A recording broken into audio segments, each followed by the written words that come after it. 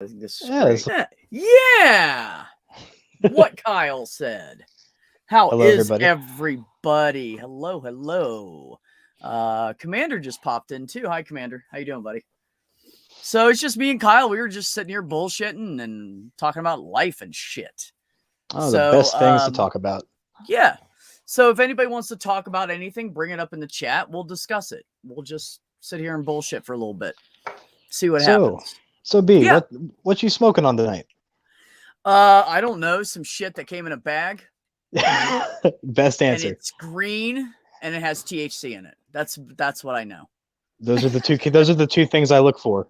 You know, green THC. Right. I mean, this isn't the best shit, but I tell you, this stuff from the fucking dispensary, it will tear me up. That shit is strong. And I go bottom shelf because I'm fucking cheap and I just don't have a lot of money. So I buy I spend $150, I get 6 months worth. And because I don't, it lasts me for 6 months from the dispensary. Wow, that's impressive. And I get like the cheap popcorn on the bottom shelf. You know, it's like the cheapest stuff you can get. Well, popcorn nugs are the best to buy anyway. Yeah, you don't have to break them up. You just pick them up and throw it in the fucking bowl and smoke it. There you go. Yeah. Yeah, once in a while I'll like crumble it, a little bit so it burns better or something. But I'm okay with it not like people want to like break it up in little tiny pieces and then it burns really fast. And I'm like, why would you do that? You're just making more room for oxygen so it burns faster. So I'm like, I could make a case for that. Yeah, so I always make sure it's packed down tight in the bowl, so I have to hit it a little hard so it doesn't get too crazy with the air. And I never break it up and rarely break it all the way up. Okay. Yeah, tonight I got this pen, which is THC vape juice. It is a... Oh, nice. Forgetting the name, Northern Lights OG. Oh, yeah, I've heard of that before. I've heard it's really good, too. Very good for nerve pain. It's very tasty. It's good for nerve pain. Oh, cool. Because I have diabetic nerve pain, so my feet go nuts all the time, especially during the night. That fucking neuropathy shit. Yeah, it sucks, doesn't it? Yeah. Dude, it sucks so bad. Yeah. I've spent a lot of time in I mean, not as much as most people, but that work in it. But I've spent a lot of time in the healthcare industry and around patients. And I was an EMT and now I deal with patients all the time. And I worked at pharmacies for years, like if I add it all up, I think I spent about 10 years working in a drugstore / pharmacy environment where you see all those people coming in and, it's just, yeah, I've seen a lot of shit. So Maya and Mac. Hello. Mac said Northern Lights, pure fire. Yeah. How are you, Maya? How you doing, pretty lady? I always flirt with her. She's totally fucking straight, not interested in me, but it's fun. She got herself a good man and everything. Nothing wrong with that. No, nothing wrong with that, man. That's a fact. 3D modeling software. Oh, okay. Nice. That is not something I know about. He's working on Jabba the Hutt's barge on 3D software. Yeah.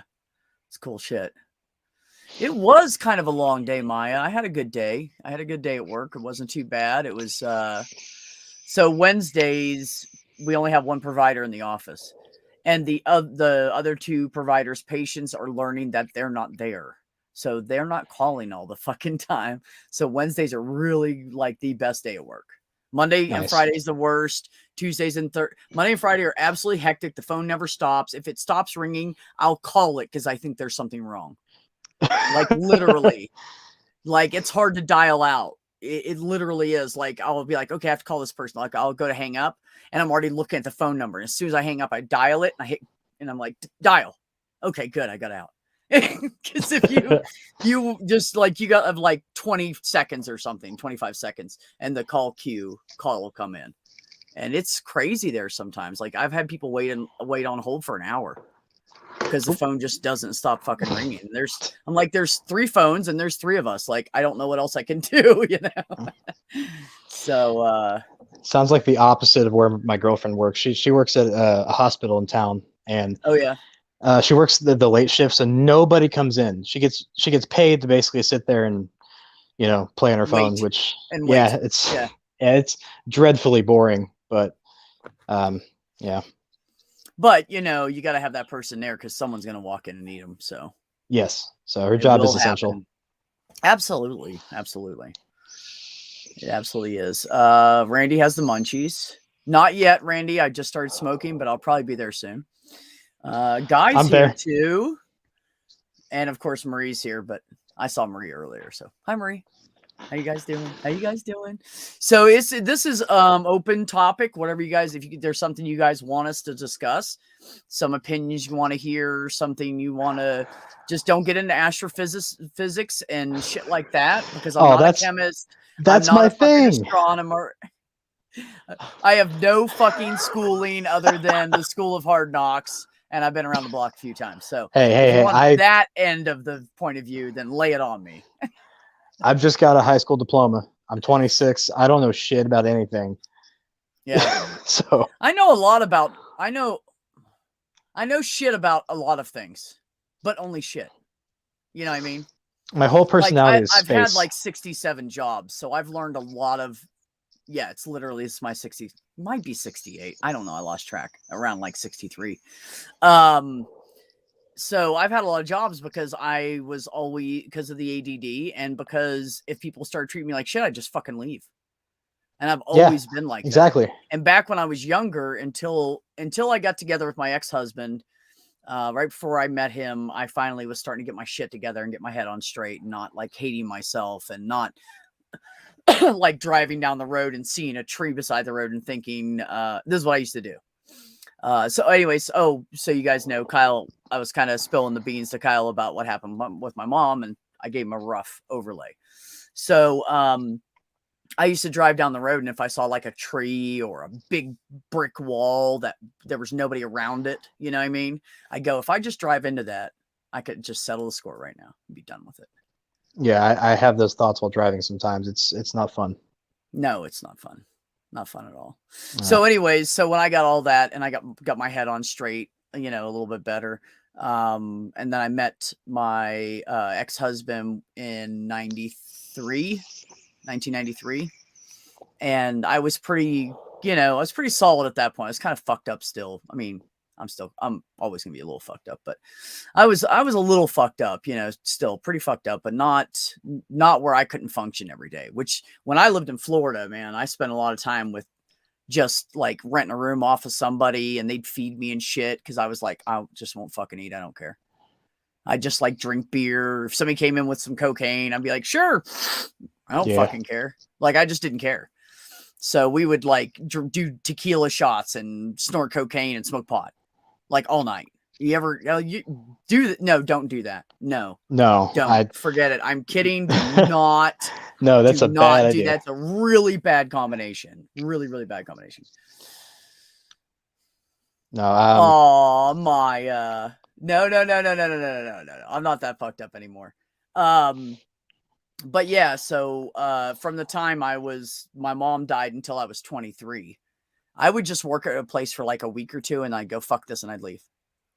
I had so many jobs when I lived in Orlando, Florida. And at the time, I'm talking like 89 through 92. Those 3 years, I was down there almost 3.5 years.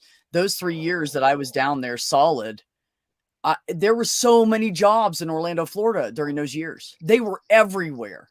So I would just be like, fuck you.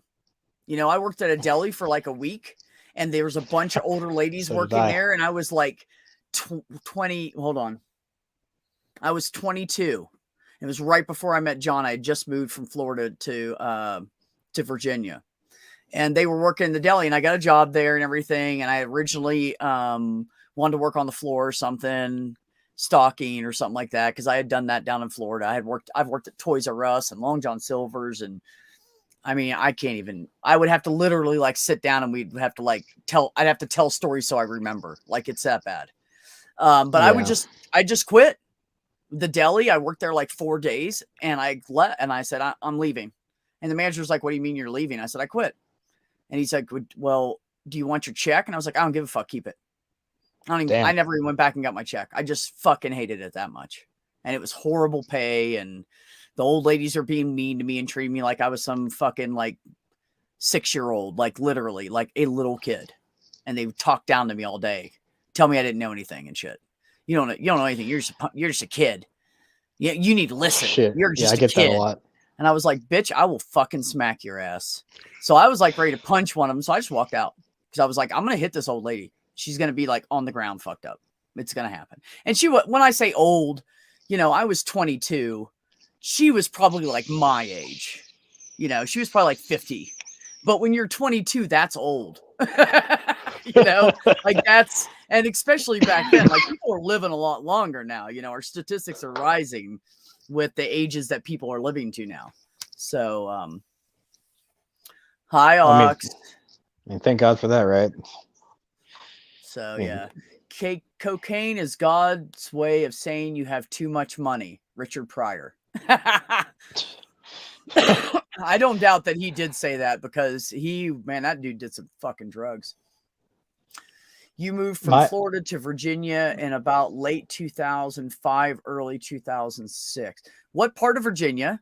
I actually left Virginia in 2006, and it was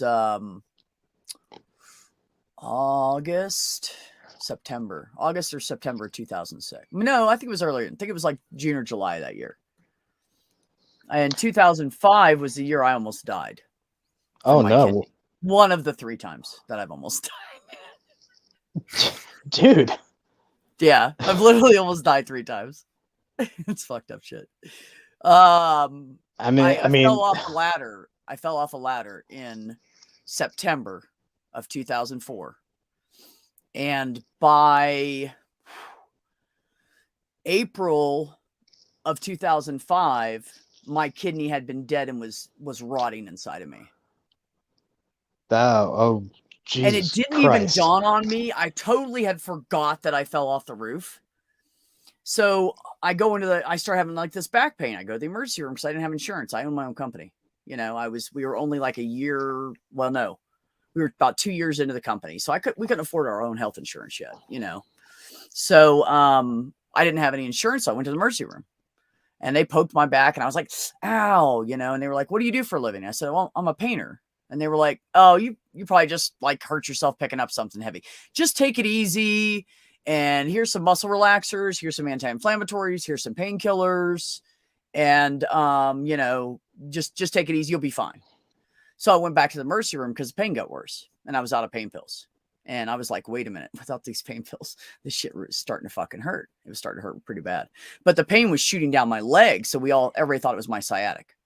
Mm-hmm. They didn't draw blood on me. They didn't do any labs at the emergency room. They did no imaging, no x-rays.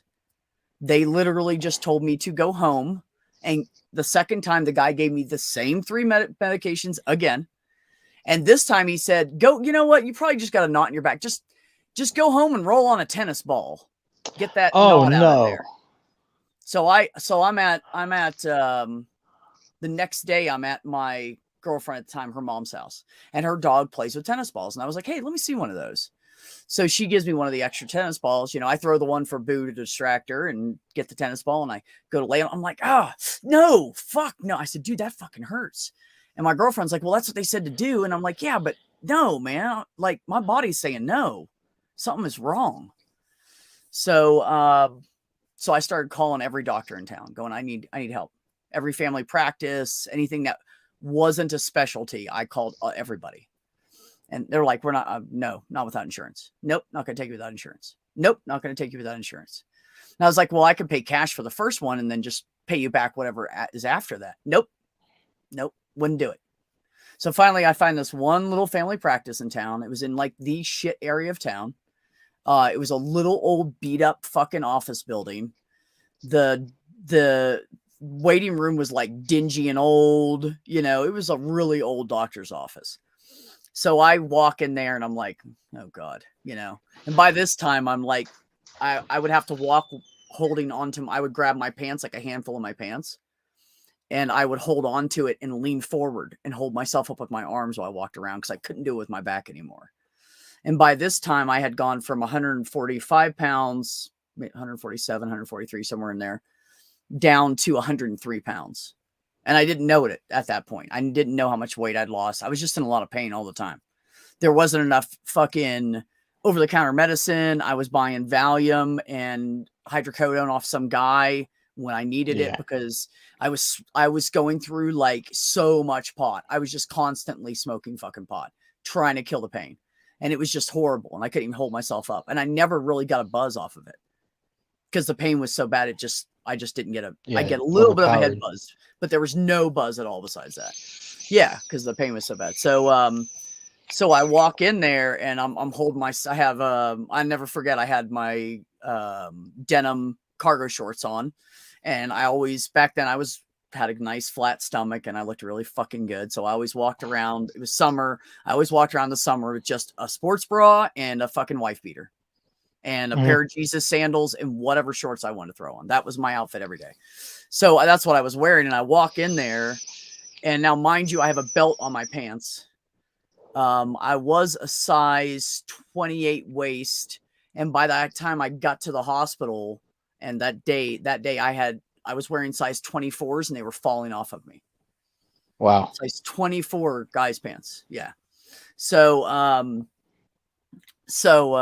I go in there and I walk up to the counter, and I'm early, and I know I'm early. I'm always early for everything. And I so wanted somebody to help me at this point. I'm just fucking help me, somebody. So I walk up and I said, "Hey, I'm here for an appointment," and gave the lady, my ID. And she goes, "Oh, okay." The doctor had actually agreed to give me one free consultation. Because I was like, I don't know what else to do. And he was like, "Okay, I tell you what, I'll give you the first visit free. Just because I feel like there's something going on. You're serious." And I was like, "I'm really serious." So I walk up there and the lady's like, "Oh, well, you're early and he's going to be a few minutes late. So it's going to be about 20 minutes before we bring you in. So just have a seat in the waiting room." And there's a big, how they have that ledge, the old ledge like they do on the hospital windows where you can there's a clipboard there and shit. So it was wood.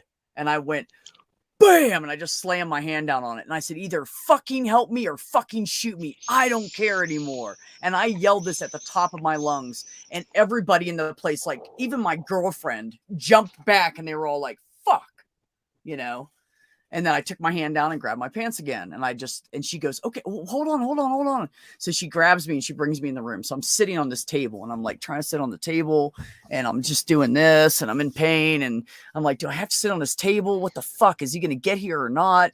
And I get down off the table and I'm kind of just leaning against the table. And then he comes in, he's like, "Jump up on the table." And I'm like, so I like crawl back up on the table and my fucking back's killing me.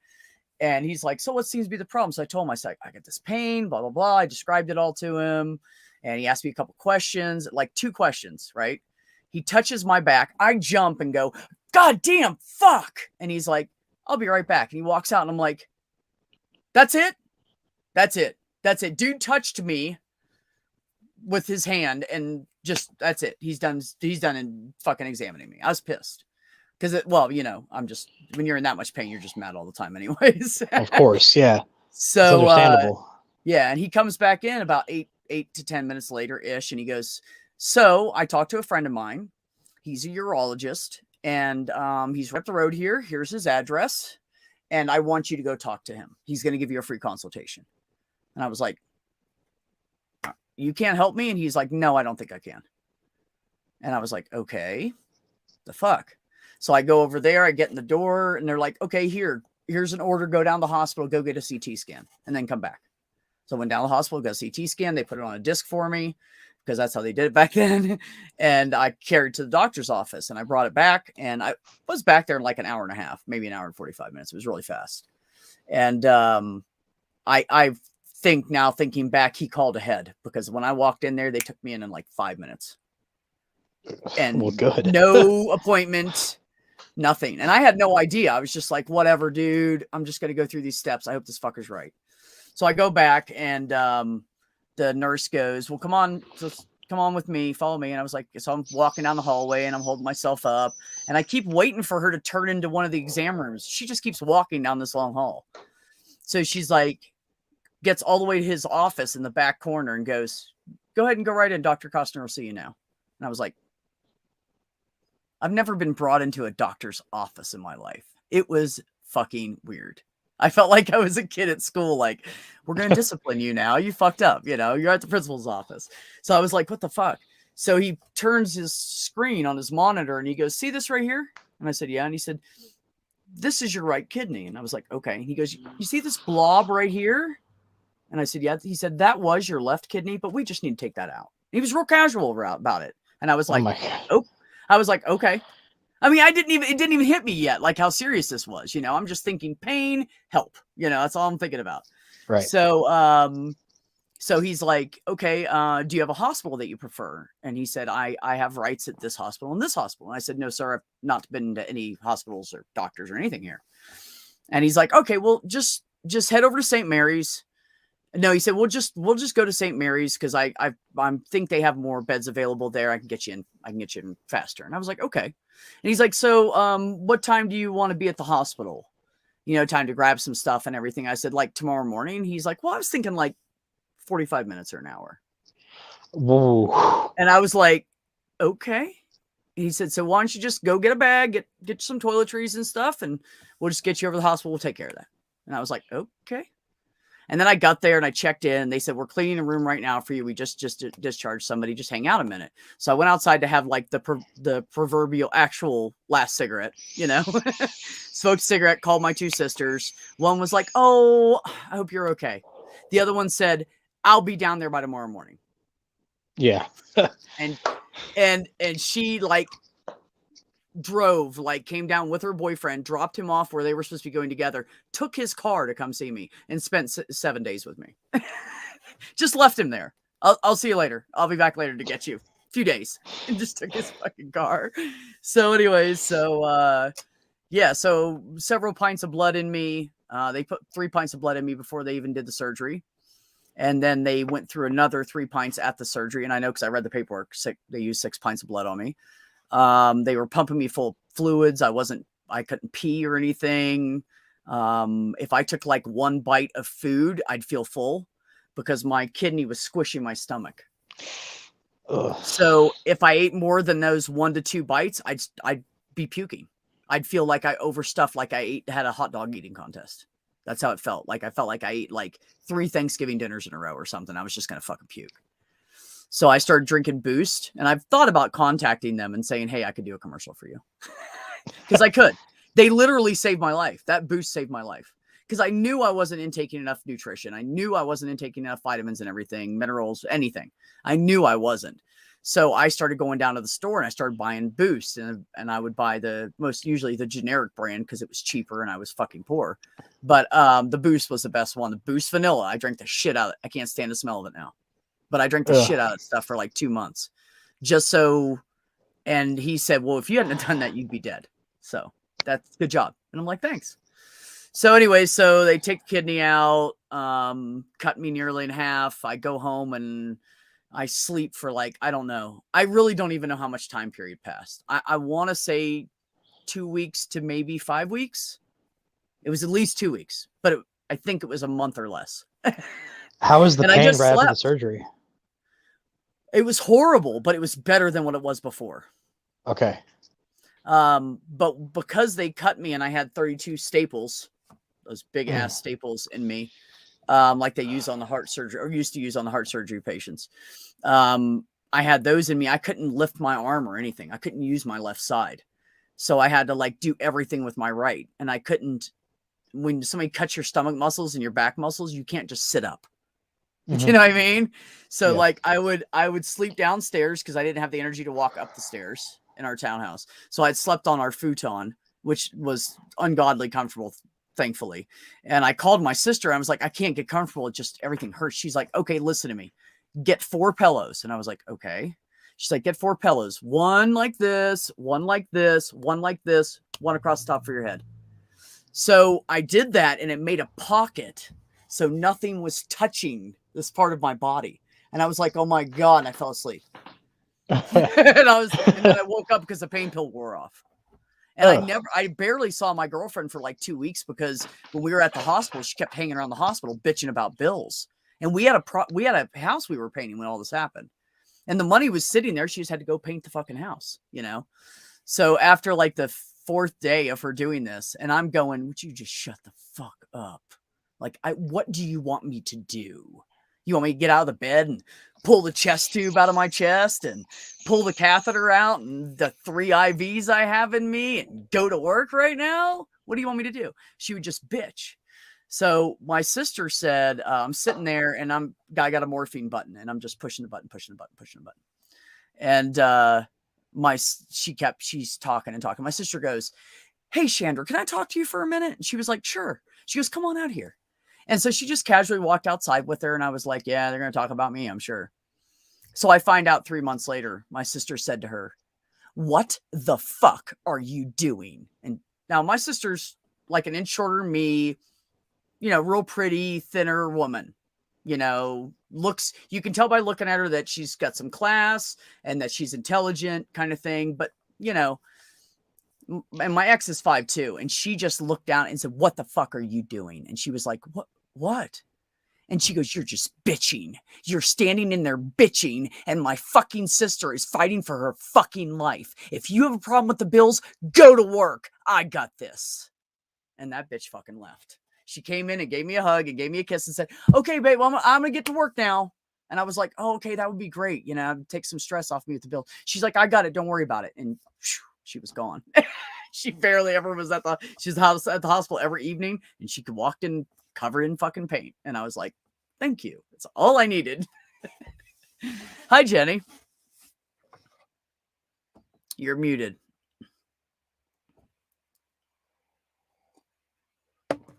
Hi, PJ.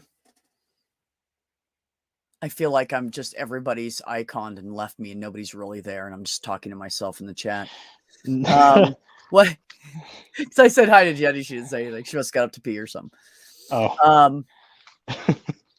Yeah. So then I bought a brand new Jeep Wrangler that was bright green and had some good knobby tires on it. And I went to Mexico for 2 weeks, and we blew like $5,000. That was all the money we had. And I was like, I don't give a fuck. I'm going to Mexico, and I'm going to smoke some fucking Mexican brown, and I'm going to drink some fucking cheap tequila, and I'm going to go swim in the fucking ocean, and I'm going to try snorkeling for the first time. And I did all this shit. And I don't like water. I love water. I love it, but I can't stand to be in it.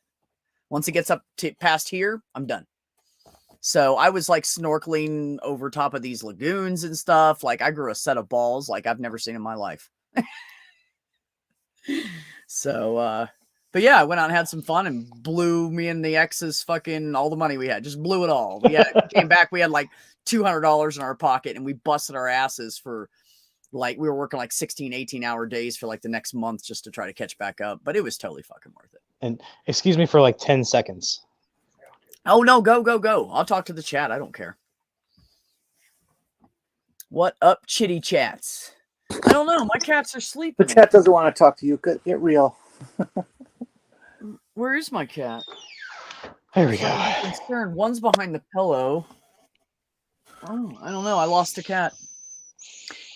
Jenny, have you seen a cat about the color of that orange thing in front of the camera? Because that's about what color my cat is. I'm looking. I thought that was the cat, that you'd stuffed it or something. Oh, no.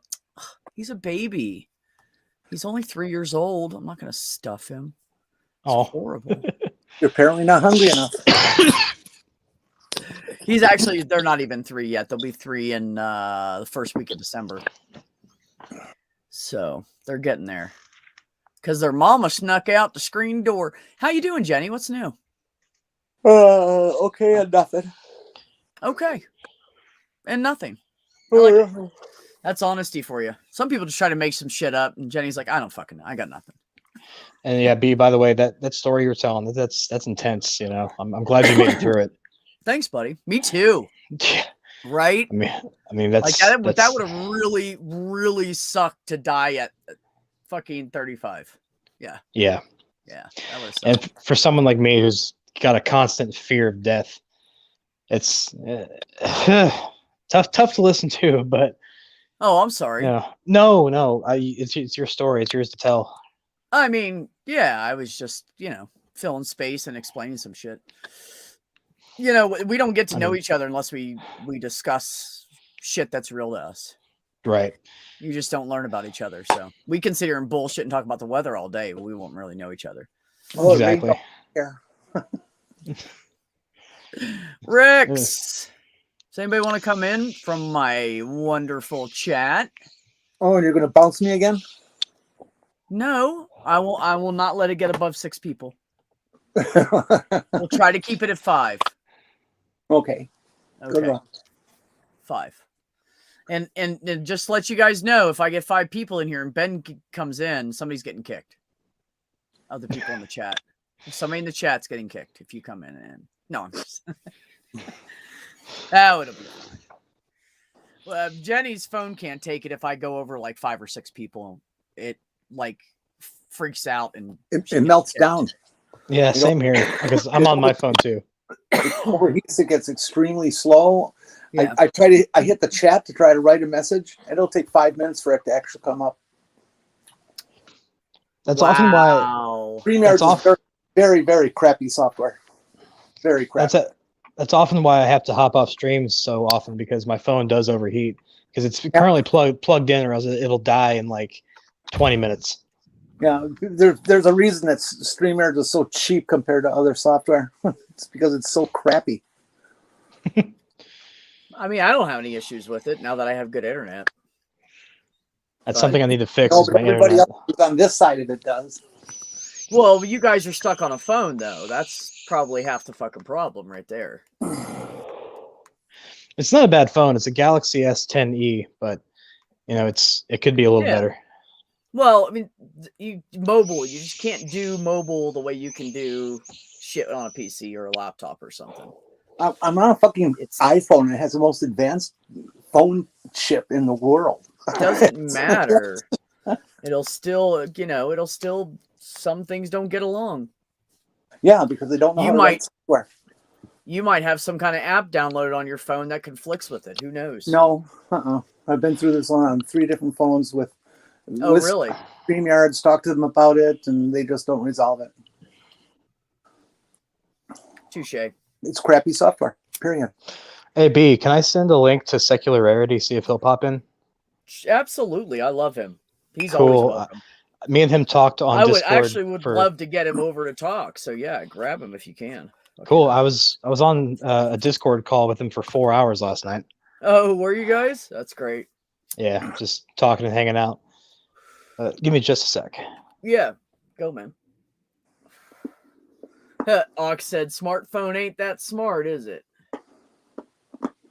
Don't blame the phone. It's not the phone. It's the software. It's the people who write it. They don't know what they're doing.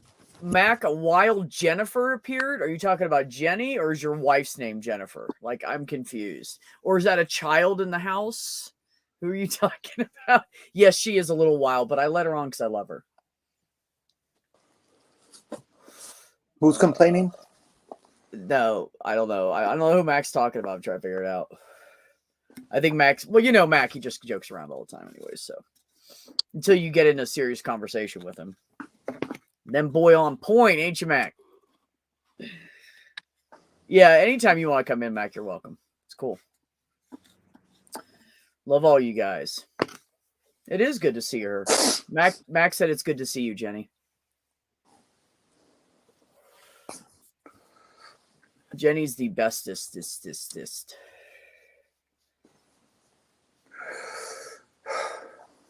She is.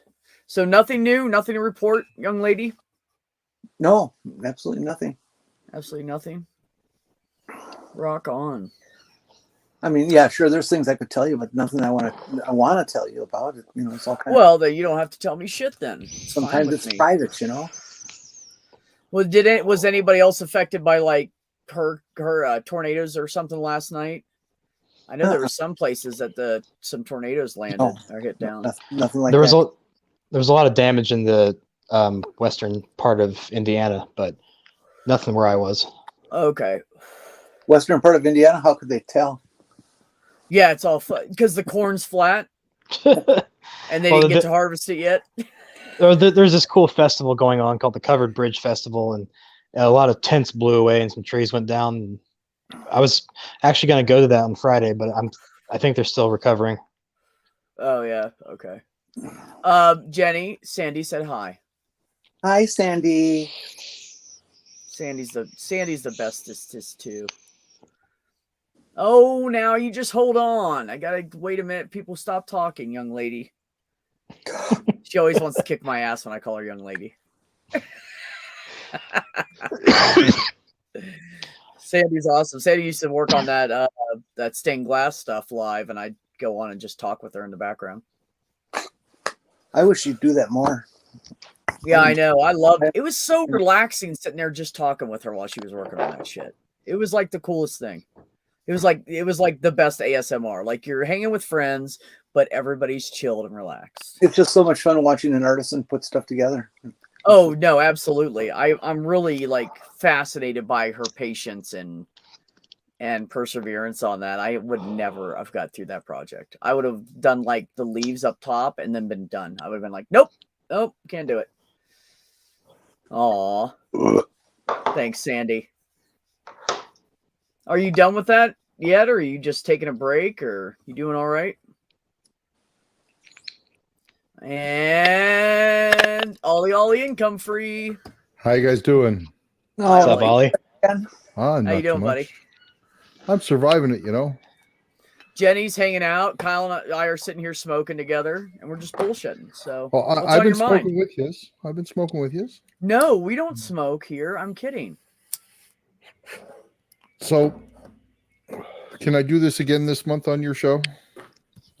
Can you do what again this month? I got another box. Oh, God. Ollie. Go ahead. Open it up. Brag to everybody about the great weed you have in Canada and the THC oil and the drops and the free shit they give you. When are you going to send me some of those little trays, man? I need a couple of them. Let's see if they gave me one this week. I don't know.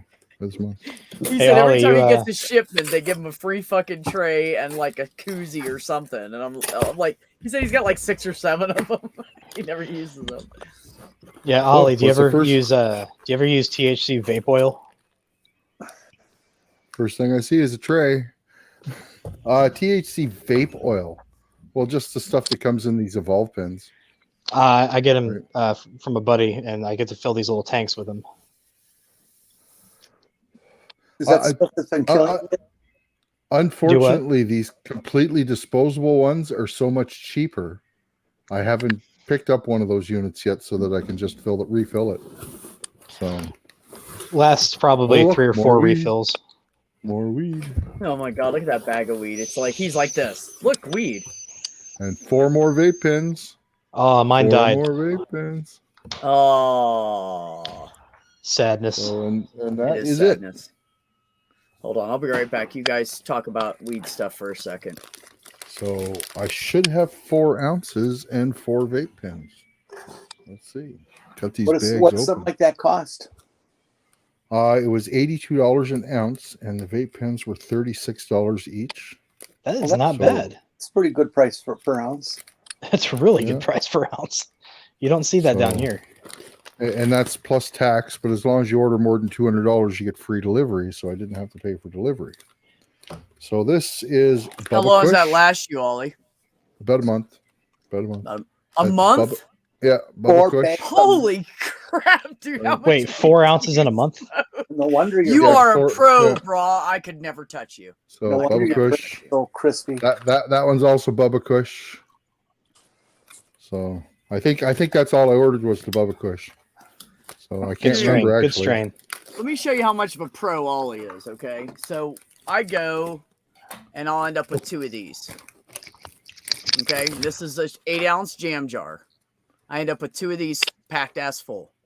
It lasts me for like 5, almost 6 months. I still got that much left off the last order, right? That's almost an ounce, or a bit better than an ounce. So, Bubba Kush an ounce. Yeah, Mac. That's about how expensive it is in Colorado too. Ooh, that's expensive. Yeah. 180 an ounce. Oh yeah, like when I spend the 150, I'm usually getting 3/4 of an O. So yeah, another tray. Ooh. See, another tray. I'm gonna send Ollie my address and just wait. Yeah. And in about 3 years, he'll go, oh, fuck, I forgot to send B those trays, and I'll get them. No, if I was going to send them, I'd send them right away. That way I'm just teasing you. I'm just teasing you. All right, so let me see here. So the 2 of those are OG Kush, and the other 2 are Death Bubba. So do you get sativa or? Mainly indica.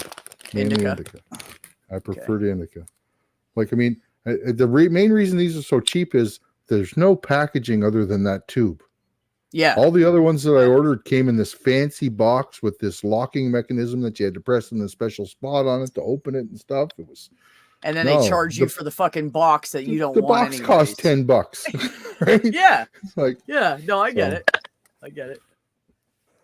Anyway, I wish I could see things up close with my glasses on, but I cannot.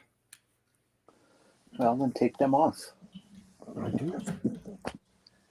4 ounces would last you about 2.5 weeks. 4 ounces would last me about 2 years. 2.5 weeks, 4 ounces. That's a fair smoker, right? So, and they also give me these things which are so completely useless. Damn, Kyle. It's filter paper, but the filters are so tiny, you never use the fucking things. I always just throw them right in the garbage. Huh. But anyway, yeah, there's my unboxing. All done. Now you can put it in a big jar and brag about it. Give them 5 to 10 minutes.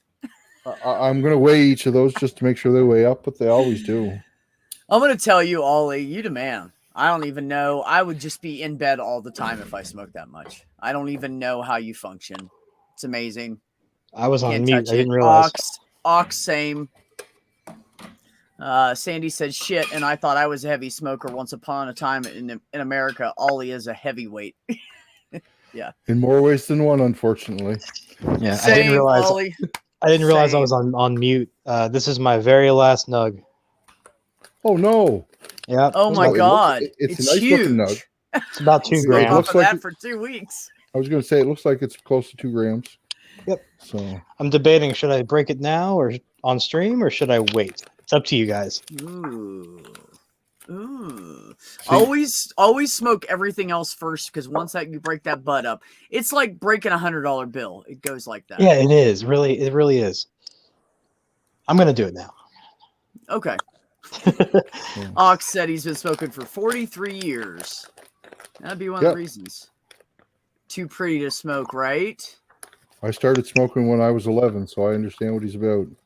Randy got rid of his HughesNet a couple days ago, so he said he's on his phone, but at least he's not paying for that crappy internet. Good for you, Randy. It's a waste of fucking money, man. If that's the kind of internet you're getting from those fuckers. My average is £1 a year. Damn, Sandy. Seriously? £1 a year? That's a lot. It's a lot for me. Well, that's 16 ounces. So that's just a little better than an ounce a month, right? Well, I think I lied to you about how long that was lasting me. Hold on. 4.5 months. Sorry, 4.5 months. When I was college age, there was some periods where I was going through 2-3 bags a week. But when you're young and can, you're invulnerable and you can do anything. So. Oh yeah, fuck yeah. It was just no big deal. Nothing touch this. I'm 19. Yeah, we were. Now I take 2 hits and I want to go to bed. I only wish I had the lungs I had when I was a kid. I'm about the same guy. I'm telling you. Like, I think in 1 year I buy. Hold on, I'll tell you. 2.25, 2.5 ounces for an entire year. That's really? Yeah. I feel like I have a problem now. Well, but I don't know. I'm just. Jeez, stop it with that sound. If my math is right, it's really loud. Sorry. If my math is right, though, I think I smoke about 3.5, 4 pounds a year. Around there. Because 4 ounces lasts me, an ounce lasts me a little bit less or more than a week, just depending on the ounce. So, well, when you get all the coins during Neil's stream, it's no wonder. Look, Ollie and I were fucking with Neil last night. I sent him a picture of somebody doing this with bills, $100 bills. You know, like they had a half roll, half folded up roll of them. They were flipping them off, and I put coins and I texted that to him. So, dude made the mistake of giving me his number. So yeah. now Ollie and I just use it for that. Oh, look at my little buddy all tired. What's up, tired? Hey, I got out late to deliver a baby, so. Oh, how Cool. is everybody okay? Yeah, everyone's fine. It's just Where'd busy you deliver it to? Walmart. Start them off right. Put them in the toy aisle. Atheist Grubhub.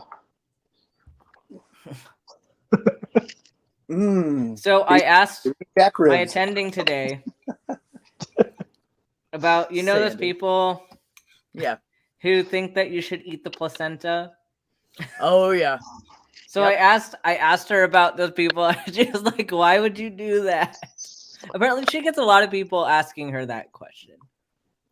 There's some people that just keep it. It's dumb. I know a lady on TikTok and she is awesome. She's cool. She's smart. She works hard. She has 2 little ones. She busts her ass. She's a good person, everything. But she's got those kids' placentas in her fucking. That's weird. That's really weird. I think they're actually her grandkids, but she has That's them a lot. really weird. Works. Yeah. I don't like that. Yeah. Here, I know. These are my grandchildren's Weird. placentas, and this is my neighbors down the street, and this is the mayor's. Yeah, it's creepy. That's It's just weird. sick. Yes, Sandy. If all else fails, stay the fuck away from everybody. There you go. Marie said hi, Ben. What are you eating, Ben? Leftover curry. But Nice. the testosterone has hit me hard this week. I don't want to know how many calories I've consumed today. It's ridiculous. It's like there's food. It's just been like a giant day of binge eating. It was so hard for me today. I forgot to bring any food to work with me, and everybody's eating shit, and I'm like, fuck. And I'm trying to not eat bad food right now. I've been going to the gym. I've been trying to eat healthier. I used to sit here at night and eat like a bunch of junk food, and I don't do that anymore. I just stopped doing it. Good. So I don't mind having a little bit of a dad bod, but I don't want it to turn into something else. So I'm gonna stop this shit right now. As long as you're eating something. Yeah, no, I mean I ate some crackers and some popcorn and some cheese. Yeah. That's good. As long as you're eating some, something. Drink some coffee. Nothing wrong with the dad bod. I'm 26, bald with a beer gut. Well, dad bod's in right now, man. I'm gonna use that shit to my advantage. Yeah, find me a hottie that's looking for dad. I'm good with that. My girlfriend doesn't seem to mind. I know who you're talking about, B. What? I know who you're talking about, B. I don't know what I don't know what you're talking about, Ben.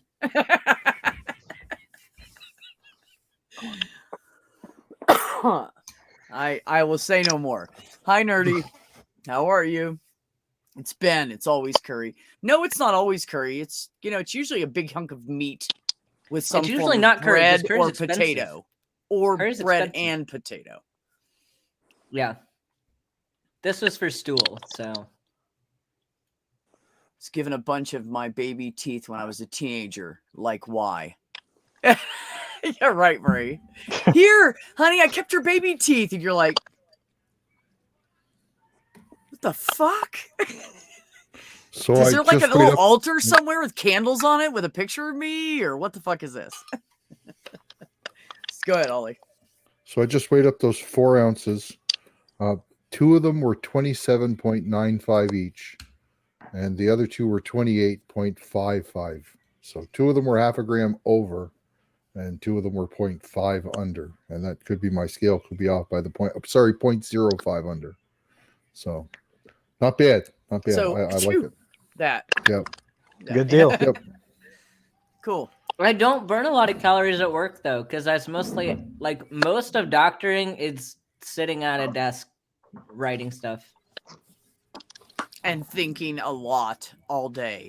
A lot. Yeah, all but day. that doesn't really burn calories. No, but It's it just will the exhaust you. testosterone. It's the testosterone that like makes me want to eat like an entire cow a day. Do you look at a lot of X-rays? Just stare at X-rays? Not an OB, no. No. Okay. Because most imaging is not safe for pregnancy. Now, when if he goes into some kind of ortho thing, that's all he's going to see is X-rays. I'm not going into ortho ever. Oh, you're not ever doing that? Okay. Ortho's for dumb people. Like for real though. Like you It's don't bones. do any. It's You just don't do any bones, right? diagnosis in ortho. You hammer stuff. Yeah, yeah. It's true. You got to know how to fix bones. That's what you got to do in ortho.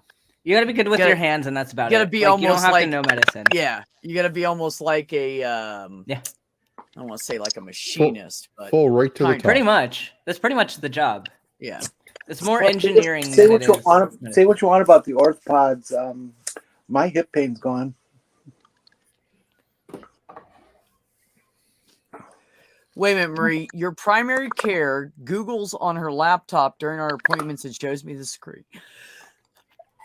And then shows you the screen. Seriously? Hey, Like, don't knock What the is she, Google. what is she Don't knock the Googling, though? Google. Don't knock the Google. No. I'm saying, like, is she Googling stuff to explain it to her, or is she Googling, like, baby bunnies?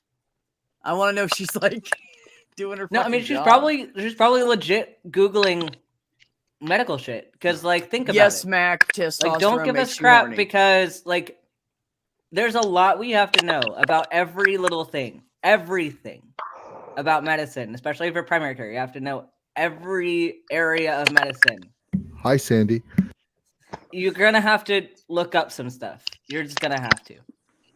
Damn Canadians always showing off, said Ox. And yeah, it's and like orthos are great, but like my point was that they don't diagnose. Like that's not their job. Like Right. their extent of diagnosis is looking at an image and being like, I can fix it or I can't fix it. And then Right. how do I fix it? They don't do a lot of the deep thinking that other specialties do. So it's I pick on them. We all pick on them, and that's just how it is. But they pick on everybody else, so it's fine. Fair enough.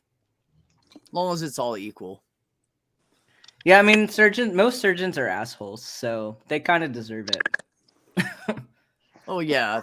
I mean, I think that's been the general consensus that I've always heard is that the surgeons are dicks. Yeah, it's like they're like, well, I matched ortho, and then I can do surgery. I'm the coolest. I'm better than everybody else, and that's how they act with other doctors too. And so it's like maybe you should just stop being an asshole. Nerdy said, "Can fix with hammer or can't fix with That's hammer." pretty much it. It's pretty much ortho. That's why I'm not a fan. That's fucking great. My hips don't hurt anymore. That No, is it's great awesome. that they don't hurt anymore. Good. But I'm still not going to go on ortho. I'm not saying you should, but don't Repair a bone They do an or important service. Oh no, they do a very important service, but they don't diagnose. And like I've said multiple times on my channel that like my purpose is diagnosis. it's true, Ox. I mean, why would you go into a field you didn't want to do? Of course they're going to go into the one they think is best. And they put Yay, Jenny's together. hips. They put my Really? wrist together and Yeah, I'm not saying they don't do an important they- job, but it's not. They do surgery. They don't do medicine. They do surgery. they There's a sewed my difference. thumb back on. It's still not. They don't do medicine. They do surgery. See, that's the thing is that the internal med and all the other docs, like urologists and everything, they figure out what's They going do the on. medicine. They do all the hard shit, and then they go, "We need this removed, repaired." Well, yeah, they do the brain shit, whatever. and yeah, then orthos and the surgeons go in surgeons and do the it. hand Yeah. shit. So it's just, do Yes. you work with your brain or do you work with your hands? Right. Right. Yeah. No, I get what you're saying. Yeah. I definitely cannot imagine ortho being anywhere near as hard as internal medicine. Nope. It's hard for different reasons. Like it's hard for like using your hands and they have long hours. So like they do really hard stuff with their hands, right. which is important stuff, but that's their job. You go into ortho to use your hands. That You much don't go into shake ortho to came out use of your those brain. bags. Right. That's yeah, how much right. shake came out of the bags. Ooh, That's just the loose stuff. that's the best stuff. You don't have to grind it up. Well, I'm still gonna. Oh yeah, better, more surface area, better burn. Oh my God, Mac, are you serious? Mac said I had a real hotshot do surgery on my hand. He literally brought in other doctors to see his work and brag. I'm not surprised. Well, and the thing too here is the culture of surgery is toxic, and it attracts these people, and then it like encourages this behavior because that's how they all act. That's how the attendings teach their residents to act. So it's like it's this very toxic environment that just keeps getting perpetuated, and they're not changing it, which is like a huge problem. And that's why you get all these assholes in surgery, because the people who don't want to be assholes or don't want to be treated like that by assholes don't go into surgery because they're like, I don't hate my life enough for this. It's still just a different version of the good old boys club, Ben. It is. It absolutely is. Like any of the women trying to fight their way for spots in surgery are having such a hard time. And so the ones that make it through are absolutely amazing. Like if you have a female surgeon, she's probably going to be one of the best surgeons you will ever have because she had to work twice as hard as any of the guys to get into that same spot. Yeah. So it's just so toxic. And Ox, you're right. Veterinarians have to know multiple animals, and they have to know they have to do dental, they got to do surgery, they got to do medicine. It's true. And they got to do I it actually with no... looked into that, and I was like, nope. But then they have to do it with people who aren't willing to spend the money on their pets. Like there are a lot of owners that just like won't do what's best for their animal because either they can't afford it or they just don't care enough because it's their pet and not a human. Yeah. They're working on limited resources.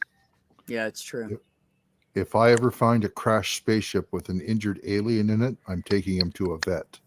Mm-hmm. Is that true, Ox? They have 7 blood types in horses? Wow. Seriously? That's a lot. That is a lot. Yeah, one time in my life, I wanted to become a veterinarian. When we were growing up, anything that was hurt around me, I tried to save it. I tried to save a kitten that, well, this shouldn't bother you, Ben, so I'm just going to say it since you're eating. I found a kitten that had a heartworms, and had a big hole in its chest, and I was trying to save it. Yeah. Dang. Yeah, no, the older kids took it from me and took it around the corner and put it out of its misery because there was just no... We don't even know how it was still walk. It was so bad. It was so bad that we didn't even know how the damn thing was still walking around. Like it was a kitten this big, and he had a hole this big in his chest. Like his whole entire chest was open right here, right by the base of his neck. I don't even know how he was still meowing. No clue. So yeah, it was pretty bad. So anyways, so after that, the other brothers and sisters started watching to make sure I didn't try to bring home something that was half dead. And I always wanted to save everything and try to fix it, any animal. So I had thought about being a vet, but I started taking a vet tech course. That was the first third of it was online, and you had to do the rest in person, and it was cheaper because part of it was online. But then I just looked into it deeper, and I was like, no, that's a lot. That's fucking a lot. See, the euthanasia thing is hard for me. Perps. Not because I don't think that I don't think animals should have to go through torture, if they have a terminal condition or something. But the problem is, it's so hard because you don't have the consent element that you get with a human. Like with a human, I can ask you what you want to be done for you. Yeah. But like an animal, you can't ask them. Nope. And so it's such a difficult thing to do that and to Yeah, then you're putting it on that person who has no control of the situation to make a fucking decision. Yeah, and the animal doesn't know what's happening. Fuck, how do The animal doesn't know what's happening to it. do I And you can't let it explain go or do I let him do surgery and they almost dies anyways? Like, what do I do? You know, like there's shit like that. It's just so sad. Yeah, it's rough. It is. Yeah. It's like with a human, yeah, it's sad, but also like I can give the human a choice, and then I can leave it up to them, and I can be like, yeah, I hate the situation, but it's not my decision to make. Like, right. It's very different ball games. Absolutely. Absolutely. That was a weird thing. We were talking today about like after we got done with the delivery, we were talking to another one of the OB-GYNs at the hospital. And because there's a 14-year-old with a baby in the hospital right now, and she needs essentially baby's trying to come out, and she needs sutures in her cervix to keep it closed so that the baby doesn't come out too early. Shit. But this kid's 14, and she doesn't know what's the right thing to do for herself because she's immature, like she's a child. But the problem is, like, legally, she's emancipated. Once you're pregnant, you are emancipated. So it's like any other condition, you'd obviously, like, you go through the parents, and then the parents can explain to their kid, like, this is why this is necessary. Here's why you got to do this. Yeah. But, like, in this case, you have to, like, you're getting consent from this child who has another life in her hands as well. Yeah. And she doesn't know what the best decision is for her. Yeah, absolutely. She can't know. She doesn't have any life experience yet. There's no way to know. Like, all she wants to do is, like, she doesn't want needles. She doesn't want surgeries because she doesn't want, like, the pain. And she's 14. Like, a lot of kids. Well, I don't want you to hurt me, so can we not do that? It's like, but yeah, this is a very serious situation, and you might die. And, like, are you at 14 able to really make a decision about if you want to keep a baby or not? Yeah. Like, that's, like, you're not ready for this. Well, that's hard when you're 25 or 30 or 35 Yeah. or 40. Never mind when you're a fucking kid and you don't even know who the fuck you are yet. Like, that's... Because let's be honest, none of us knew who the fuck we were at 14. Yeah, but at least she didn't have an abortion. Huh? At least she didn't have an abortion, you know. Yeah, according to them. It's like, yeah, because sure, it's better to let this baby, like, grow up until now. Now she can't legally get an abortion and has to deal with all these consequences. Like, and now it might be worse for both of them. Yeah, I'm with you, Jenny. I'm absolutely with you. Insane. Yeah, I started making videos on the abortion issues because, like, there's stuff that people just don't know about with pregnancy. Like, people just refuse to understand that it's not a black and white issue. It never is a black and white issue. No. Nothing serious in life ever is that plain. I didn't see this person, so I don't know how big she is. I mean, I've seen 14-year-olds that are my size, so. Yeah, I mean, my depends, attending delivered a 14-year-old this past month. So, I mean, some of them can, but I don't know about a specific one. Okay. A friend of mine up here has a daughter who is 6'3". How old is she? Oh, she's like 20 now, 21. She was probably at least 6 foot by the time she was like 15 then. I don't know. I've known her since she was about 17. My nephew, who is now 6'6" and 1 inch taller than his father, who's 6'5", he by the time he was 13 or 14, he was as tall as me. I think he was taller than me by the time he hit 14. Because I was teasing my sister. I hadn't seen them in a couple of years. And I saw my sister and saw them. And I said, "What are you doing, Wendy? Putting Miracle Grow on their cereal? It's supposed to be sugar." Because he was so, like, he was like down here when I saw him. And then he was really short. And all of a sudden he was like an inch taller than me. I was like, what the fuck? So my attending last month, in the same month, delivered a baby from a 14-year-old and from a 48-year-old. Wow. So 2 opposite ends of the spectrum.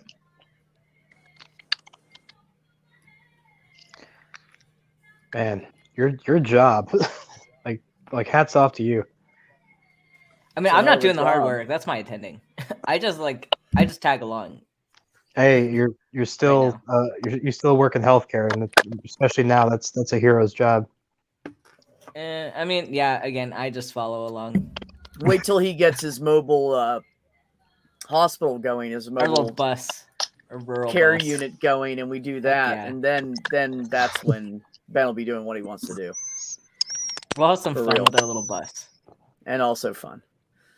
Did I tell you I talked to my brother, and he said if you want to do that, he'll build it out for free. Just feed him. Yeah. That's what he said. That was the only. I'm like, dude, we can make. They'll be meat. No, he can't eat meat, but we'll buy him a big fucking. The rest of us will eat the meat. And we'll eat the meat. Yeah, it'll be more meat for us, man. I'm cool with that. What kind of Totally support cool. will the 14-year-old get? I don't know. That's for the social worker to talk about with them. I don't know how involved the family is of this kid, Yeah, because that plays a lot into it. were they there at all? I don't know. This wasn't our patient. Oh, that's right. You said that. My bad. Yeah. You're right. This patient's with like one of the higher risk pregnancy docs. So Well, why is the doctor, I'm in Arizona, one of the worst states to get pregnant in. why is the doctor such a high risk person? What did he do? No, he works with the high risk pregnancies. He High-risk specializes. Oh. Yeah. Jenny. Never know what she's gonna say. You Yeah, guys. no, You he's just never the know. best. He's the best guy to go to for the high risk stuff. So Yeah, Mac, I agree, and that's why I don't think that abortion should be banned. Because Yeah, 'cause there are circumstances where people make mistakes. We're all fucking human, and we shouldn't punish a kid for making a mistake because it's going to punish them for the rest of their lives, and it's going to punish that child. Because and nobody it's- at the age of 14, 15, 16 years old should be having a fucking kid. We don't even have our ass out of our asses till we're like 25 to 30. So, If no. then- and everything is such a If then, yeah. everything is so gray that like these laws are trying to make this into a black and white issue and not leaving any room for the gray. Like you have to always leave room for the gray. Yeah. Because nothing in this world is black and white. Nothing. Not a single thing. I mean, It's do black I and white. think that women should use abortion for birth control? No. I don't think people should be allowed to go down and get abortions all the time because they're fucking not being responsible. Yeah. Like But that's they just wouldn't fucking be. stupid. They wouldn't But be doing most it for people that. don't do that anyways. So that would be literally my only objection. The woman I using burped. abortions as birth control is as real as Ronald Reagan's welfare mother. Yeah, my Right. thing is it's all about autonomy. That's the number one priority in all of it is autonomy. Oh, I forgot I wasn't gonna bring in more than 6 people because of Jenny. Jenny, is that too many? Do I have to kick myself out? No, I'll be leaving soon though. You're gonna leave soon? Uh-huh. Oh, okay. Well then I'll leave Christian in here. Well, What's yeah, up, buddy? she can never stay long once I'm in the room. Doing okay. Well, yeah, she runs from you, Perk. We know. No, it's kind of turned into a sausage fest. I'm waiting to see if it changes. That's okay. It can be a sausage fest. I just don't want to take part. Savage. What's up? Jenny Oh, doesn't B. want the sausage. Perps just not enough for you, huh? Fine. Guess what, B? Savage said I had to have an abortion because my meds would have caused birth defects. By the way, Oh, we that were tastes good. using birth control. It failed. And by the time I found out I was pregnant, I was 7.5 weeks because I still had to. See, that's why they make it 6 weeks because most people don't even know at 6 weeks that they're fucking pregnant. Yep. It's usually by the second time they miss their period because a lot of women out there miss periods, so they don't fucking know.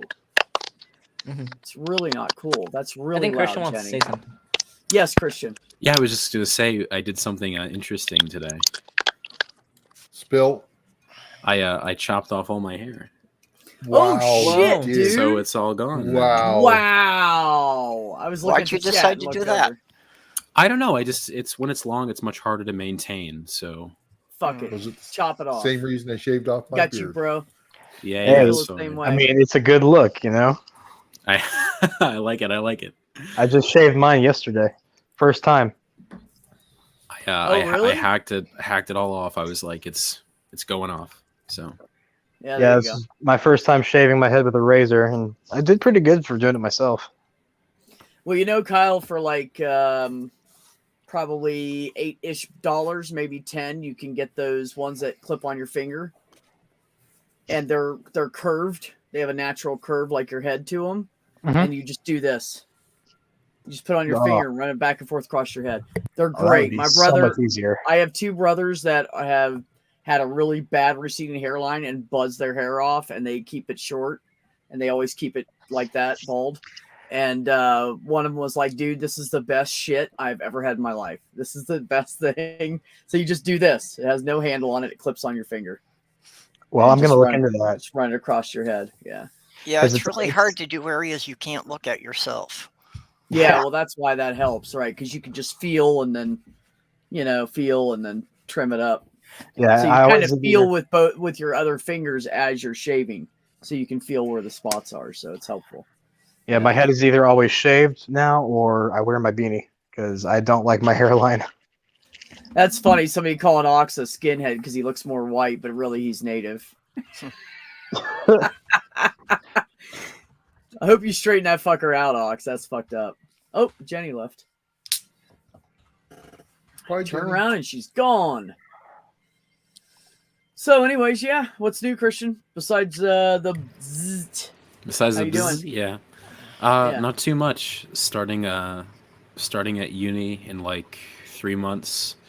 But Cool. other than that, just sort of relaxing and enjoying on mental health and stuff like that, and Sweet. doing my thing. Yeah, good for you. Got to do that. How are you, Yeah. Perps? I'm doing okay. Had my stream earlier today. Was Yeah, on how'd with that Granny go? before I came in here. What were you guys talking about on Granny's? Well, she was doing a bring your own topic day. So, we started out with, since yesterday was National Coming Out Day, we started out with, reasons why people should come out if they think it's safe to do so. And just Right. as far as that affecting the society discussion, and then just went on to just take topics that people in the chat were suggesting. Cool. So went over a lot of stuff about, religion and that. Nice. That's awesome. Yeah, it's worthwhile to, go back and watch it later if you didn't get a chance to see it. Yeah. Yeah. Might have to check it out later. She changed when she's streaming, so now she's streaming. She starts right before I do, so I'm like, I can't even. And I had some shit to do when I got home, so I didn't have time to even check it out. Yeah, well, everybody check that out later. It's probably pretty good. Yeah, Granny's but got some it's good just shit. going to happen that, there's so many people in the community who are doing things now. There isn't any way to really schedule a stream that you're not going to run over somebody else. Yeah, I know it's hard. I know. True. And if I was Granny, I would have picked me too, and not Neil. I wouldn't. I don't compete against Neil. I know better. He just has 5 times the amount of subs I do. Like they're not. I can't touch that. So I'm not going to try to make my peeps choose. So when Neil moved to that Tuesday, Thursday, Saturday thing, I was like, bet, dude. I'll take Monday and Wednesday and Friday. Well, that's why I was doing mine. Well, originally my stream was Thursday at midnight because when I started it, it was the only time I could find that there wasn't a channel I wanted to watch streaming. Oop. So that's why I do midnight and noon and just avoid the primetime hours. Night, Sandy. Hope you sleep well. You do, yeah. Stream in the morning. Do you know what time I get up in the morning? The days I go to the gym, I get up at 5:30. And the days I don't go to the gym and I go to work, I get up at 6:30. I only get as far as morn, and that's a 4-letter word, so I'll have nothing to do with it. Morn. Yeah, that too. Yeah. No, I just right now I'm getting up at 6. I was last rotation. I was getting up at 4, and then on surgery, I have no freaking clue. Probably really fucking early. Oh yeah, I'm sure. If you ever see me around before 10 o'clock in the morning, it means I haven't gotten to bed yet. That used to be me, but then I got a day job. I'm like so looking forward to my psych rotation. I don't have it until January, but all the psych right now, especially with COVID and everything, most of the psychiatrists are telehealth. So my rotation might be telehealth. I might get to stay at home. I got you, bro. I got a computer. I got good internet. That'd be great. I'm down to do like psych. I don't need to be in person to learn psychiatry. I can do that from home. Right. I am so glad that became normal during COVID, or I would not have been able to find a therapist here. Because I went through the whole list that my insurance company said of people they'd cover, and I went through more than a dozen therapists before I found one that I thought I was going to get anywhere with. And her office is 75 miles away. I remember you telling me that. I didn't remember it was 75 miles, though. Well, that's because I'm, in St. Cloud in the smaller satellite city, not in the main metro area by Minneapolis. Hello, holy spackle. My therapist had to move from in-person to telehealth. It's been okay. Yeah, our providers had to try to do telehealth for a couple months there because everything was so locked down here, and they were still trying to help their patients. So they were doing telehealth, and it's really tough to do that when you're a family practice doc. But they did. For psych, they did and really for psych, good. I'm not doing the therapy side. I'm just doing the psychiatry side. So like mostly medication management. So like, okay, not stuff that needs to be done in person. It's well, like, hey, how's your SSRI doing? Cool. Do we need to change it? Cool. Right. It's just so much more convenient for so many things, and yeah, that's like even with my regular doctor, most of the appointments are just kind of, reviewing the medications I'm on. Am I having any side effects? And so unless they actually have to put their hands on me and be probing something, we can just do it all through the computer, and I don't have to waste the time driving back and forth. Right. Yeah, a hybrid clinic's really nice. Like the internal medicine, I was in clinic for a couple days, and they had that. They had some of the more like talkie appointments on telehealth, and then other people come in. So that's kind of nice. Cool. I could dig it. Good deal. It's been a pretty chill stream so far. I gotta say, Kyle, that's probably the only good thing about shaving your head is you get to feel that soft, like if you put like one of those hats like you have on your head, it feels nice and soft. Yeah, that would be awesome. Yeah. I like soft clothes. I don't like rough, itchy. I can't wear them. I'll go crazy. No, when I was with my ex in the 90s, she convinced me to cut mine real short. I didn't shave it, but I got basically the buzz cut with the electric trimmers as short as it would go. And there were, some of the women just wanted to run their fingers over it because it, was velvety soft then. Yeah. Yeah. Every time I cut my hair and I'm working with women, like almost, they don't do it anymore because we're at work because I get my hair cut so much, but everybody's like, that feels cool, I touch my head all the time. Go ahead, touch my head. Yeah.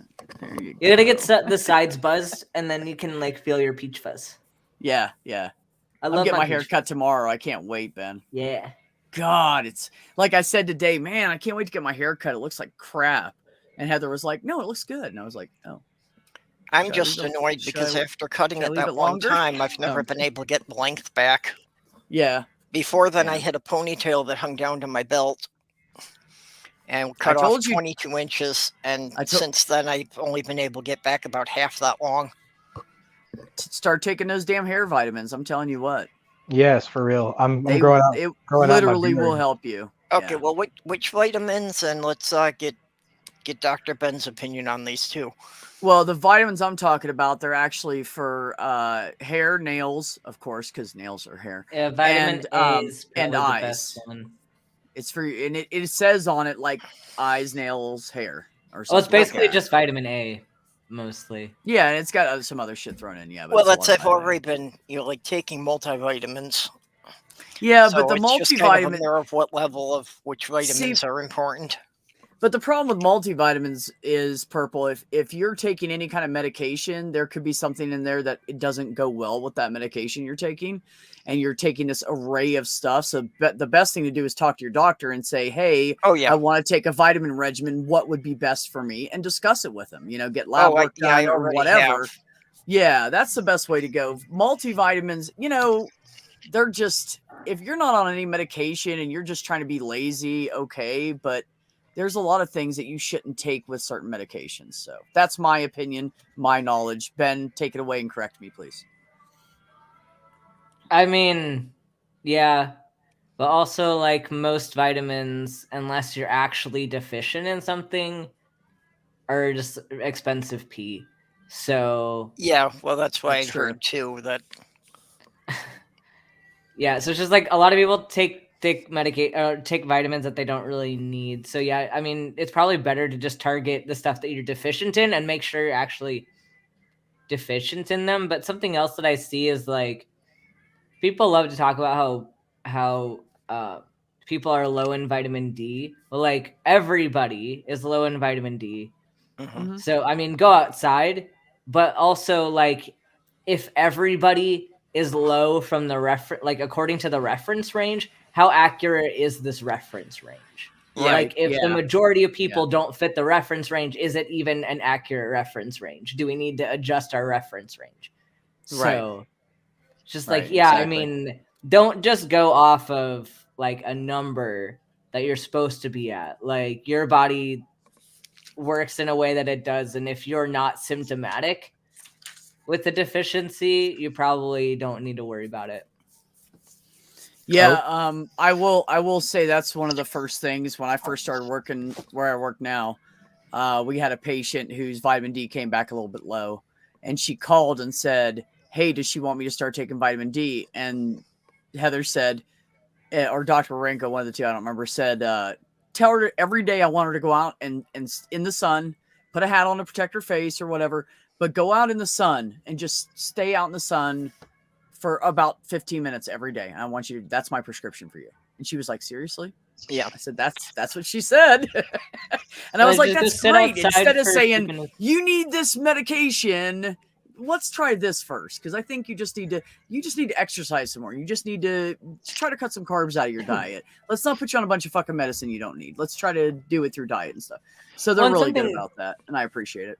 Yeah. Something like I want to really focus on with my medical practice is that like, there's a huge problem with doctors being lazy and telling people that their weight is the cause of all their problems. Oh no! Yes, God. Like that is such a problem. It alienates people. It makes people feel like garbage, and it's not getting down to what is actually going on with that individual person.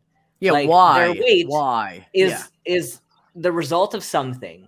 Yes, but it's not the thing that you're trying to target. Like if someone happens to have more weight on them, but they have good habits in their life, like they're managing their stress well, like they're doing other things, like that number doesn't mean anything to me. Yeah. Like if they're doing the right things for their body, then they're doing the right things for their body. Like focus on habits and a healthy lifestyle and like doing the right thing for them, but don't fixate on some meaningless number because somebody else could be small, but they could be extremely unhealthy. Like someone who is of a healthy weight, but all they eat is like fast food and they drink all the time and like they smoke and all this stuff. Like, sure, they're small. Yeah, they're still going to kill themselves. Yeah, exactly. Like, so focus on the habit. Like, don't focus on that number. Focus on their lifestyle and how they're working with their own body. Well, that's been an issue with me because most of the women I've dated had been considered at least overweight, if not obese. But, that's one of the things that kept surprising the doctors with my ex is that she didn't have any of the conditions that they automatically assumed overweight people were supposed to have. Hey, real quick, I just got a heat warning on my phone, so I'm going to hop off for a bit, but I may come back. Okay, go put it in the freezer for 10 minutes and come back. Yeah. Love y'all. See Bye, you. buddy. Appreciate Bye-bye. you. I will smoke your share while you're gone. Yep, I I got expect you, it. man.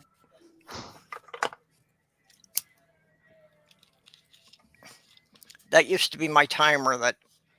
Well, when I first started with my fiance, we were living 1,000 miles apart. So basically, we would talk every night until my phone overheated.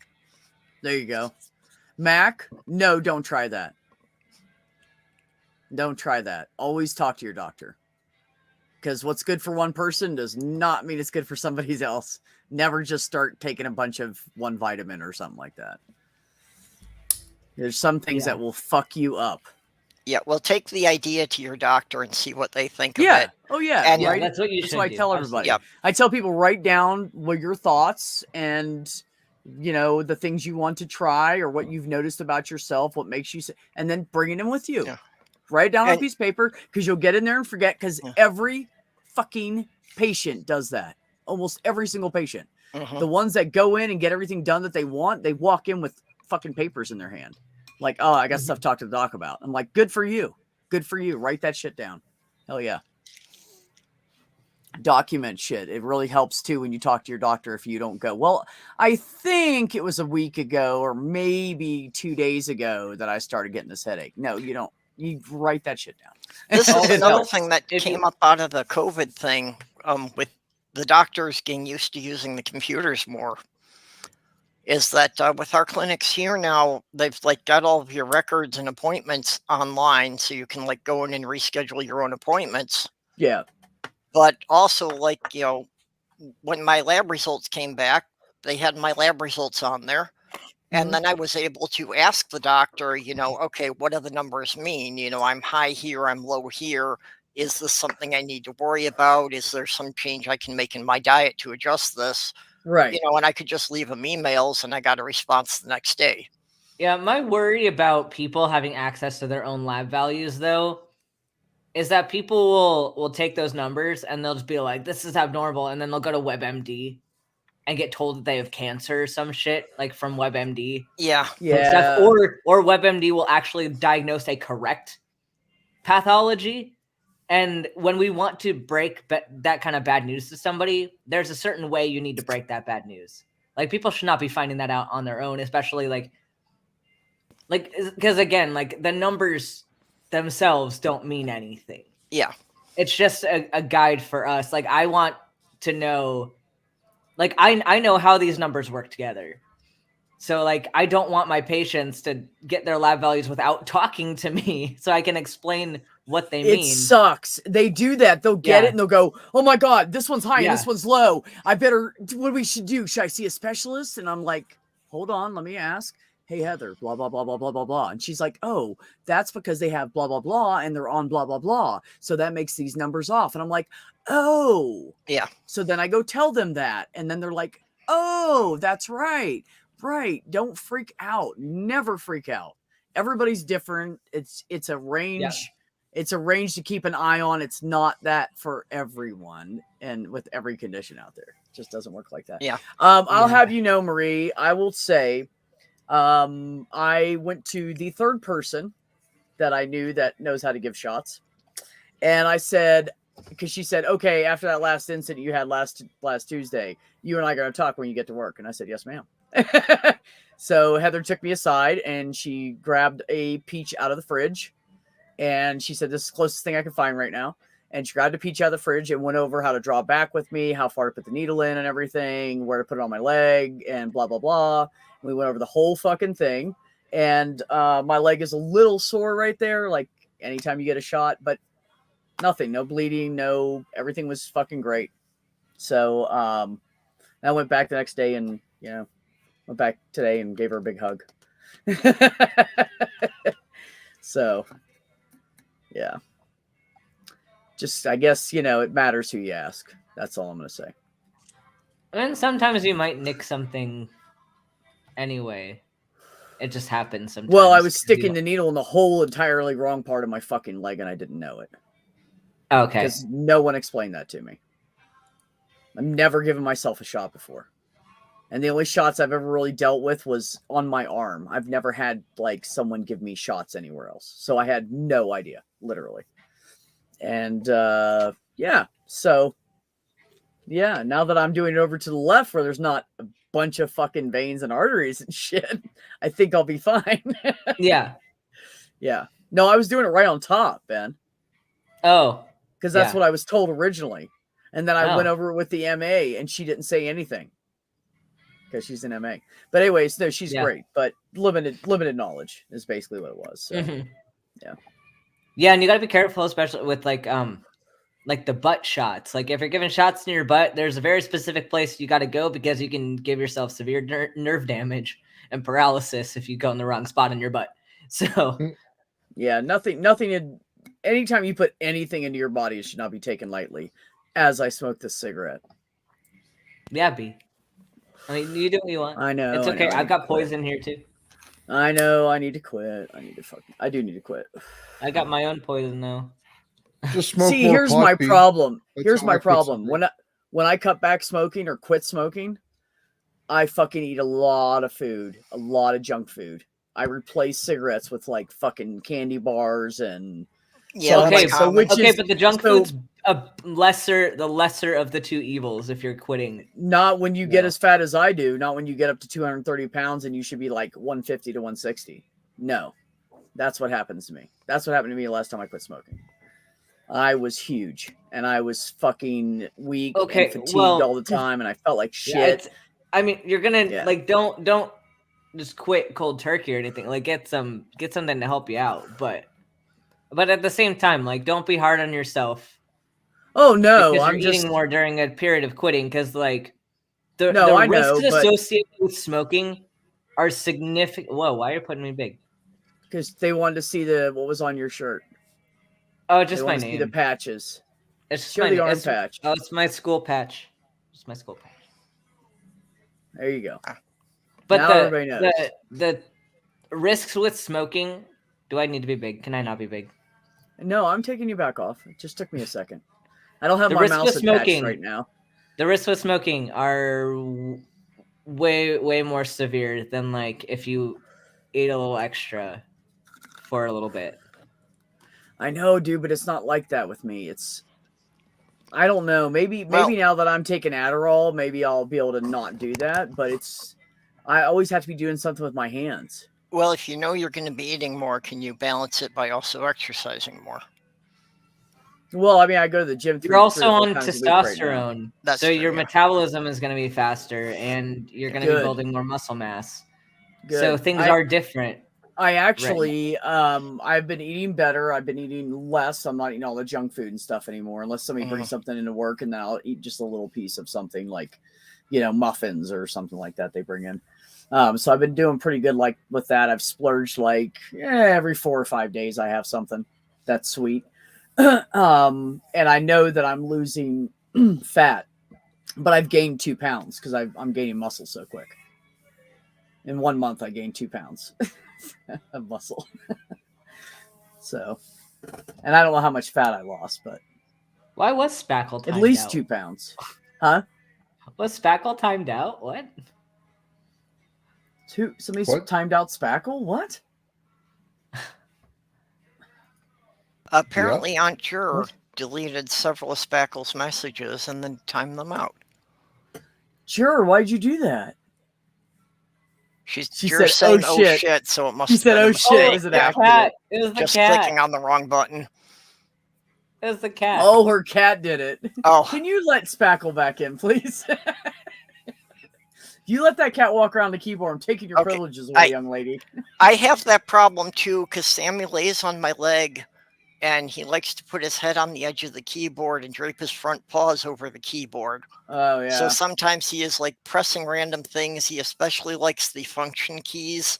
So then my screen starts doing all sorts of weird things randomly. Ben, can you undo that for me? Let Spackle back in. Jerk said, Wait, I what? don't know how to undo it. Undo what? Spackle being timed out. They're just in Oh, a timeout. They're Oh, not. you I think timed my- her I out. You think didn't my block Yes. her. Okay. Yeah, no, she's timed- not You just gotta banned. wait the She's 30 just- seconds. Yeah. Okay, hang in there, Spackle. Well, 300 300 seconds. Yeah, 300 Yeah, it's seconds. 300 seconds. Yeah, What is that? 5 minutes? 6 minutes. So 6 yeah, minutes? should be Oh, back. Yeah. 5 minutes. Sorry. Okay, 5 yep. minutes. Yeah, Yeah. you did it. You flipped it in your head. See, you weren't kidding, Purple. With the numbers. Were you the one saying you flip numbers in your head? Not so much in my head. I'm dyslexic, so I have trouble with the numbers on paper. Oh, okay. And that got me in a lot of trouble in school because I can do the math in my head, but when they make me write it down, what's written down is not the same as the answer I got in my head. Oh, okay. There you go. Just come in here. Nobody can kick you now except for me. Haha, There we Jer. go. No, I'm kidding. Haha, Jer's cat. B, I sent you a cat There you video go. on Twitter. Oh, did you? Let me look. It's adorable. I loved it. So I just Cat got on to videos. say that I'm not feeling well, so I'm not going to stay on. But I just got on to say that timeouts happen if you're on your phone or something. Totally all forgiven. It's all cool. I've done it to Dr. Misha, and I said, "Oh my gosh, I'm so sorry, Dr. Misha." And it was just like me wrestling with my phone, and I timed her out, so it happens. Look at these twin babies. I guess I Spackle's didn't cat. send it to you on Twitter. Where did I send it to you? Aww. I thought I sent it to you. Aren't they cute, everybody? Okay, who are the babies? Oh, these babies are they're Trish Bergen's. She's a her and her husband are religious people, but they're really fucking cool. And they don't like judge anybody. And I've had her on my a couple of streams before, and we've been talking, about whatever, and she's totally like chilled, and she doesn't freak out if somebody cusses or anything like that. They're just really, her and her husband are really good people. And I can't think of what her husband's name is now, which is horrible because he's more popular than her in the communities and everything. But yeah, they're just really good people. And Okay.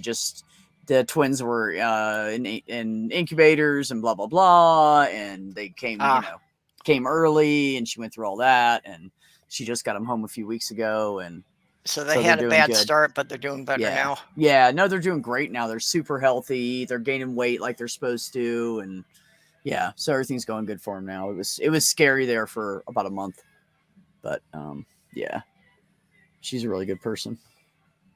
Where did you send it to, Ben? I thought I sent it, but I guess it didn't go through because my clinic internet was stupid. So I don't know where the Ow. post went. But it was cats, and I don't know why they were wearing pumpkin hats, but they were wearing pumpkin hats. Because it's almost Halloween. Well, no, but that wasn't the point of the video. But Oh. they had like plates in front of them, and one of them would ring the bell, and then the human would give it food, and so then the other cat figured out that if it rings the bell next to him, then they get Yeah. the food, and then they start like ringing each other's bell, trying to get in the way. That's fucking great. Can you share it here?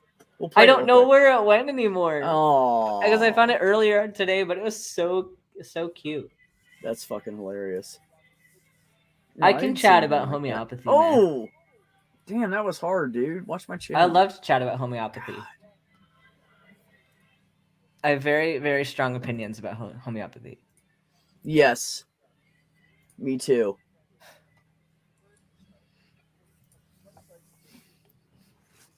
Like the providers I work for are so cool that if somebody wants to go see somebody like that, they're like, fine, go ahead. See you in a month or so. Like they don't tell the patients not to. They encourage patients to do what they think is best for their health. They don't tell them they're wrong or anything. I They mean, suggest other things, and if the patient goes that way, they go that way.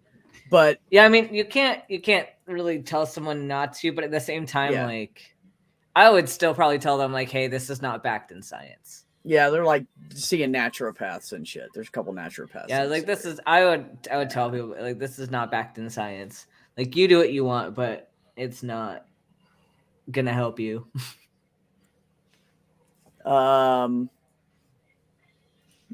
Yeah, and if it ends up being on one of my stream nights, Mac, that you have time, just let me know. I'll just host it. You guys can talk. Did I not? I didn't plug in my computer. Hold on. Oh, Jer found the link. Oh, to the cat. Yeah, Yes. Cat bell share it with the ringer class. pumpkin heads. Yes. Share it with the class. I need to see this. Share.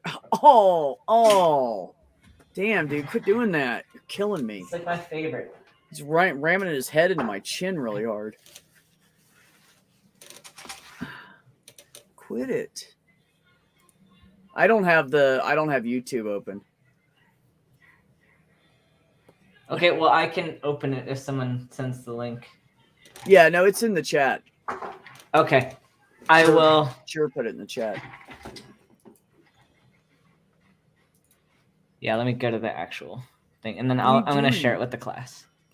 Like that come? What are you doing? Hold on. Yep.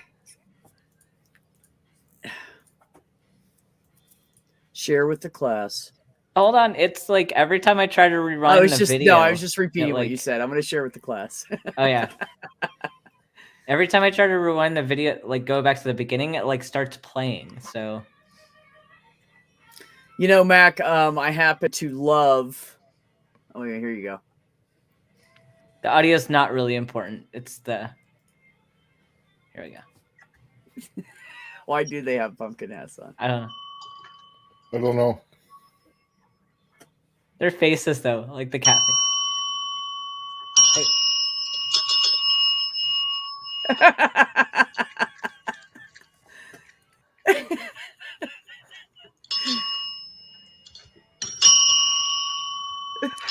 You teach the cats to demand food. Where's my food, bitch? That's fucking hilarious. I bet you at night they hide those bells. Oh, I bet. I just like ding, ding, ding. Oh, the look on the cat's faces though is just so priceless. Yeah, nothing but love in the chat. Thanks, guys, for nobody being upset about it. I used to work at a natural market that had a huge homeopathic section. I think it was all a bunch of placebo. It is.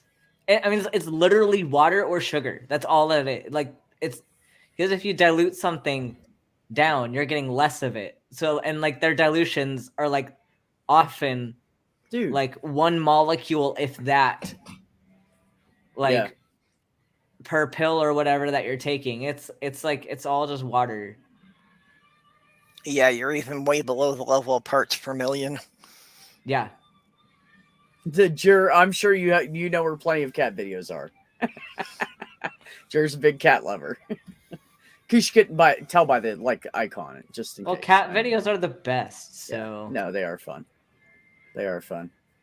Math Pig and my brother both swear that the reason I have half my subs is from that one cat video I did. You did a cat video? Yeah, there's a cat video in my tiny home playlist. It's a slideshow, actually, is what it is. It's a slideshow of them playing and living in the house. Because people are like, how are the cats doing? Okay, so I did a video. I just took a bunch of pictures and made it into a slideshow and put it on YouTube. Oh, there's more of those two cats ringing bells. Oh, okay. I see. No, DeFreak, cats are never satisfied. No. Not if it's treats. They will eat until they puke. I can leave the cat dish. I just fill it all the time. I just leave it full, and they never overeat. But if it's treats, they just keep wanting more. Yep. It's just the way it's something. It's like giving a toddler a piece of candy and they want more candy. You know, it's a treat. So that's why they call them treats. Yes, buddy. I see you. Yes, I know. Yeah, Sammy's, every time I go in the kitchen, he just sits there very quietly next to his treat dish, just expecting that I'm going to go in the cabinet and get out the container of treats. Every time I open up that top cabinet above my sink area, every time I open it, okay, fine, fuck you, Christian, go on. Every time I open it, they're like, are you getting the treats out? I know what's in there. Yep. Gotta keep it up there where they can't get to it. Because this little guy right here, I'm sure he'd eat the whole fucking bag in like one day easy and still like kill his cat food for the day. Yeah, right. well, Sammy would. Treats. That's right, Jer. Truth bomb. Yeah. Sammy would literally do just what you said. If he got to the whole container, he would eat and then he would go and spit it up on the rug somewhere, and then he'd go back and do it again, and he'd do that 3 or 4 times, no problem. Yeah, not with their food though, but with like treats or something. Yeah, they will. They're crazy like that. Go. Once you go, what do you do? Oh my god, this is what I have to put up with. No, I'm just kidding. I love him. Max said I taught my cat to sit for his treats, but he resents it. My sound is gone. Bastard! Now give me my fucking treat. I sat down. Cats are so funny. I love them. They are funny. They are funny. And it's back. These two crack me up because every night, as soon as I crawl into bed and this area is open, they're like little maniacs running around every single night. And then every morning, every time I go to pee, my cat comes over and stands in front of me and meows until I pet her. And then I pet her for a minute, and then she goes like and takes off like a shot. And she's like running around the house like a maniac every morning. I don't know. The zoomies. I don't know why. Yeah, they get the zoomies first thing in the morning and right before bed.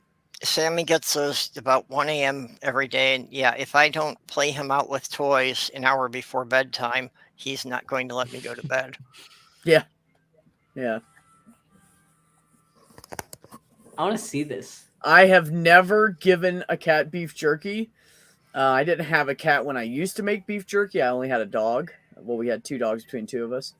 So no, I've always been afraid to give them anything out of a store because my concern with beef that's jerky not even good for us. Mostly the level salt involved. Yes, because cats have much smaller kidneys, so it can go bad on their kidneys easily. I have no idea, but I'll believe you. All I know is that if it's not good for us, it's probably 100% totally not. Yeah, if you made that homemade beef jerky, it'd probably be okay. Oh yeah. I used to make 4 different kinds. I had 4 different marinades. And I'd buy a big ass like $30, $40, usually $40 London broil. Yep. And I'd slice that up by hand and get all the gristly shit off of it and stuff and clean it up and marinate it overnight, and I'd throw it in that fucking dehydrator 16 hours. Yeah, a couple of decades back, I had built my own dehydrator for making jerky and fruit leather. I want to make my own beef jerky. A bagel weasel. Wait. Savage said Savage said my old cat's dad used to work at Panera. Anytime I had a bagel, I had to fight him off because he thought he was going to get a bite. We called him a bagel weasel. Yeah, Sammy generally is not interested in human food. He wants to sniff everything I have, but he usually isn't interested in tasting it. But Sloth Girl found this one type of cottage bread that I have no idea what's in there, but he will actually crawl up and try and take it from me. It is the only thing that he has actually tried to take out of my hand. Cottage bread. I haven't had cottage bread. What is this? I'm not sure. It's just it's a soft white bread. I'm not, the texture's a bit different. It's not as smushy as the regular white bread. I'm not quite sure what's in it that's different. Okay. But so it's a denser white bread. Yeah. Okay. But apparently it's got an odor that he can pick up from across the room and he'll come after it. Maybe it's got something weird like turmeric in it that he likes. Yeah. I don't know. Yeah, because for the most part, he's not interested in my food, except for yogurt. If I have a cup of yogurt, I have to keep, giving him little spoonfuls of yogurt on my clipboard. Hey guys, I'm pretty wiped out. I think I'm going to call it a night. Do not breathe in with a mouthful of coffee. Thanks for coming, Ollie. Inhale your liquids. Yep. Do not inhale liquids. No, not a good idea to inhale liquids. Tends to choke. I appreciate you coming. Bit. Oh, it's all good. Ollie, sweet. That OG Kush is really actually good. That's I'm pretty impressed. I'm fucked up right now. I'm going to sleep. All right, cheers. All right, peace out, buddy. Yeah, it's the main reason I wish the stuff was legal here. I'd, just like to experiment with different varieties and see if there was one that would put me to sleep. Huh. Your son made Carolina Reaper jerky? No, thank you. I want to taste the meat in the jerky. Yeah, that sounds like death. I Yeah. don't really like. I like hot foods. Don't get me wrong, but the stuff that's so hot that it just like burns your tongue and you can't taste anything anymore. I don't see any point in eating it. I want to taste food. It's like putting a fucking dental dam. Yeah, using a dental dam. What the fuck's the point? Never mind. I'm fucked up. I want to taste my food. Damn it! I want to taste my dessert. Yeah, I don't go for the hot peppers at all. Yeah, I like the mid-range ones. I like those, and sometimes the mild ones are really good for certain cookies or things or whatever. But when it comes to the really hot have ones, them mixed into some things, they're appropriate. But yeah, like you say, if it's just heat and you can't really taste the other flavors, yeah, what's the point, right? I mean, it's fun to eat once in a while because guys like to do that. You gotta eat the fucking hot pepper and just, I'm a man, look at me. No, I get it. Like, I do stupid shit like that too. But at the end of the day, I don't really care for anything that hot. I know, holy spackle. You know what I tried for the first time ever? Heather brought in some sliced smoked salmon and cream cheese and some onions, and she can't have gluten, so she bought some rice crackers, and we had regular crackers in there. So she was like cream cheese, onion. She was cutting a piece of the salmon off, putting it on there, and I was like, okay, that looks disgusting. And she goes, you know what that is? And I said, yeah, but I've always thought it would be disgusting. I've never tried it. And she's like, oh, don't knock it till you try it. So she stuffs one in her mouth and she's chewing it, and she goes back to the exam room because she had a patient in there, and she was letting her get dressed or something. But anyways, so I was like, So I put a pretty good slap of cream cheese on that fucking cracker and a little piece. No, I skipped the onion because I wanted to taste the salmon and the cream cheese, see how I liked it. And I took a bite and I was like, fuck, you know what that reminds me of? It reminded me of Philadelphia cream cheese. Philadelphia cream cheese, they make that salmon. It's got salmon in it. Yeah. I used to eat that shit all the time. That shit was good. And I said, Heather, she came back out. I go, Heather. I'm like, come here real quick. She's like, what? What's up? I'm trying to get to the bathroom. I'm like, that shit's good. And she's like, I know, right? So that shit was fucking good. Like, now I want to go buy some. But now I don't want to do that because I want something bready to put it on. And then I'm just going to be eating a bunch of fucking bread and cream cheese. That's not healthy. Yeah. Yeah. Yeah, bagels and lox. That's right. Yep. I grew up in a Jewish community, so we always stopped at the deli on the way home from church. Would wind up getting the smoked lox and bagels. It's so good. So Ox says, I grow them to sell. Good money. My first time my son made jerky with them, I made him cut them up. And I forgot to warn him about washing his hands. He went to pee and he's still mad at me for it. That sounds awful. Oh, dude. I did worse. When I was working at Subway one time after making a sandwich with the jalapeno peppers, I had something in my eye and I went and wiped my eye before I washed my hand. So I got the jalapeno pepper juice in my eyes. I also have a similar story, Purple. I was cutting up hot peppers. I was cutting up habaneros. And I was making some Mexican style dish. I don't remember what it was. It was really good though. I remember that.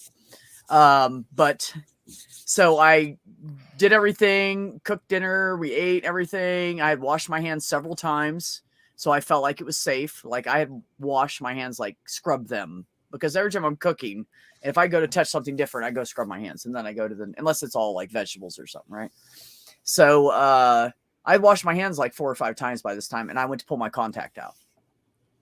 And when I went to pull it out and I did this, there was a little bit of jalapeno juice right there in the corner of my finger by my fingernail. And I rubbed it right in my fucking eye. And it started hurting. I was like, son of a bitch. Well, then I couldn't see right. So I used my other hand and pulled out my other contact. It was on both hands. Cleaned the contacts. It was the last set of contacts I had, so I cleaned the fuck out of them. Like, took them out and cleaned them with my fingers and everything. Put them in my eye. Like a week later, after my eyes started feeling better, pulled that shit right back out. Nope. Felt it starting. Nope. Threw them fucking. If that ever happens to you, throw it in the trash. If you have contacts in and you get splashed in the face with anything, pull your fucking contacts out, throw them on the ground, and then rinse your eyes. Don't get the contacts out, otherwise you'll never get that shit out of your eyes. True story. Max said, I grew a ton of habaneros this year. I can't get enough of them. Last night I woke my family because I was coughing and sputtering in my kitchen sink. Back, I had a buddy, we were all having like a party and shit, and all of my ex-husband's friends had come over, and everybody was cooking up different things, right? They brought some food and everything. We were eating like a whole bunch of fucking food, just getting high and playing music. So the guy that rented a room off of me and the ex, he was like, oh, I'm gonna make homemade salsa. Well, he had bought too many jalapeno peppers. He had like 5 left over. Actually, not like, it was exactly 5. So he was like, man, and we were like, by this time, it's like hours later, the salsa's gone, all the food's gone. And he's like, dude, you know what I was just thinking? You know what would be good right now? And I was like, what? And he goes, one of those jalapenos, I'm just going to go fucking eat one. And I was like, bet, let's do it. So we go into the kitchen. He grabs one, and I thought he wasn't going to do it, right? So if he didn't do it, I wasn't going to do it. I was trying to call his bluff, basically. But I don't mind eating them. I used to eat hot peppers when I was a kid.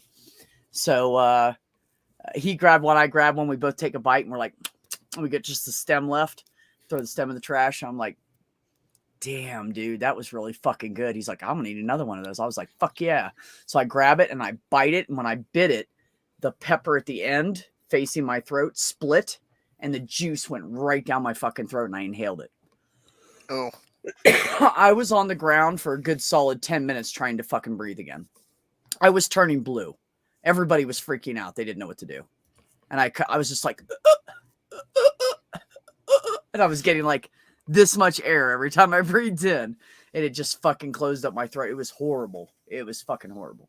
And about 8 to 10 minutes of doing that and almost passing out a few times. And then I finally could get up and breathe again. But it was fucking scary.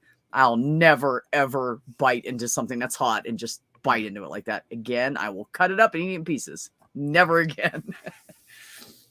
Well, Aunt Drew made a comment about her brother doing the pepper pea thing, you know, and her telling him to wrap it in bread. Yeah.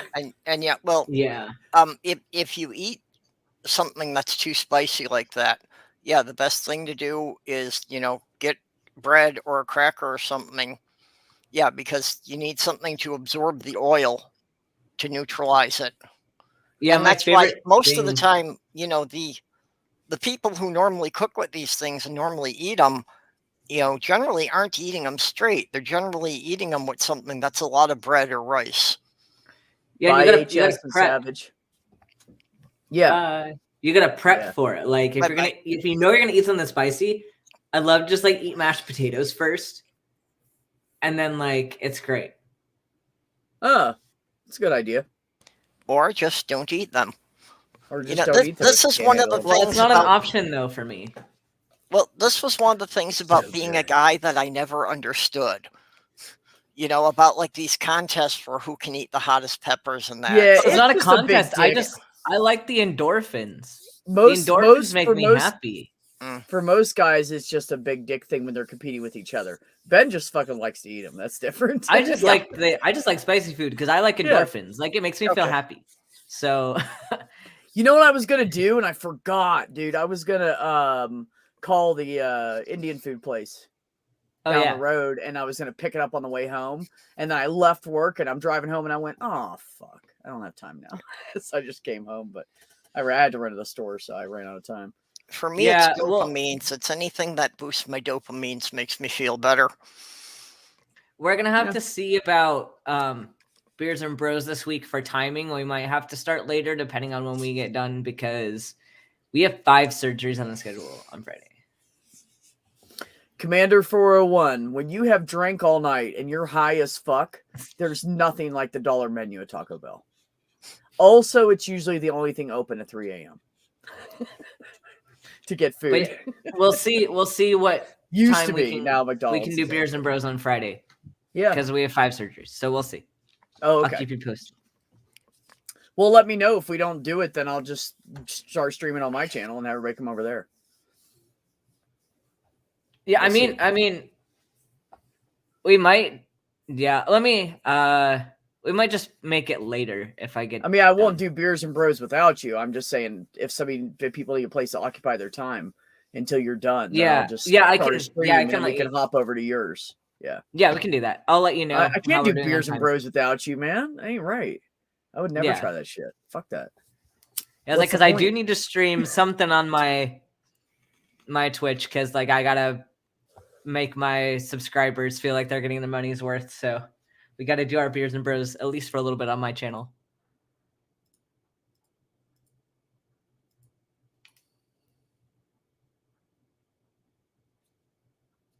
Yeah, Dave said chocolate for getting rid of the hot shit in your mouth. I wonder if that's why the Mexicans started mixing hot peppers and chocolate. I mean, it just tastes so good with the. Dude, I was down there, and it was cool one night, and we were like walking around the fucking tourist area, and there was this little place down. We were walking down the little streets until we like got to the end of the tourist area. We were coming back, and then doing that all the way up and down the strip, and there was this little fucking hot cocoa place, and I was like, "Fuck yeah, we got that!" I didn't know there was hot peppers in it. I was like, "This smells funny," and she's like, "Well, it's hot like chilies mixed with chocolate," and I was like, "That's so good." And I took a sip, and I went, and I threw it in the trash can, and I said, "Excuse me, can I get a coffee?" I didn't like it. I did not. It was just weird. I was not prepared for that at all. I hadn't thought about it. It sounds like a wasted chocolate to me. So the food challenge. I asked her if she wanted it, and she said no, so I threw it in the fucking trash. So the food challenge for this week for Beers and Bros is Barrios, but we got to make a pairing. So, right, you ready to plan that? I'm going to use what I already have. I told you what I did, right? Anything. What? I bought one of those packs of like the 5 different kinds of little cereals. Oh yeah. Yeah, I'm gonna do. So there's Fruit Loops and Apple Jacks, and then there's 3 other things that aren't shaped like Cheerios. I'm gonna put my my coffee cake stout, like that's the cinnamon vanilla coffee flavor. I'm gonna use that with my Cocoa Puffs.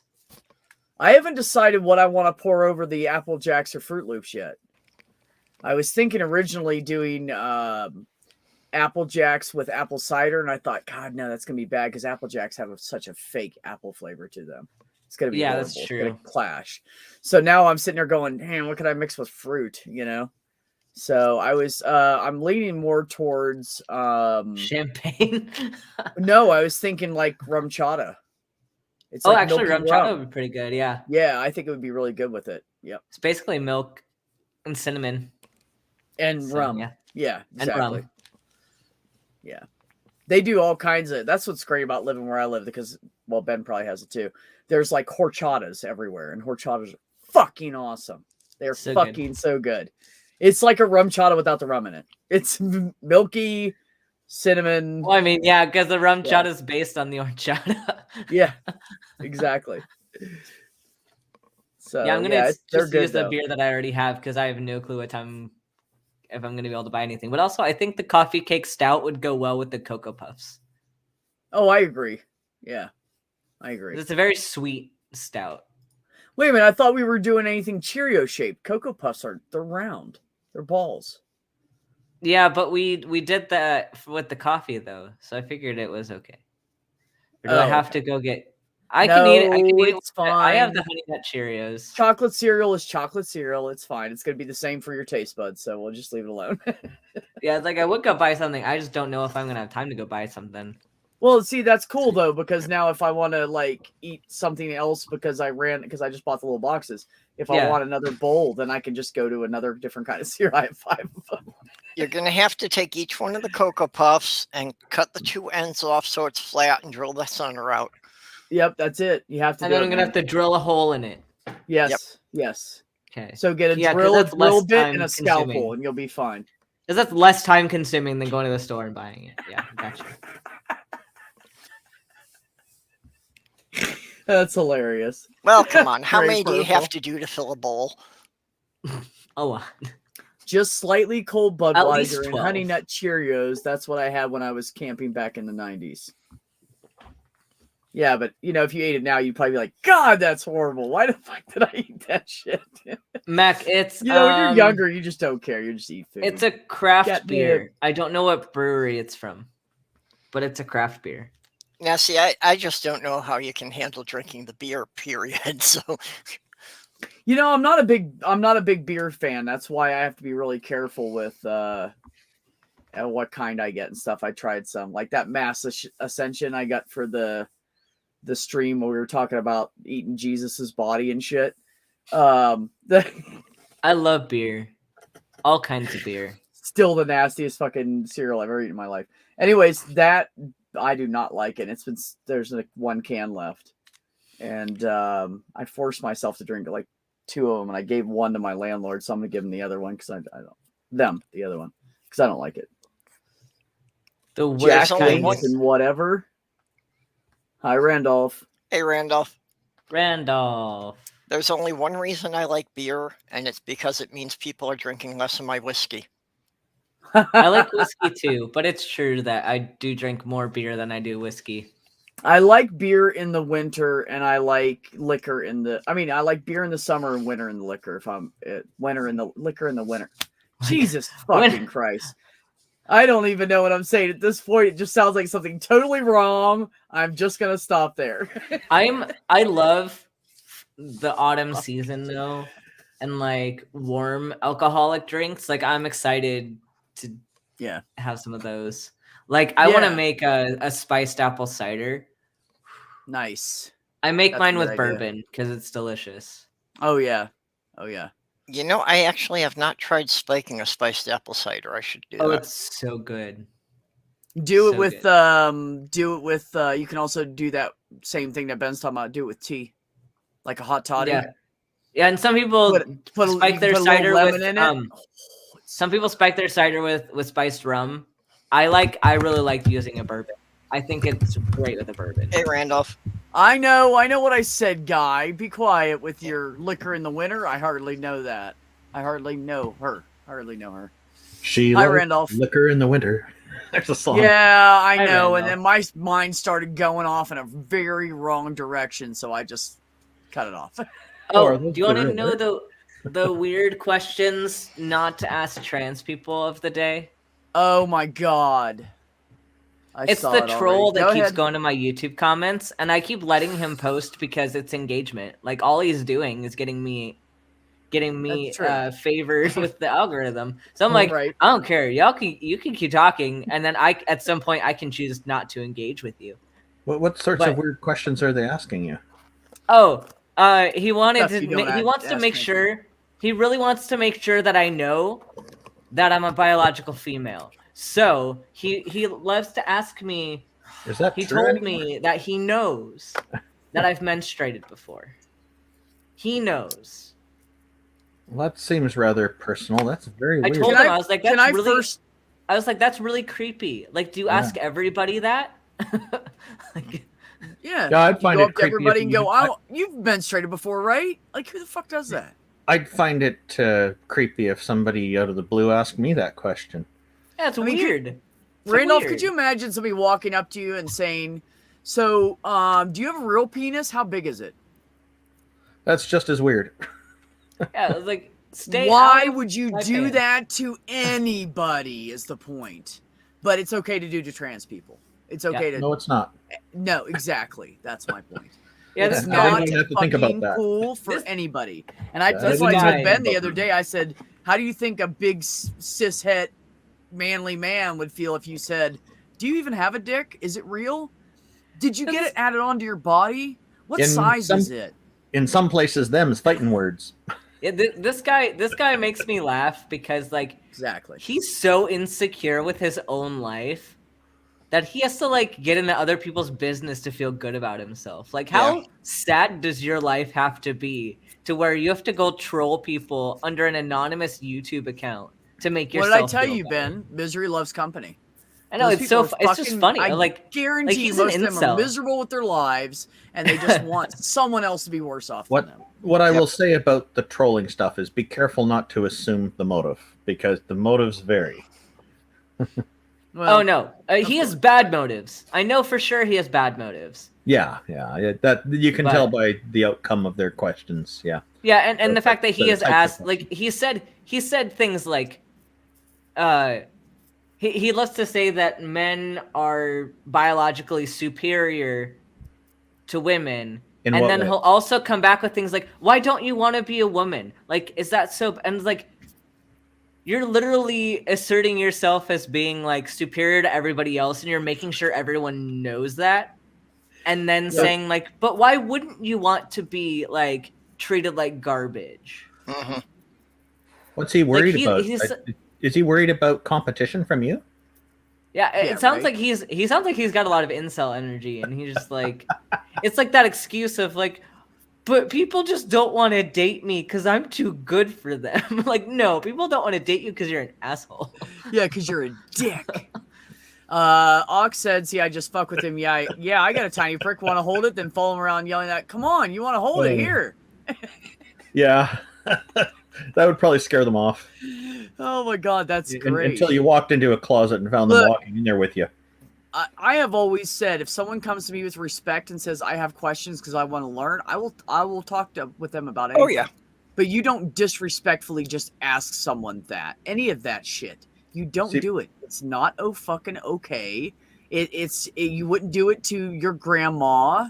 You wouldn't do it to your dad. Don't do it to anybody. It's not fucking cool to ask. And I'm going to tell you what, if someone ever asks me that and they're being rude and they ask me in person, I'll start fucking undoing my pants like I'm pulling it out and see how fast they'll run. I will literally I don't And give a most will shit. probably Oh, run. you want to see? It's brand new. But I will tell you, be cautious, because a few may not run. I'll kill a motherfucker. Yeah, I poke him. At least I know people in 3 my different comments, pressure points because my brother would only teach me 3 of all of them. Oh, he knows I know more? 3 different pressure points. I'll put a motherfucker down real quick. Yeah, the people in my comments, I'll poke them a little bit, let them get my view count up and get my algorithm liking me, and then I'll just walk away. There you And then go. they'll stop engaging with them. When somebody Let him go tells for a while. me, Go back check. when somebody tells me that men are superior to women, I'll ask, in which way? Get the conversation going. They need to be more specific, because I can tell you for certain, men are not superior to women in all sorts of things. Like pain tolerance. Yeah. Yeah, that kind of like during pregnancy. Yeah, all You know kinds who- of stuff. Do you know statistically who is most or the first person, the fastest person to ever get fucking pain medicine? Does anybody know? Men, White men specifically. white men. Yeah. Yeah, so they walk around all big and bad. I'm like, bitch, I could kick you and you could kick me and I'd get up and you'd be down. So no, because I It's could so take. easy to underestimate other people. Absolutely. You never know what the other person knows, what their capabilities really are. If especially if you don't know them, people can Yeah. surprise you. It's amazing. Jer said, "I'm sorry to hear that, Mac. How is your junk?" He said nobody's ever asked me about my junk. The sad Well, if you, face. yeah. Apparently, more people really, really want to know about Yeah, mine. apparently. It's like, but this is none of your business. Yeah, Like, literally really none of your business. is literally none of your, unless we're gonna start dating and we need to have a conversation. Then Which, it's like, none of your fucking if you start business. talking to me like the way you're talking to me, there's no chance in hell I would ever go on a date Yep. with you. Oh fuck no, fuck no. It's like I these don't people, see these why. people that assume that trans people want to go on dates with these transphobes, like the people who are super straight. Like, well, but I just don't date trans people. Like, okay, yeah, you're wrong, but also like you saying that is just kind of a warning bell to everyone to not date you. Because like, okay, yeah, I don't want to date you anyway. If you're gonna be a jerk Maybe like that's the aim they're trying to achieve. that. I mean, that's fine. If they're gonna be a bigot, then like, Yeah. so be it. You know, that's the funny thing is the guys that are the biggest like homophobes about other guys are the ones that will like watch lesbians having sex, but they don't understand that the gay men don't want them. Those are the ones that are the biggest homophobes. They're the ones that the gay men don't want anyways because they're fucking assholes. They don't want him, they don't even want anything to do with it. Even a fucking drunk gay man wouldn't even hit on that asshole. Yeah. I'm straight. I don't have a problem with people having different sexual orientations. It's fine. But in high school, I remember seeing some of the kids had some pornography magazines that showed people in sexual acts. Yeah. I found the ones that were most interesting were just women only. I don't want to see any naked men. That was it. That's what it was for me. Yeah. Titan, I want one. I think it's great. I want Well, one too. the worst ones are the What a guys t-shirt idea. who. The worst ones are the guys who actually want to sleep with you, but only if they're certain no one will ever find out about it. Yeah, that's a lot of guys. You'd be surprised how many men that say they're straight. Oh yeah, I've had straight truck drivers with wives at home tell me that the best thing to do was stop at the rest areas off the highway and you blink your lights twice and a gay man will come over and give you head. Well, I've gotten They that. tell me that and then they're like, "Oh no, I'm straight." I'm like, "Motherfucker, no you aren't." You fucking asshole. Yeah. I've gotten that all Did my you life. enjoy it? because Yeah. I've always been so open about it. You know, that I've always gotten guys, you know, that I've known that were emailing me and like trying to want to get together with me, but, you know, want to make sure nobody else is going to find out about it. Fuck off, jerk. Not sure. I don't know if it's all of them. I think it's only some of them. But I'm going to guess it's roughly Well, both half. sides are interested just for different reasons. I'm going to guess it's roughly half. Might be a bit more. The Titans comment about the t-shirt idea. Hopefully it'll be decorated with a moon and a planet as well. Oh, yeah, that'd be good too. People like pictures of outer space. It'll be good that way. That's hilarious. Could someone make this? I'll do It's not it. going on my merch store. No. I'll do it. I don't give a fuck. Nobody goes on mine anyways. Nobody ever buys anything. Unless there's gloves pictured in it. I need to make snappy gloves. I have to make my Indeed. own line of Yeah. snappy gloves. Yeah. I couldn't find any foot gloves. I tried. I looked for them. I couldn't find any on the market. Foot gloves? Yeah, because I was thinking I'll set up an OnlyFans where I'm putting gloves on my feet. Really? They have I the am- toe socks, Randolph. That might do it for somebody. Yeah, No, I'm it's very gotta be the rubber surprised glove. that you couldn't find latex toe socks for fetishists. Oh, that's what we need to look for, maybe. Latex toe socks. It's all about making money, though. If I do that, that's the only reason I do it. Yeah. Yeah, Ox. Yeah, we can have a good time. Meet me in another state in the dark and wear a mask. Yeah. And then Max said the shame people feel for their desires. I really hope that stops being a thing. I agree. Mm-hmm. I mean, I don't give a fuck. Who knows? I don't give a shit. Doesn't matter. Yeah, and a lot of that shaming comes from preference shaming comes from a lot of this religions that have this kind of rigid ideas on what's acceptable for relationships. You know, Yeah. Yeah, that's most where of it most comes of it from seems to religion. come from, if not all of it.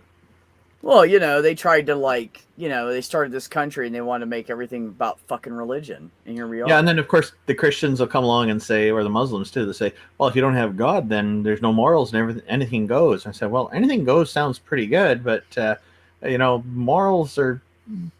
Religion doesn't have an exclusive on morality.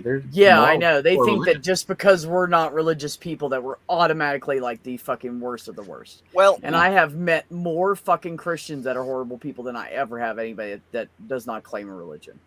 actually, if you get into that question, though, about, can you have morals without God, you really dig into that, and it winds up being that, you guys don't really have ethics. You're just afraid of being caught. I'm laughing at what you said as well as what Simply Secular Dave has written here. Yeah, Dave fucking kills me sometimes. Yeah. No one cares about your. See, that's the thing is, I just don't. No one on really, this flat Earth. the 6,000-year-old bottom- flat Earth. The bottom simplest way I can think about it is, I don't know why anybody else cares what somebody else does in their bedroom. I don't fucking get it. Why the fuck do you care? If you don't like a gay, don't marry a gay. If you don't like trans people, don't marry a trans. That's all you gotta do. Simple. Yeah, That's whatever goes on That's between consenting adults is no one else's business. Fuck yeah. As long as the consent is free and informed.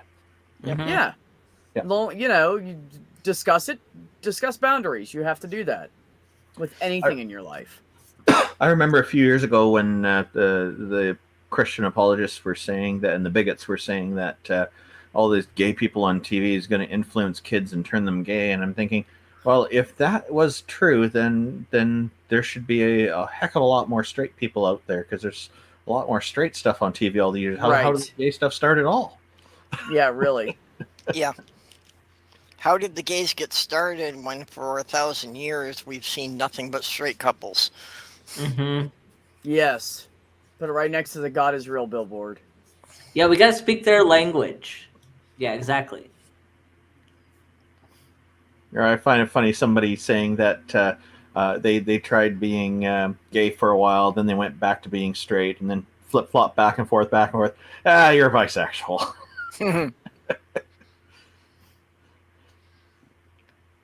Yeah, it's great. Being bi is great.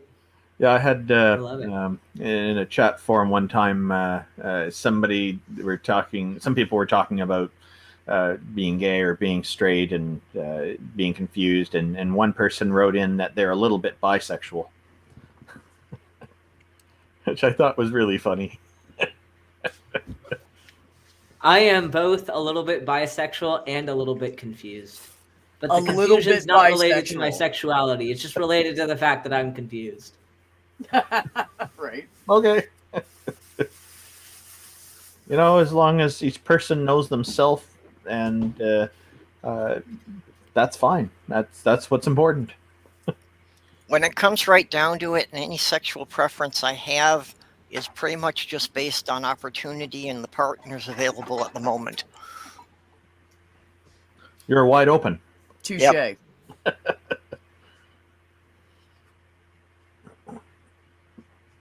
What if we're all just brains in a vat?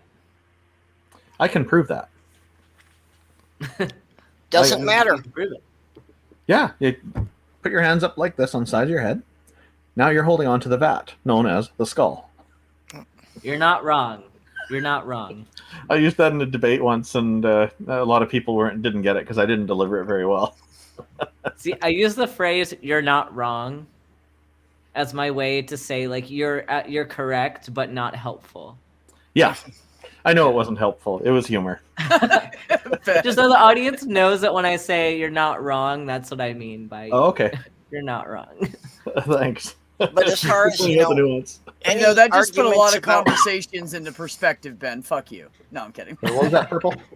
Any arguments about the Matrix or virtual realities or being brains in a jar, when you come down to it, it doesn't matter, because even if any of that were true, we still have to deal with the reality we're presented with. Jar. I guess that's an interesting twist, since we don't have glass skulls. That was very clever of you. Yeah.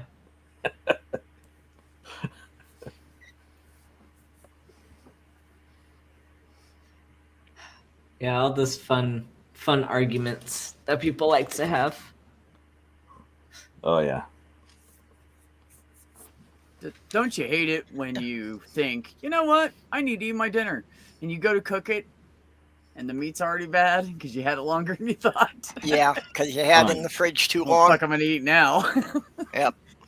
Mac and cheese. You Always lost a good track of thing. how many days it's been thawed, and you open it up, and it's smelling funny. Yep. Go eat the brain in the vat. But take it out of the vat first. Yeah, it's been preserved for a long time. Yeah, at the pre-formaldehyde. I'm getting stage, nothing, right? man. There's nothing there. I can't get What? through. Oh, okay. If all you Well got is a protected. spoon, you have to start through the ear.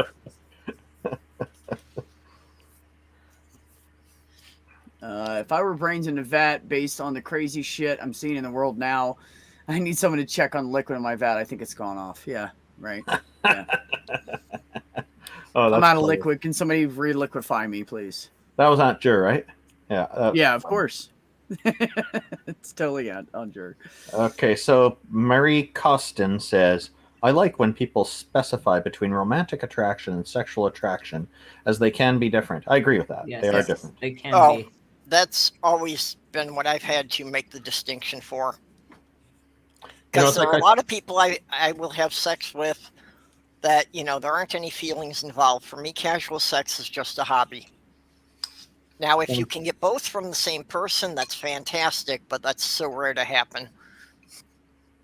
Sounds like a great hobby. Yeah, so I taught my kids at an early age the difference between need and want. They want ice cream, but they need water. Yeah. They get it. And then one time they said, both of them at different times came to us, to me and my wife, and said that they realized that there's something that qualifies for both need and want. And we're like, oh, what's that? Because they're always separating these. And they said, Mom and Dad. And I thought, oh, okay, yeah, that's a good answer. Yep. Very sweet. The answer is Jesus. No, they don't say that. I'm back. Did somebody say Jeebus? Jesus. Well, Jeebus Christ. What's going on in here? Praise Jesus. See what's going on in here. Also, I do not like gay people or Democrats. The libs. The libs, right? I That think stupid thing they were doing on TikTok. I think the brain in your vat is leaning too far to the right. That's just because I'm high, Randolph. That's all it is. Gee, Once I sober up, it's right in the center again. Jesus. Okay. I've always read it as Marie K. Austin too. Why did I say Mary? I just call her Marine. Oh, did I get it wrong? I apologize. Yeah, there are a lot of sorry, KT. sorry, AT Marie. streamers. Marie K. Austin. I apologize. I do try to get people's names right. Santy the Same. It's difficult what the when fuck you're are just you reading doing? them and trying to figure Get out your what ass it in is. there. I'll try to remember Santy. Marie's name properly from now on. Yeah. Walk Off the Earth. Yes, I've heard of that group, and they were popular for a little while. I'm not sure what's happened to them. Maybe they walked right off the earth, and that's why they're gone. I don't know. But have you heard of Jeebus? There is No, but that I've heard- Jeebus. I've more recently been hearing more about Bob, actually, but Bob. I like Bob. Bob's great. Bob. Bob. Everybody vote for Bob. Vote for Commander Vote for 401 Bob. right. Praise Bob. Praise be to Bob. Praise Bob. Commander 401 writes, most of the social welfare programs are Christian scream socialism. Most of the welfare programs the Christians scream socialism at were endorsed by most of the churches in the 1950s and 60s and 70s and even in the 80s. Even in the Yeah, 80s. I remember and this. even today. Now, see, I am a skeptic. I cannot accept Bob until I have proof. I need to throw him in a lake and see if he does.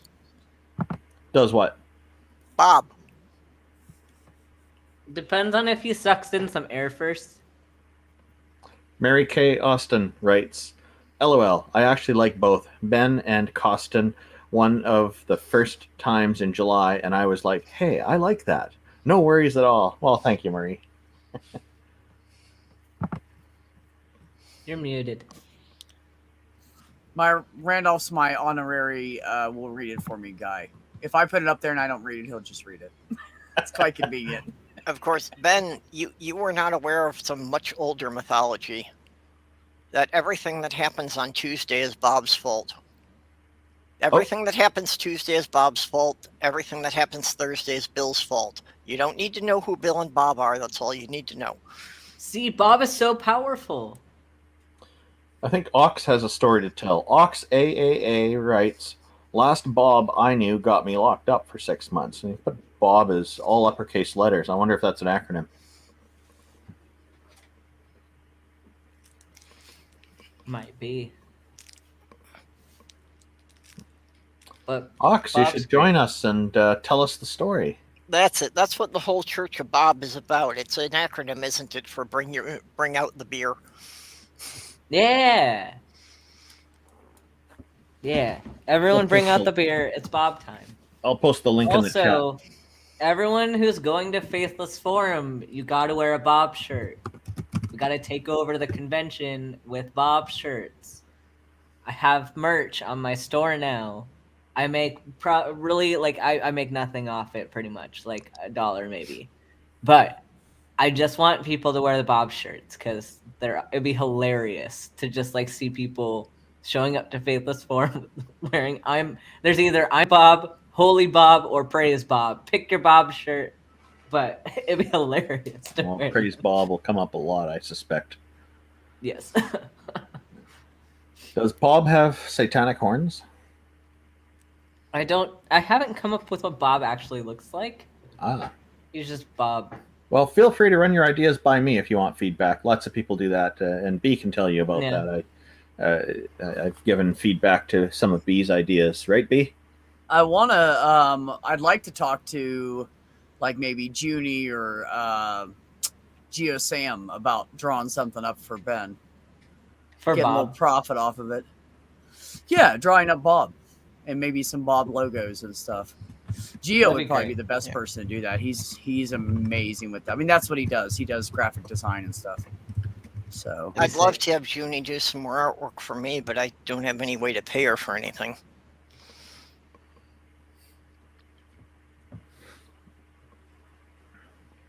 That's my problem, is that, any of the skills I have are not things that I can send electronically, so I don't have anything to barter with online.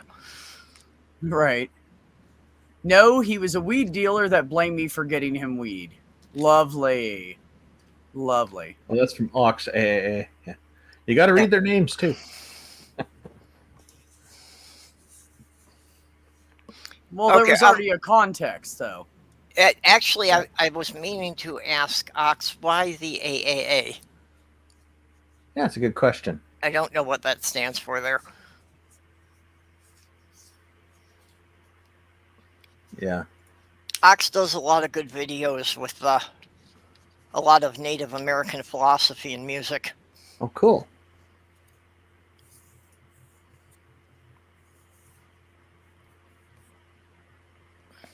Yeah, he just does little like 8 or 10 minute or 6 minute little things, but actually, I think most of them are under 5 minutes.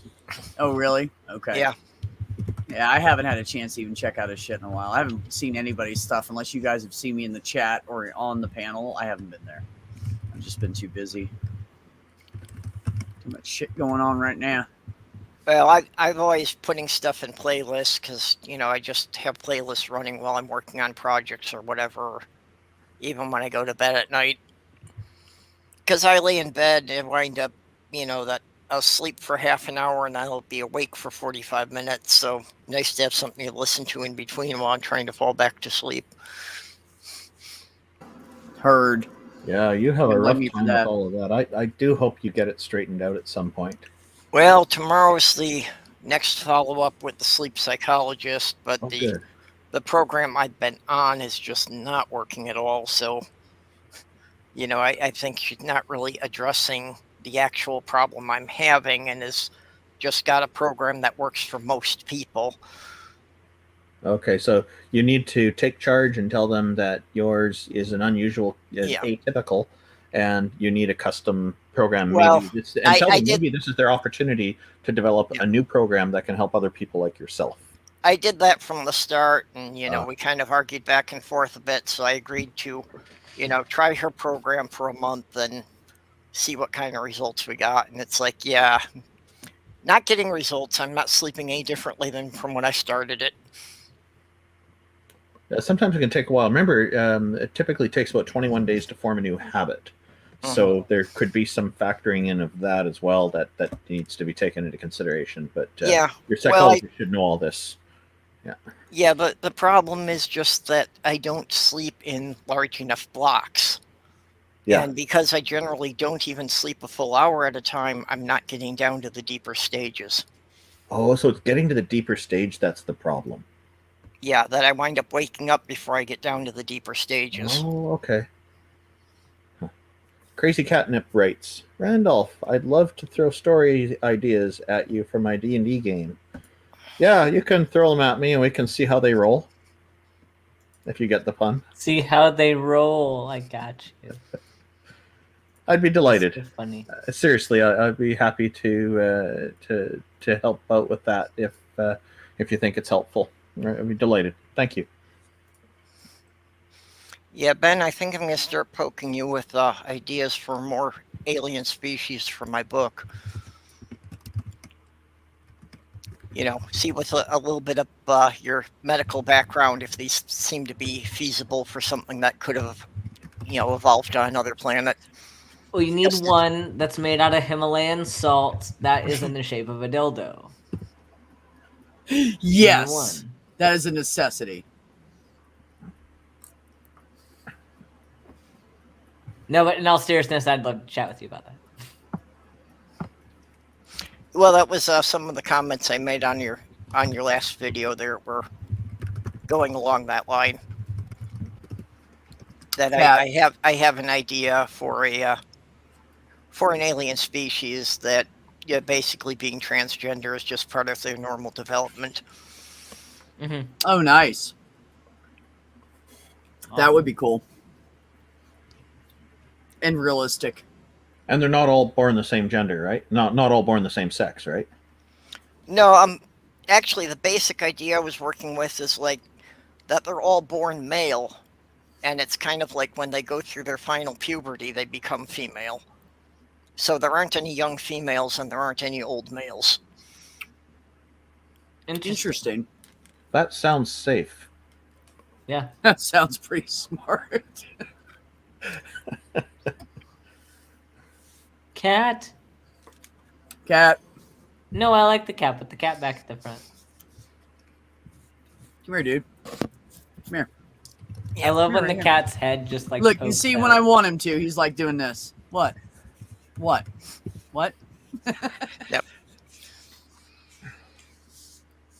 I got Kitty here too. I don't know why I love when you just see the cat's face from the side. That's my favorite.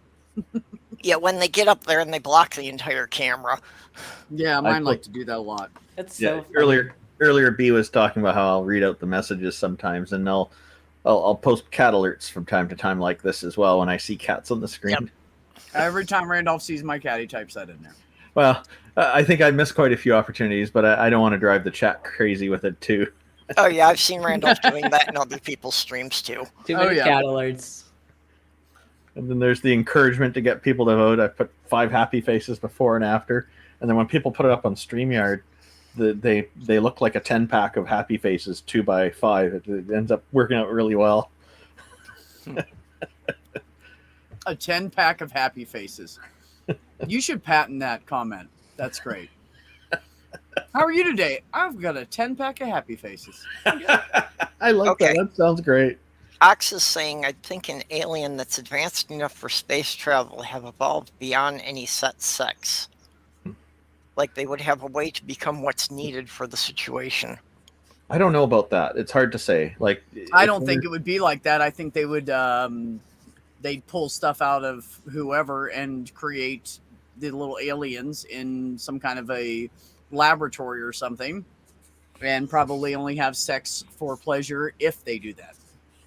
Well, think about this. If we didn't have religion for the last 2,000 years, we might already be traveling to other solar systems and maybe even other galaxies. Because there'd be so many more people contributing to technological advancement. At least this is a common idea that's out there. So I would think that there's still not necessarily that would be a requirement tied to it. It might be something that could happen with some species. I don't think it would be a necessity, though. Yeah, well, what you were saying about not having religion is something that they brought up in Stargate, that, all these other, they basically were human colonies all over the universe that they were finding, and some were behind us and some were ahead of us.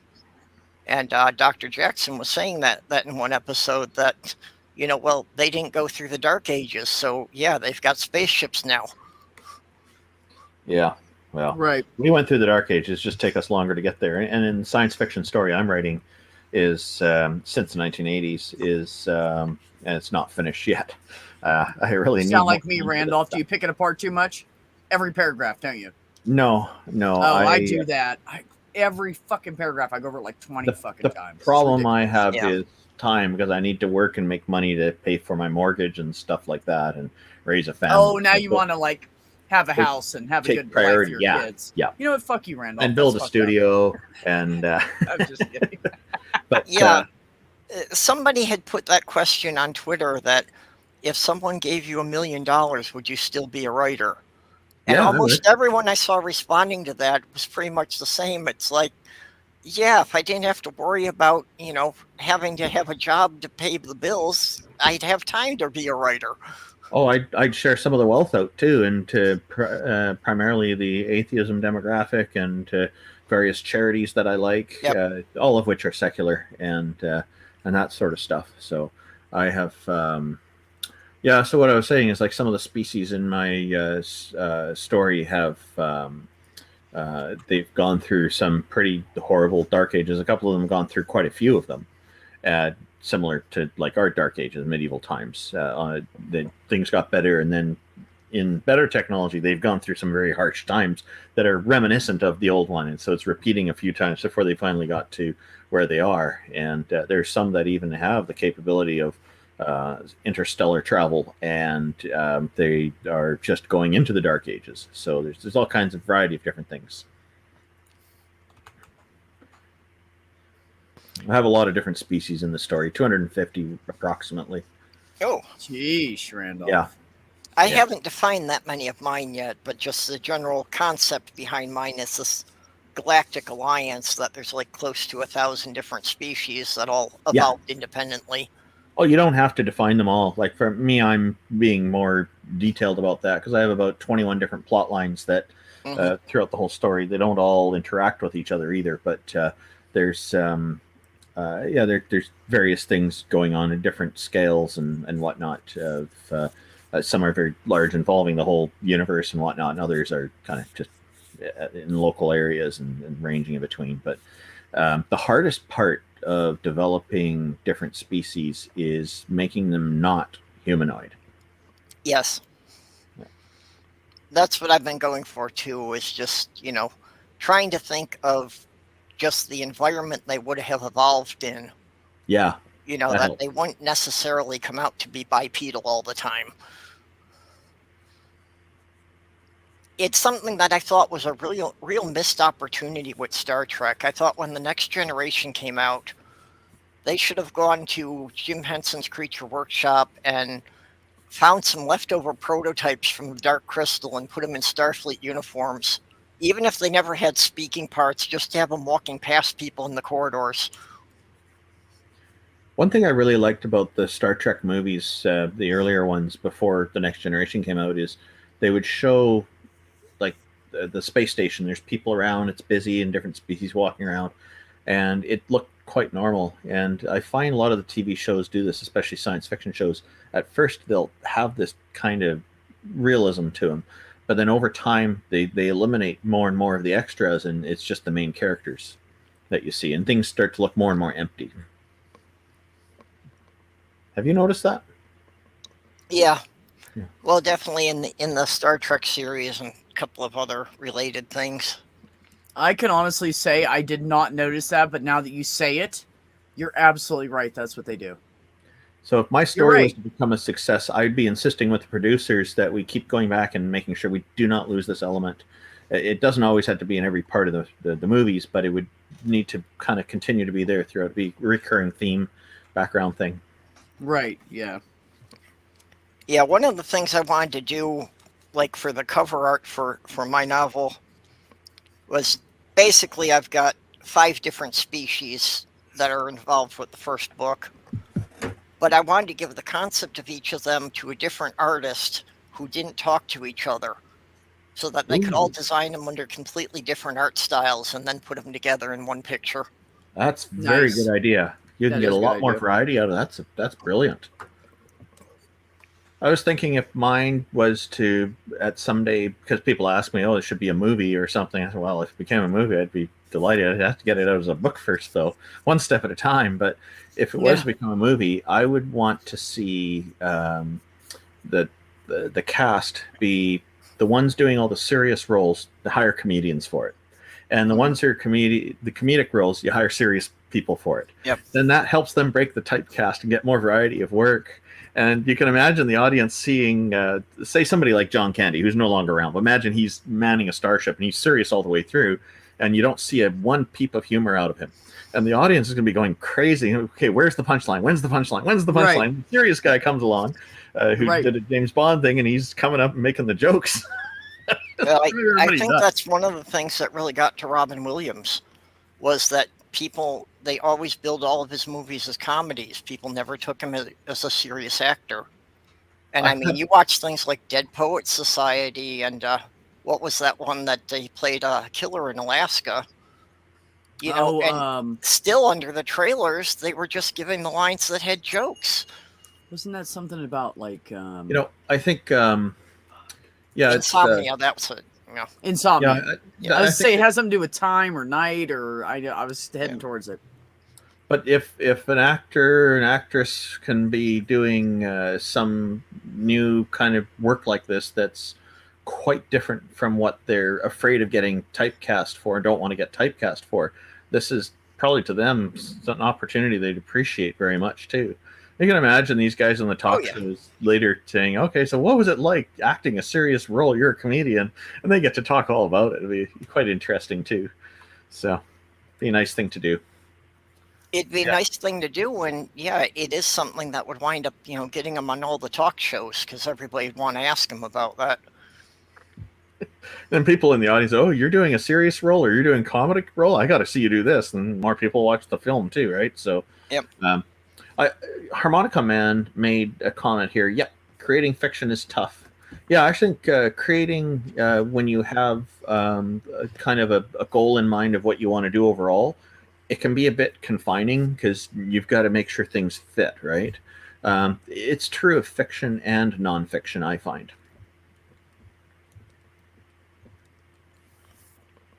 Conformity is tough. That's what the underlying issue is. All right, I think I'm gonna go to bed because I'm tired and confused, as my name says. You're gonna conform 10:30 my time. You're gonna conform to the horizontal position. Okay. Have a good night. It's gonna be lovely. Tired and confused. Have a great night, and let me know about their babies tomorrow. Bye, buddy. See everyone. And if it's a water bed, you'll be bobbing to sleep. Oh, darn! Just missed that. Oh, it just got that. Yeah. Sorry. Yeah, we were talking about Junie before. She actually drove through Minnesota on her last vacation here, so I got to meet her. I'm jealous. Yep, and jealous all three of you for meeting each other. Yep. She also gave me a sketch she did that from talking about one of my characters being in Aquatic Race that I was talking about on Twitter. That she already gave me a concept sketch she did for this character. Oh, great! Nice. Is it something you'd like to share, or is this kind of you're keeping it a secret until the story's ready? I would, but I've never scanned it into the computer yet. I only have the don't share it, Perp. Just keep it to yourself.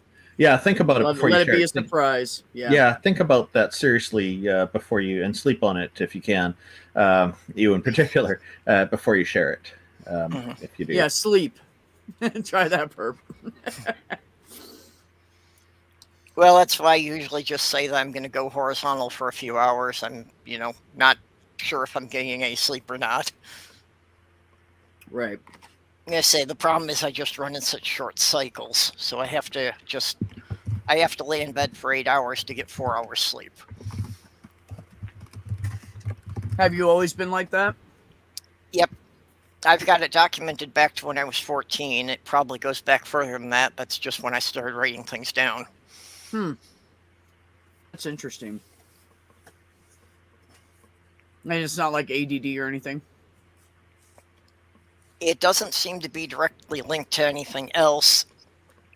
Okay. Although I was in a group for autistic adults in New York, Mm-hmm.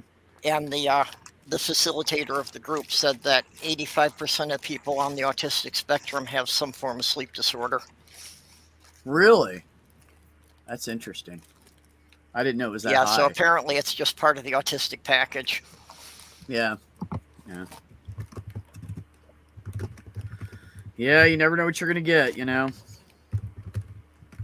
It's kind of like, I don't understand why people get mad at black people. Do you think they knew they were going to be born black? Yeah. Like they planned it? You know, when it comes to sleep, I have, for me... You want to be mad at ancestors because you're a dick? Fine. But why are you mad at the people that are here right now? Yeah. They didn't do anything. They were just born. They're just born people. One of the issues I've run into with sleeping is that if something smells like it's burning, it wakes me up.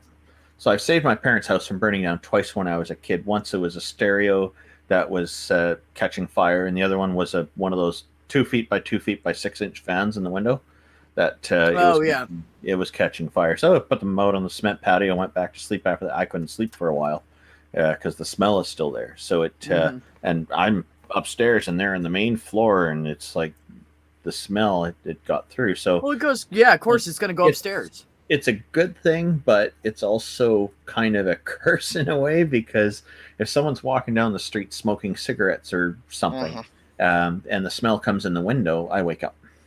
Yeah.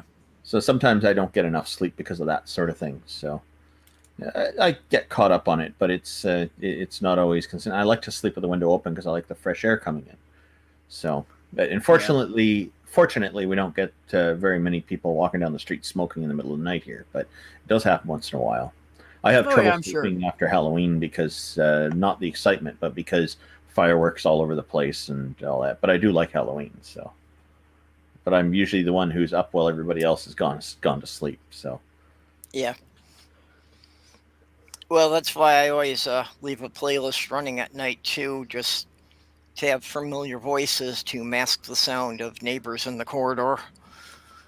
You know, Jen you had said one time that my voice is soothing. I thought, what, really? So I have patients tell me that at work, Randolph. I had a lady today, and she just like broke down crying because she was so upset about some shit that was going on in her life, and she's like, I need to talk to the doc because she was off antidepressants, and she was like, I need to go back on them. So I just told her, I said, well, what's going on? Just tell me, and I'll send her a message. And she started talking to me about it, and I asked her a couple questions, and then she started crying, and I said, it's okay. And she goes, I'm sorry. I said, no, you're fine. I said, just take a deep breath, take your time. I said, I'm here. And then at the end, she thanked me and said, I don't know why I just did that. And I said, well, I get that sometimes. And I said, it's okay. I said, it feels nice. I said, you're another human being that's having a bad day. And if you need me, I'm here. And she was like, wow, thank you. And I was like, isn't that what we're supposed to do? Are we supposed to be here for each other? Like my buddy said, if we're not here to support each other and love each other and help each other through the crazy shit, what the fuck are we here for? I had an old buddy that had fucking lung cancer, and he had a radiation implant in his chest so it would keep the cancer at bay so he could live a few more years. And he had the best fucking outlook. He kept trying to help me, and I'm like, Jerry, you're like 67, I'm like 42, 44, I'm healthy, you're not. What are you doing? Well, we're supposed to help each other. What else? Why else would we be here? What are we here for then? And I'm like, I don't know, man. And he's like, I got you. I'm like, oh, okay.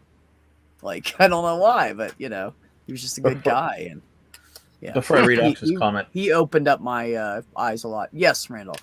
Yeah, no, I don't mean to interrupt you. Before I read, I just want you not to take Ox's comment off the screen. I was meaning to ask Purple if there are certain people that you find to be having soothing voices that you put on your playlist, or is your playlist some other kind of setup? Well, it's mostly just familiar voices, although, there are certain people that if I could afford it, I would pay them just to record books for me. Oh. are they people just in these communities? Because I'm sure lots of people would probably just volunteer and do it. Well, a number of people in the community. Aaron Ra has a very soothing voice. Unfortunately, he also tends to put some very jarring music at the beginning and end of his videos. Yeah, that's true. That's so, probably Peter doing that. Yeah. Yeah, it's kind of difficult. I do have to be selective about whose channel I have so it doesn't like blast intro music or something. You could download it and cut those parts out, I suppose. That sounds like a lot of work, though. Yeah, I could. Yeah, but that's the thing. It would be editing all the time. Yeah. You know, just with the volume of stuff that comes through on an average day, I can't be doing that every day.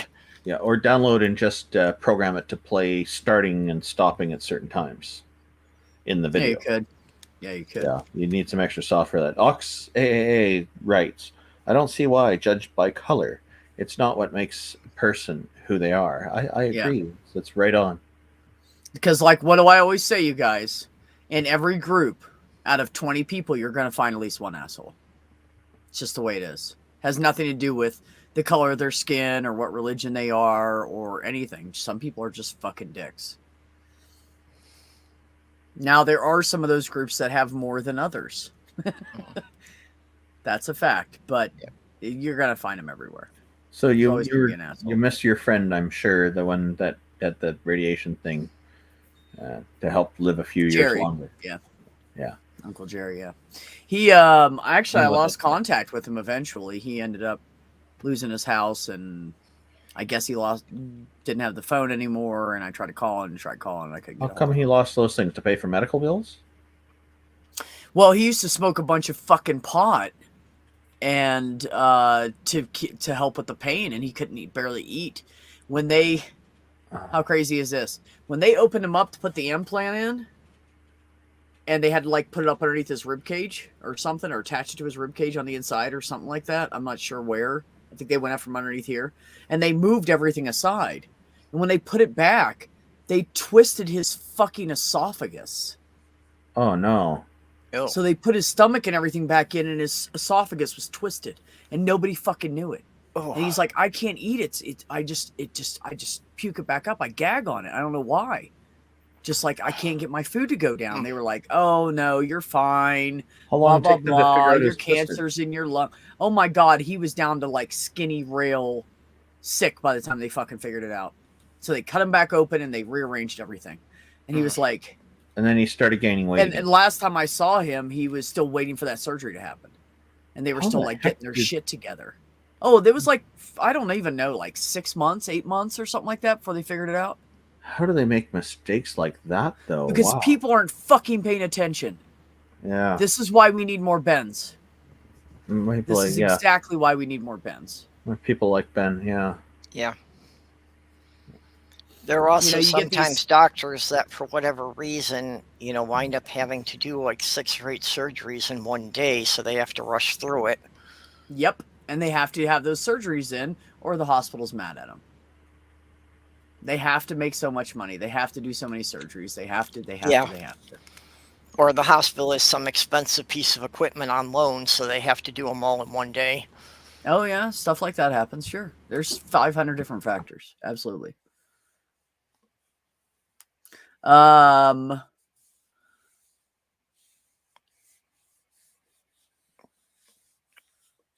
have a 10-hour file of native music I play at night. Low, but just loud enough to drown out other noises. Yeah. I would love to have that playlist.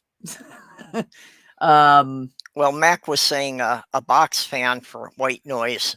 Yeah. That doesn't work for me. I am very aware of mechanical noises. So if the motor has any hum, or if it's the least bit out of balance, I will wind up focusing on the off rhythm, and I will be so focused on it. I do it all the time, Purple, and I have to make myself I have to like block it out. So I have one ear that's worse than the other one. So I'll lay on my right side, and then I try to distract myself with something. Like there's been times that it's been sitting there and I couldn't stop fucking hearing it. So I like pick up my phone, unplug it, play a game for a minute, smoke a bowl or something, and start getting sleepy. And then hopefully I won't think about it and I just go to sleep. But once I think about it, I hyper fucking focus on it. and it drives me crazy. And I'm glad I'm not the only one. Well, my fiance always had to have a fan blowing on her when she slept. Yeah. And I was always having to make adjustments. It's like I was modifying these fans. I was like building new cabinets and putting rubber feet on them so they wouldn't rattle against the floor. And, you know, just I had to spend hours adapting a new fan before I could sleep with it running. Wow. Yeah. Yeah. My brother Richard, little known fact, he has tinnitus, and he's had it for a long fucking time. And he has to sleep with the fan on, so it blocks out some of the ringing. He's got constant ringing in his ear. Yeah, I have it too. Mine I can't remember kind if of it's comes both and or one. goes. I don't have it every day, but Oh no, his is just all the time, all the fucking time. That's why he originally got these headphones, because it bypasses that sound and he can hear the fucking streams better. And whenever him and I are out working somewhere, he's always going, "What? Huh?" All the time. And I'm not a quiet person. See, I mentioned his name and he appears in the chat. Yep. Yeah, but he's got chronic tinnitus, and he has to sleep with the fan on to drown that. Greetings, Richard. Hi, brother. If you want to come in, come on in. We're just sitting here casually talking about some shit. I could give you. Let me toss you the link.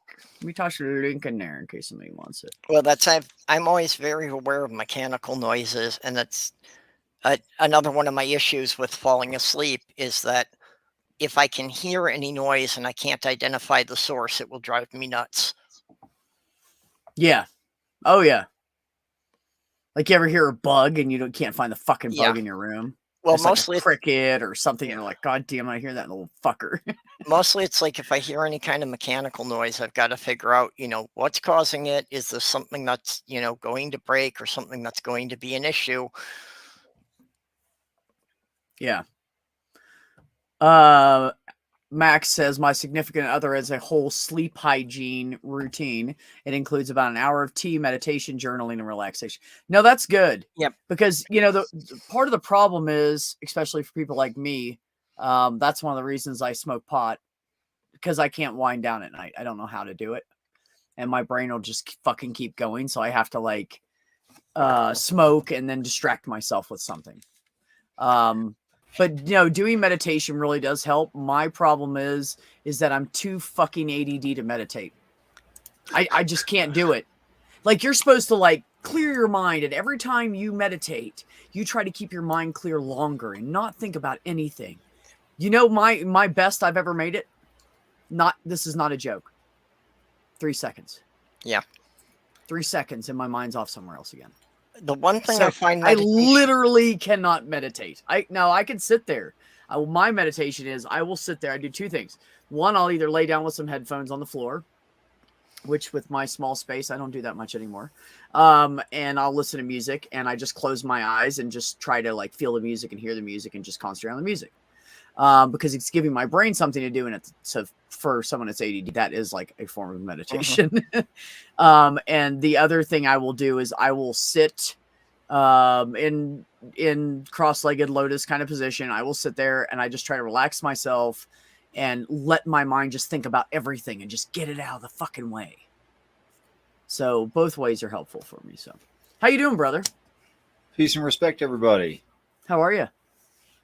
I want to comment on what Mac wrote. He said he was hoping I'd stop. It worked.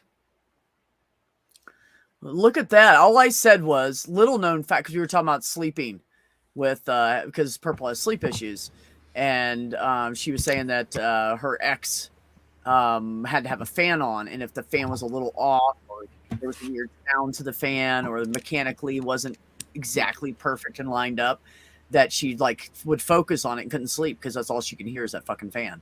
And I said, I do that too. And then I said, oh, and my brother has tinnitus and has to sleep with the fan on. About this whole thing, I'm just going to say Jen, and you already know what I mean. Yes, people experience these things. Hello, Richard. Huh? Jen, as in a girlfriend, as in a long time ago, as in a yoga freak. Oh, yeah. No, we're not getting into all that. That's, That's a lot of stories about some crazy shit. I was telling them about my whole kidney thing earlier, and like explaining it because Kyle was on and we'd never talked about it and everything, and I don't know how we got on the fucking subject. But anyways, there was some ending thing to it by the end of it. But yeah, so I lost track. Read the chat. Adderall done wore off, guys. I'm gonna start taking it in the afternoon. It was one of the issues for me, after I moved, was it takes about 3 months for me to get used to the refrigerator cycling. Yeah. And it's like, that's my bedroom doesn't even share a wall with the kitchen, but I can hear that when I'm laying in there. Oh, real quick, I know what I was gonna say. So he said, "Man, that's some crazy shit. That's pretty crazy to like live that." And I said, "Dude, that's not even the half of my life. You don't even know. You have no idea." Oh fuck. Oh. I looked up the words Randolph and Richardson. It directly translates to Casper and milquetoast. Casper milquetoast. Where did you look that up? I'm just kidding you. Oh, because you're eating vanilla ice cream. Like you're so like white and pale and blonde haired. You're eating vanilla. Like, dude, throw some cherries in that bitch or something. You gotta. I like vanilla ice cream. Yeah, no, I see. Comment to Ox in the chat that it's Ox had written, Randolph, if that's not maple ice cream, you're not a true Canadian. Laugh my something. Laugh my fucking ass off. Yeah, that's it. Thank you. Yeah. And then I wrote back, it's vanilla ice cream, white like the snow here in Canada. I'm trying to recover. And half the recover from that. My fiance's best friend. Nut. My fiance's best friend called me saltine because she said I was the whitest cracker she knew. Those are a little toasted looking. I don't know. Somebody Just was. So you guys know, Purple's ex was a POC. So people sometimes will ask me. Yeah, we were a biracial couple, so that had a lot of interesting experiences to go with that too. I'll bet. Yeah. It did give me a different perspective on it. Yeah. Sometimes people, a certain amount of reverse discrimination since I was like the only white person in the neighborhood. Right. Reverse is that still discrimination? Reverse discrimination doesn't exist. Yeah, it's still discrimination. Well, it's not. I hate that shit. It's racism. It doesn't matter. It doesn't matter what color you are. It's not just towards one set of people. Now, one set of reverse people are worse than everybody else. Well, no. Reverse discrimination would be putting a stop to the discrimination. Yeah. Yes. Yeah, it's a bad term for it, but it's the nomenclature. Like our car got vandalized twice before they realized that she was driving it too. Then they left it alone. Yeah, it's like when people confuse blasphemy laws with anti-blasphemy laws. Yeah. Happens all the time. Well, Purple, it's no different than one black person moving into a white neighborhood. Mm-hmm. If it's an all-white neighborhood or it's an all-black neighborhood, it's because the people that live there want it to like that. Yeah. You guys were talking about blondes earlier. Sometimes people will tell a blonde joke and they'll say, "Oh, you're a blonde. Are you offended?" And I said, "By what?" And they said the joke. I said, "Oh, you were telling a joke?" Ooh, Randolph. Hey, brother, what have you been up to? 5'9".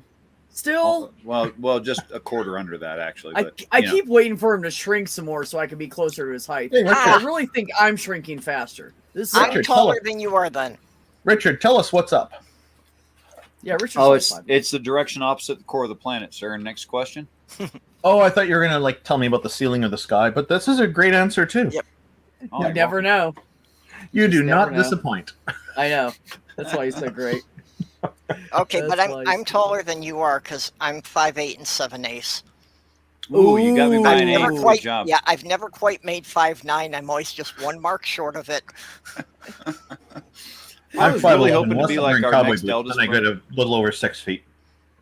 I actually shrunk quite a bit, and then I found out that one of the reasons that happens, it's not just old age, it's dehydration. And if you are not fully hydrated, your discs are not fully hydrated, and they will compress, and you will lose height. I've decided I need to start drinking more waters because I don't want to be short.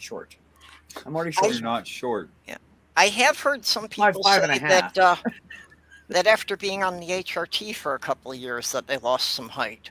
Now, I don't know if that's actually true or not, or if there's any, if that's ever been documented, or if it's just perceptions. Results. Well, it is important to put a lot of fluids in your body when you're doing any kind of like hormone therapy or something. Yeah. Well, it's you're taking, like, for instance, like Adderall. You got to drink a lot of. I'm more thirsty than I used to be. It's something I have to be very aware of because 3 of the medications I'm on all tend to dry you out. Yeah. So I have to be making sure that I'm, drinking like at least 2 quarts of fluids a day. Right. I would just drink a lot of coffee. That's what I do, but I get it. For me, it's mostly don't do iced that. tea. Anybody in the chat, don't do that. Don't drink coffee. Drink water. Yeah, I just can't stand the taste of it. It's disgusting. Water's amazing. Susan Skeptits is in the chat. How you doing, Susan? Hey, you are also, of course, welcome. You guys are all welcome to come in. We're not talking. I just posted the StreamYard link. I give Nathaniel a hard time, but I really love both of them a lot. Oh yeah, me too. Oh yeah, no, they're great. They're great. They're both brilliant, and they're fucking good people. And yeah, I have a really good time with Susan. Actually, some people don't know, but Catnip started Randolph I think knows now, and Purple probably knows. Catnip started a beginners level 5 dungeon for us, so we can play D&D again, and they're reteaching us stuff. So it's Catnip and one of them's I think it's Catnip's brother and husband, I think, and they know how to play, so they were kind of helping us along. And Ben was in there, and Ben was like, "No, I'm literally just helping you guys if you get stuck." And we'd be like, "What do you think?" And he named his character Dave, and Dave was a barbarian. And everyone else has all these like fancy names, and his is just Dave. And then he goes, it's like, "Dave, what do you think?" "I smash." So he said that like through almost the entire thing that we played. Yeah. So every other Sunday, we're all going to get together and keep going. And Smeesh, yes, thank you. And one of the people in the game was Susan. We had a blast, didn't we, Susan? I really enjoyed it. It was great. It was fun. It kept my mind busy. I was picturing shit in my head, thinking about what I want to do next, and it was great. It really distracted me from. It was like a good meditation, I guess. So that was a lot of fun. Yeah, I used to run a campaign under the nice Tunnels and Trolls system. Oh yeah. I gave up on D&D when the rulebook started to look like a set of encyclopedias. So Tunnels and Trolls was a much more simplified system. And that was good for you, Susan. You and Nathaniel. That's excellent news. It is. Susan you guys need to get out of there. Susan Turpin's written, "I'm good. Saw a couple of apartments today, getting ready to move out of the hellhole we're currently in. Found a place super close to both of our workplaces. So yay." Good. I love the fact that Randolph said that like Susan was super. Everything else was like Randolph, and it was super close. Well, she emphasized it. That's how she'd say. No, but that's how that way. You actually kind of sounded like her when you said it. You did a good job. Oh, really? So Titan says, "TU," because he knows I won't say it. Blonde cop pulls over blonde speeder, says, "I need to see your license." Speeder says, "What's it look like?" Cop says, "It's rectangular and has your face on it." That's a helpful cop. I know the rest of that joke if you want to hear it. No, what's the rest of it's in there a couple lines further down. Oh, Speeder pulls out. Wait a minute. Speeder pulls mirror out of purse, looks at it, and hands it to cop, who says, "Why didn't you tell me you were a fellow officer?" and lets her go. She's helpful too. Oh my god, that is horrible. And I love these anecdotes. Yet hilarious at the same time. Thank you for that. I love these anecdotes. They're great. Yeah, I know, Susan. Isn't it true? Like, because I never act like anybody else but myself. It's hard for me to act out the character. Susan I writes, it was so much fun. I'm trying to get into my character, but I'm so used to being myself that it's difficult. Ha ha ha. It is. It truly is. Like, I gotta tell you, I like what Nathaniel's doing, covering Ben Shapiro in depth. It's he's got a great series of videos on that. It's well worth watching. Marie K. Austin claimed to not get the joke. That's pretty funny. There was a joke? The blonde speeder, blonde cop joke? That one? What? 3 minutes Oh, ago? yeah, and Marie's blonde. I thought that was an anecdote. I'm not saying it couldn't Shut up, happen. Randolph. You're just offended because you're blonde. I'm not offended. Jenny was super chaotic, Susan. Jenny was like, so we're in the bar, right? We're all in the bar and we're just starting to talk to each other. We're not a group yet, right? We're just meeting each other for the first time. And Catnip says, okay, this little rabbit kind of guy, he's like a rabbit but kind of human, right? Or whatever, comes in the door and he's looking really like sneaky and shit. And, what do you want to do? And Jenny's like, shoot him with an arrow. I'm like, Jesus Christ, Jenny, slow down. You can pull out my sword, I'm going to chop his head off.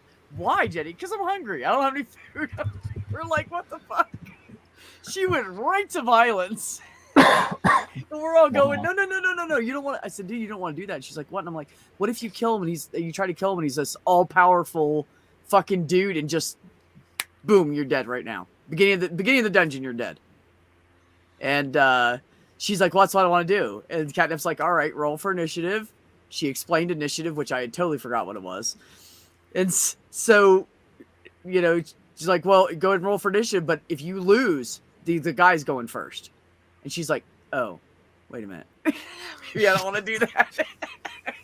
Yeah, well, she backed off of it. I was like, you got to wait and think, and you have to discuss shit in these games. You can't just act. I asked Susan to share Nathaniel's most recent video on Ben Shapiro, the work that he's been doing on that. And good, yeah. If you could highlight it, showcase it on the screen, that'd be great.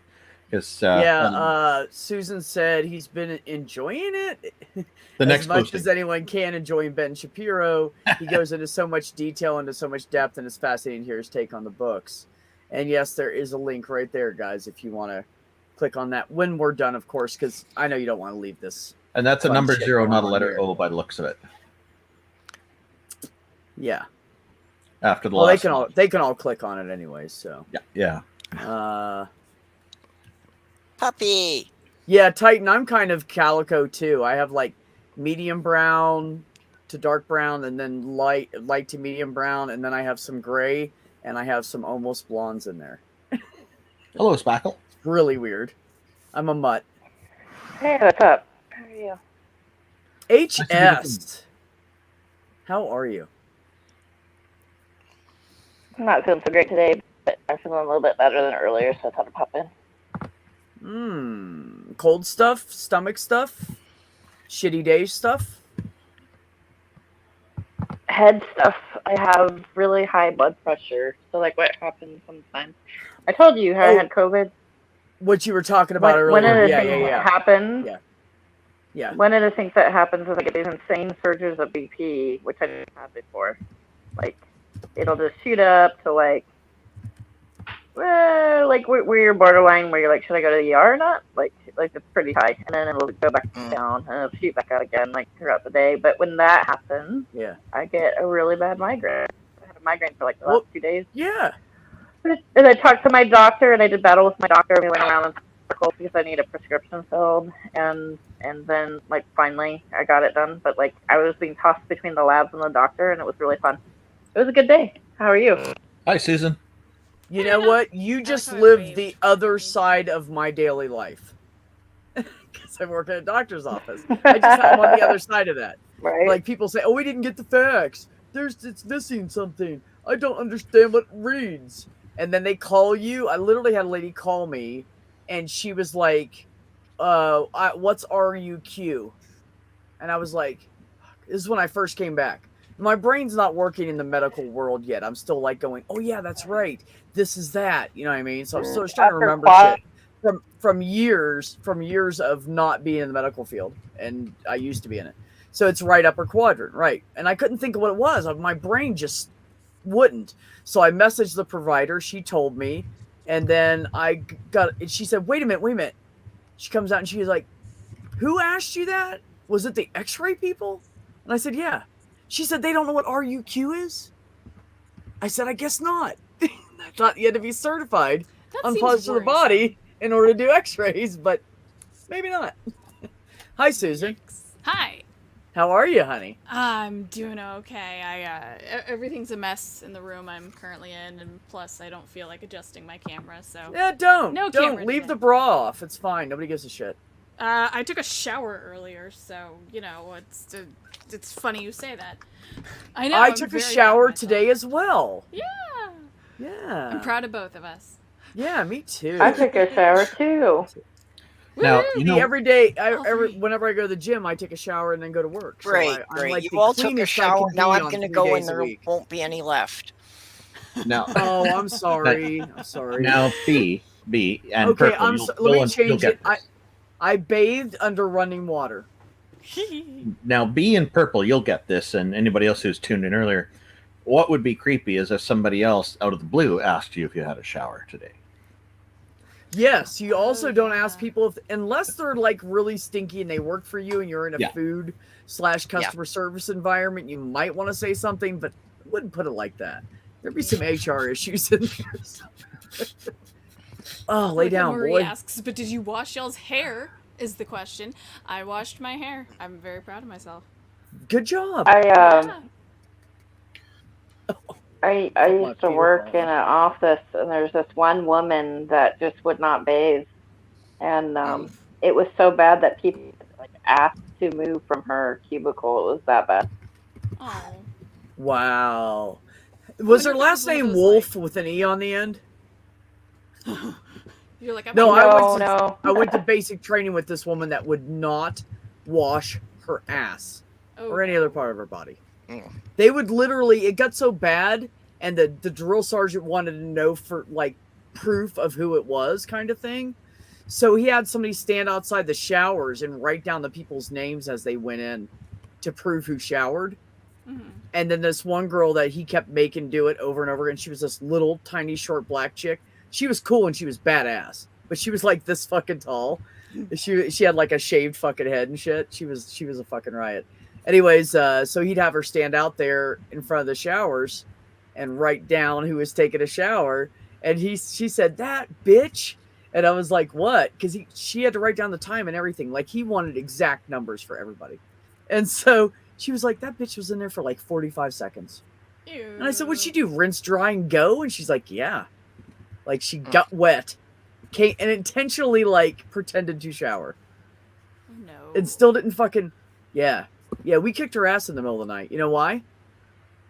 Because one of us was not being clean, all of us got punished. Oh, yeah. So we said to her, we were like, dude, I'm not going to get woken up at 3 a.m. again by somebody beating on a fucking trash can because you're not washing your fucking ass. Go take a goddamn shower. She was clean for like 4 days. Basically took that one shower. And she started stinking really bad again. And we had a blanket party with her. Because we got our asses kicked for like 2 weeks at least because of her. In basic training, like extra kicked. We had a guy that just would not quit getting caught smoking cigarettes. Now everybody Seriously? was smoking cigarettes. Everybody that wanted to smoke was smoking. But, you know, you don't hide them in your locker, and you don't get caught behind the building smoking them on surface level of the earth. You just don't do that. Yeah, that's pretty stupid. He got a bar soap sock party, yeah. Yeah, that's what we did to her. Yeah. You know what happened after that? The rest of basic training, her ass is fucking clean. She bathed? Imagine She that. fucking bathed every goddamn day. The So is the story blanket over. party where you, And like, she wrap went her up in she a went and blanket told the drill sergeant that we beat her up in the middle of the night, and he said, who did it? And she said, I don't know, it was a bunch of them. Because that's the point. You all hit them one time and you're all guilty. That's the fucking point behind it. You can't tell on each other. So, yeah, like almost everybody in our platoon did. There was like probably 50 women that hit her, and there was like 83 people in my platoon. So no one said a goddamn word because we were the biggest and baddest ones that were fed up with her, and everybody else that was too timid were sitting back going, please do something because I'm fucking sick of this shit. But they wouldn't say it. So everybody knew who it was. It was like the obvious people in the platoon, you know. What did the drill sergeant do? He asked who did it, and everybody said, I didn't see anything. And then he told her to fucking go about her day. And nothing was ever said about it again. Yeah, she claimed mental illness, and it sounds like military. She's not home. Military. She got that's sent what I home. was gonna say. It sounds like she should not have been there with. No, don't give that. No, I wouldn't give her a gun. Actually, she was a pretty good fucking shot, which is even worse. That's what basic training for, though, helping to weed out people that the intake process didn't. Absolutely, you get the healthiest people you can, and then you figure out which ones you can, will be disciplined and putty and do everything you ask them. Because when you're on the battlefield, you need to know that you can rely on them. Well, yeah, but they don't need to do that for that to happen because you naturally become buddies with the people that, like when you're in basic training, they assign you a basic buddy. So you go into basic training, you both sleep in the same cubicle in the same area, and you do everything together. You literally shower at the same time. You do everything together. I think and that you'll forgive me. The whole community it forms a serious bond, and by the time you're done just with basic training in 2 months, that person is like your best fucking friend, and you don't even see it happening. I think Randolph was talking, do they crack under pressure, not do you trust them? Do they? Oh, my bad. Yeah, Touché. like how do they perform like in the heat of you're the right. moment sort of thing. Yeah, you don't want somebody that's nuts trying to get your back. No. Yeah, You want somebody you can trust, as in they're reliable. So yeah. Okay, Marie, a blanket The party whole is this. communal pooping does not sound fun. Yeah, no thanks. As much as I hate to admit that, I'm not bragging look that the I other did way. it. I'm just saying it was a matter of fact. Okay, so this is what a blanket party is. Someone's in bed. You grab their blanket, pull down on both sides. Usually have 4 to 6 people do that so they cannot move. You put bars of soap in a sock and you hit them with it on their body, not in their face. We wouldn't do that, but on their body, and you leave some marks, and it hurts them, and it does no serious permanent damage as long as nobody gets too fucking crazy with it. And it sends a very clear signal that the whole platoon is fed up with your ass. You better fucking stop. And it works, unfortunately. Some people you have to do that with because you're just getting your ass kicked. Like they would wake us up we'd go to bed and they wake us up like 2 hours later, and they'd run our asses all night and then tell us to hit the bunks, and we'd shower and we'd go back to bed, and then they'd wake us up 5 minutes later, like literally 10 minutes later. It was horrible. Yeah. You think that she would have gotten like smart and been like, okay, at least I'll wash my crotch, my armpits, and my butt. No, she like nothing. Just half time she didn't even walk in there with fucking soap in her hand.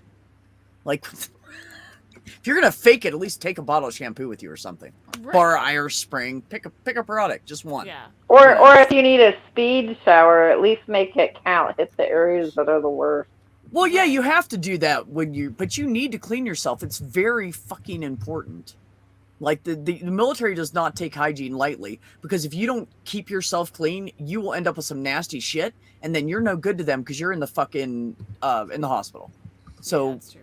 Yeah, you can't be strong and reliable and ready and everything when you're sick because your fucking feet are falling off because you forgot to change your socks for 4 days. Yeah. They're very Well, serious about in it. the barracks, you're packed together in such tight quarters too.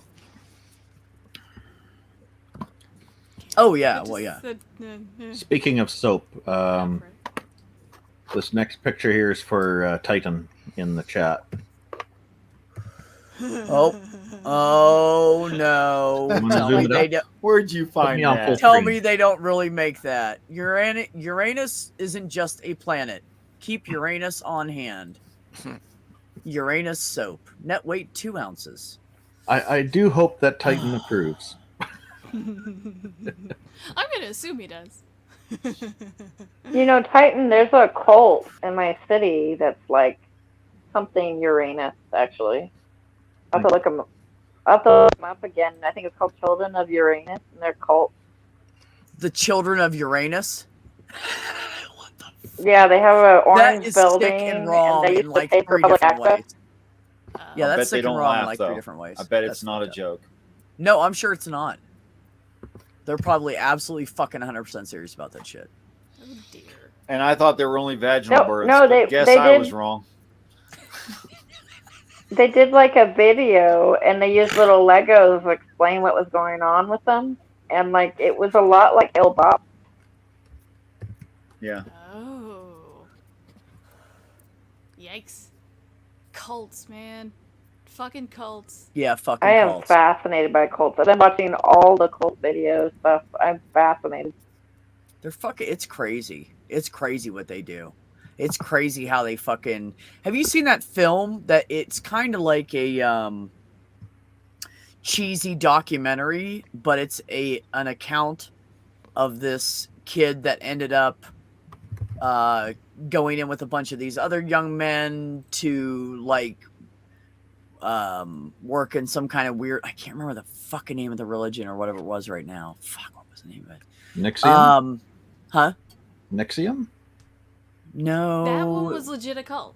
That one's legit a cult. Yeah. But anyway, so it was like this, but they are right under the religious people in the government and shit that control everything, and they're like gophers and shit for them. Is basically all they are, and they indoctrinate them into it when they're teenagers, and then they groom them to be politicians. And it's fucking real. And that movie Sounds like the Boy Scouts. I didn't even get to watch the Knights rest of it because Templar? I'm too ADD, but it was interesting, for sure. Knights Templar, like Randolph said. Maybe Does that ring a something to bell? that effect, yeah. Skull and Bones. Ooh, you might be closer there. Yeah, but it was Skull and something like Bones. that. Bush Jr. was in Skull and Bones, and Yeah. wasn't Tony Blair, or no, he was something different, a more traditional one. It's also the guy that was in charge of the whole thing. Secret is Society. in all kinds of pictures with different politicians. He's all over the fucking place in pictures. And no one talks about who he is. But he's the one that like oversees all that shit. And takes care of everything for the politicians and shit. And it's fucking crazy. And the guy in the documentary legitimately showed colored and black and white pictures because this guy's been doing this shit for years. And he's like, they all have their hand in his pocket or vice versa. One of the two. Yeah, you need to look up secret societies. I'm sure it'll come up if you search for secret. It's a documentary. It's pretty good. But it's kind of made kind of like indie college kid style. It's kind of like rough, not the best filming and Two stuff. of them in but- side chat said, "The family?" ? Yes, thank you. It is the family. Yes. Thank you, Titan. Nondescript. I found the link to it. Mac on and Netflix. Guy and The family is a political cult that is largely run by evangelicals. yes. But they're knee deep in the government is my point. But it is very interesting. Oh, definitely. Oh, If you Tony haven't Blair's seen Freemason. that, definitely, and you're into that shit, definitely watch that. I think Tony Blair is a Freemason. I think. Yeah, Freemason's a whole different. I don't fucking know, man. They've been around. For a So while. Mason and Scottish Rites are, and then Eastern Star. Those are all kind of the same flavor of things, but like Eastern Star means like female, those the are same like thing, really right? defeatable. Actually, the name itself. Yeah. Eastern Star is the female. I gotta say, the name Eastern Star sounds pretty awesome for a name of any group. But it's a shame it's a cult. Shriners. It'd be a good band name. If you're interested in Shriners, cults, Eastern Star, Masons. The if you're Moonies. interested in cults, you should check out Lisa for Truth.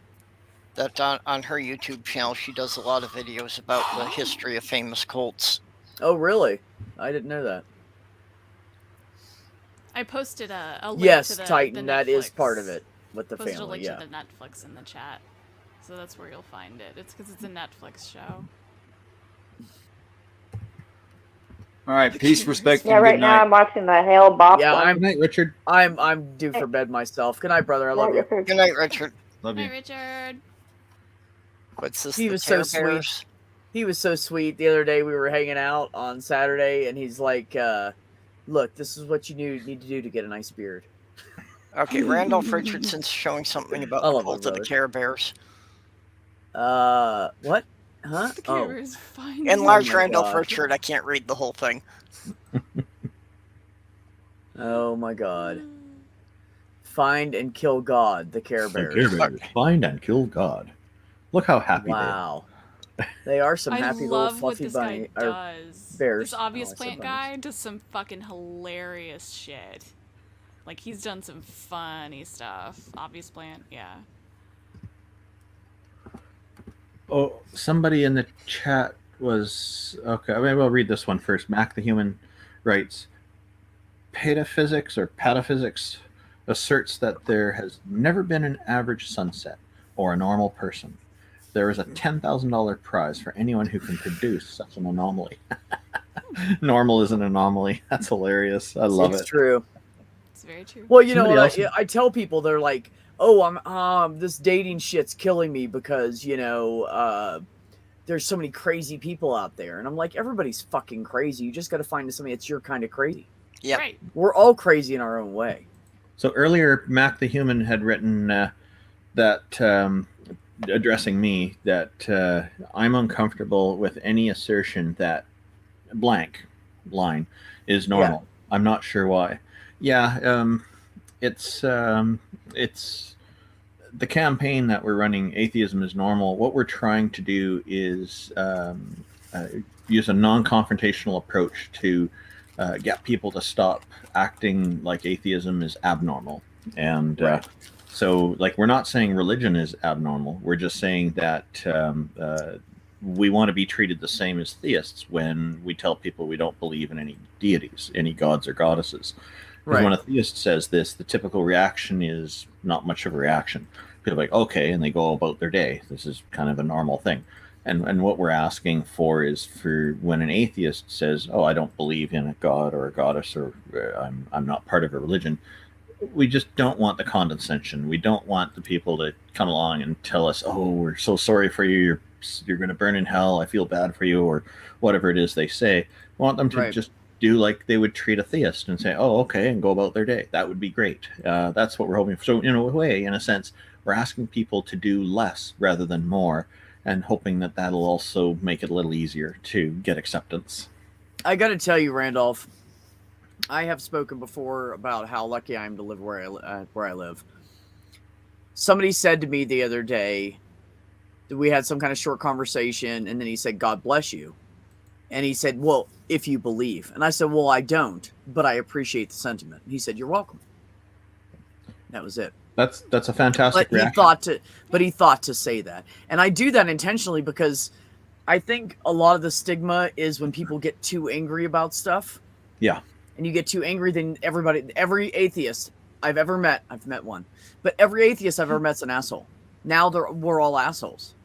So if instead of getting angry, I counteract it with a calm, mature response, then who's the better person if they get shitty?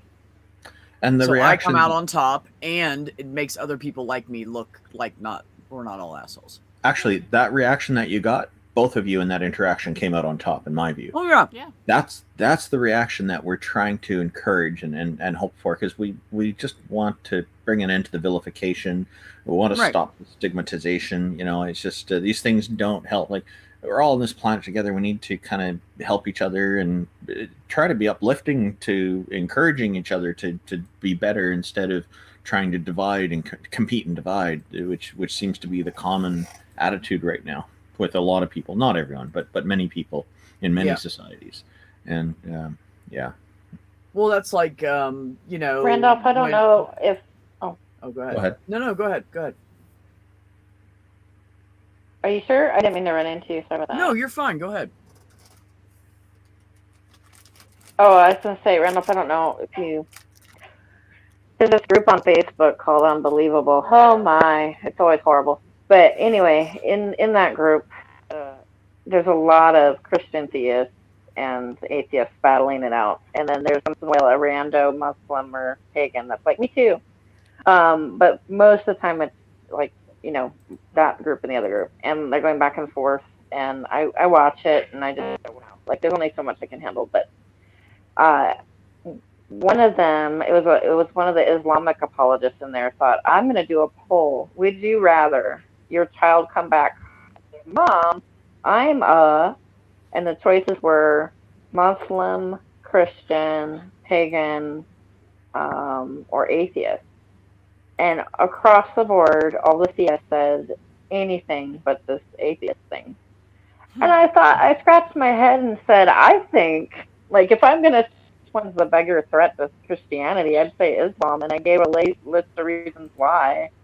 Because it's the most competing religion with Christianity. It's still a monotheist religion, right? It's still, you know. Yep. And then I said, in the next one I would put is paganism, because now you've got this smorgasbord of gods and abilities.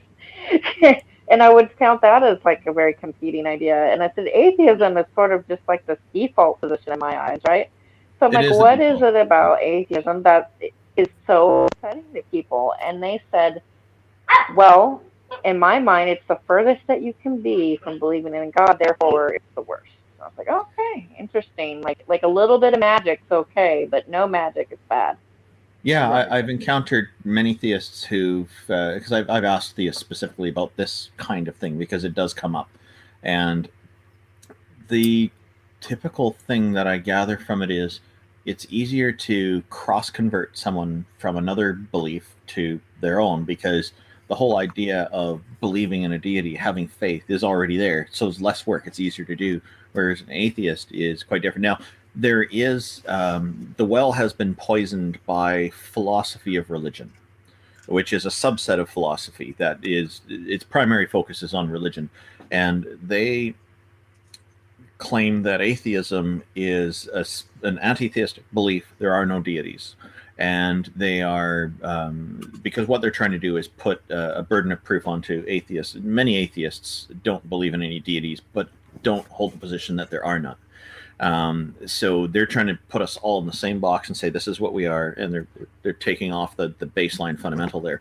And so they see us as the enemy because of all this. And this kind of comes from, in the Holy Bible, from what I've been able to track down with it, it seems has a pretty big influence on philosophy of religion's attitude on this. That I'm talking about that as a group of theologians and apologists and whatnot who are interested in philosophy of religion, and others. There's a part in the Bible that says either you're with God or you're against Him, and it's a false dilemma, because there are many people who just don't have an opinion either way on that. And I think that's been quite influential in the philosophy of religion side of things, which I consider to be quite a biased aspect, a biased sub-discipline of philosophy. Right. Dr. William. Fine, but that verse, that verse is literally talking about competing religions, though. That's what's so funny about it all. Like they're literally talking about the different competing Canaanite religions. And for those who haven't taken a position, it's intended to force us to take a position. You can only be one or the other. You're either with us or you're against us. Why does it have to be limited to just those two options? I have no idea. Because that's how you form cults. That's right. Well, that's the answer. Yeah. Can't argue so that. It's a tool of coercion, is what it is. Yeah. And and it's unfortunate. Now you commented about these people in these forums who like to battle back and forth, and people do. And I enjoy getting into the debates too. Usually when I'm in debates, though, a conversation often breaks out. There's people, like on the end of this month, I'll be debating with a Muslim, and I'm hopeful that that's going to turn into an interesting conversation as well as debate. Right. Cool. I prefer conversation over debate. Debate is like, honestly, debate is like half fact and the rest is rhetoric and show business. But you see, the trick with debate is that it brings in a larger audience, and then you can turn it into conversation. And quite often the reactions from people in the audience are, how refreshing. People are actually able to have a conversation. Yeah, but it usually ends up, the debate is a dumpster fire, and I'm not going to have the dumpster fire on my fucking channel. I just won't. Yeah, and then there's the people who are all like, "This, I'm just debating with you. Debate me, bro." And it's like, nope. This isn't a debate. This is an argument. Yeah, and that's the thing I don't have the emotional energy for that. The bottom line is if you watch any typical debate, you might get one person who might have changed their mind a little bit, but yeah, you rarely, because the people that go in there to get in the side chat and talk shit about the debate are the ones that are steadfast in what they believe, right? And that's just like the bottom line. So good luck changing anybody's minds. Now, you might find that one person. You might find that one person that you change their mind, and that one person says it to somebody else, and maybe you can change 10 or 15 or 20 people's minds. Maybe, But it's just not going to happen a lot. So I just don't see any point behind it. I'm just talking to hear myself talk now. Because I don't believe the other guy. The chat's probably full of shit, 50% of it. So what the fuck am I talking Depends about? on the debate channel. It depends on the debate. I've just seen too much bad shit on YouTube. It varies. I just can't.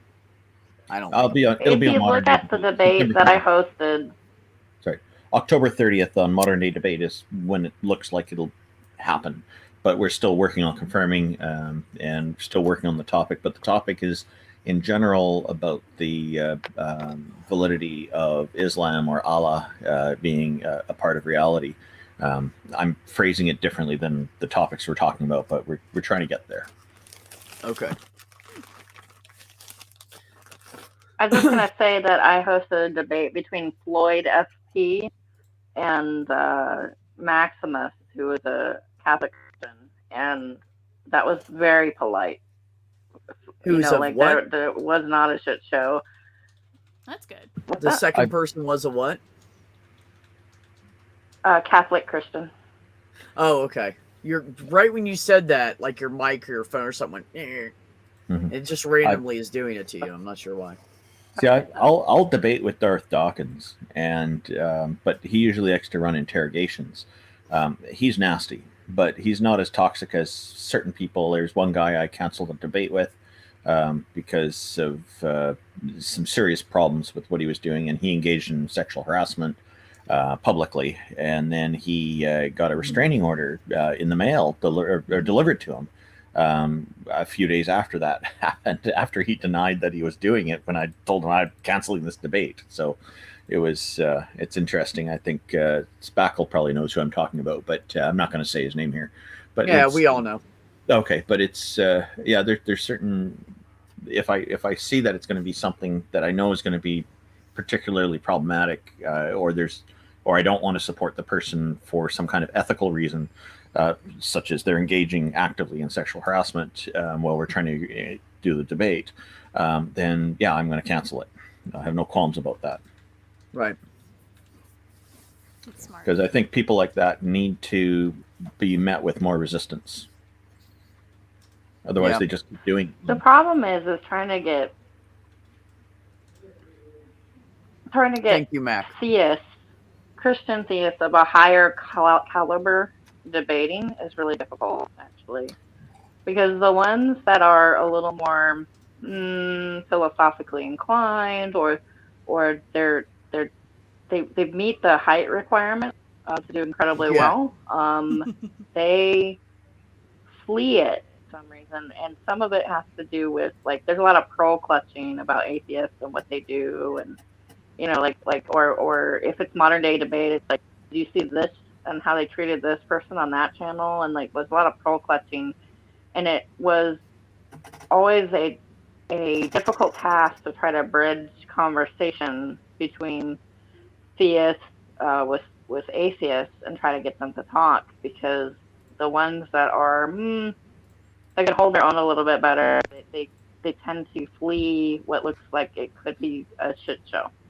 You know what you could do, Spackle, is you could try suggesting that instead of a debate, you could also do a series of conversations and just have a back and forth that's not meant as a debate, but just as a friendly conversation. I'd be happy to even join in such a thing if it's helpful to you to get more of these people on your channel. Just let me know.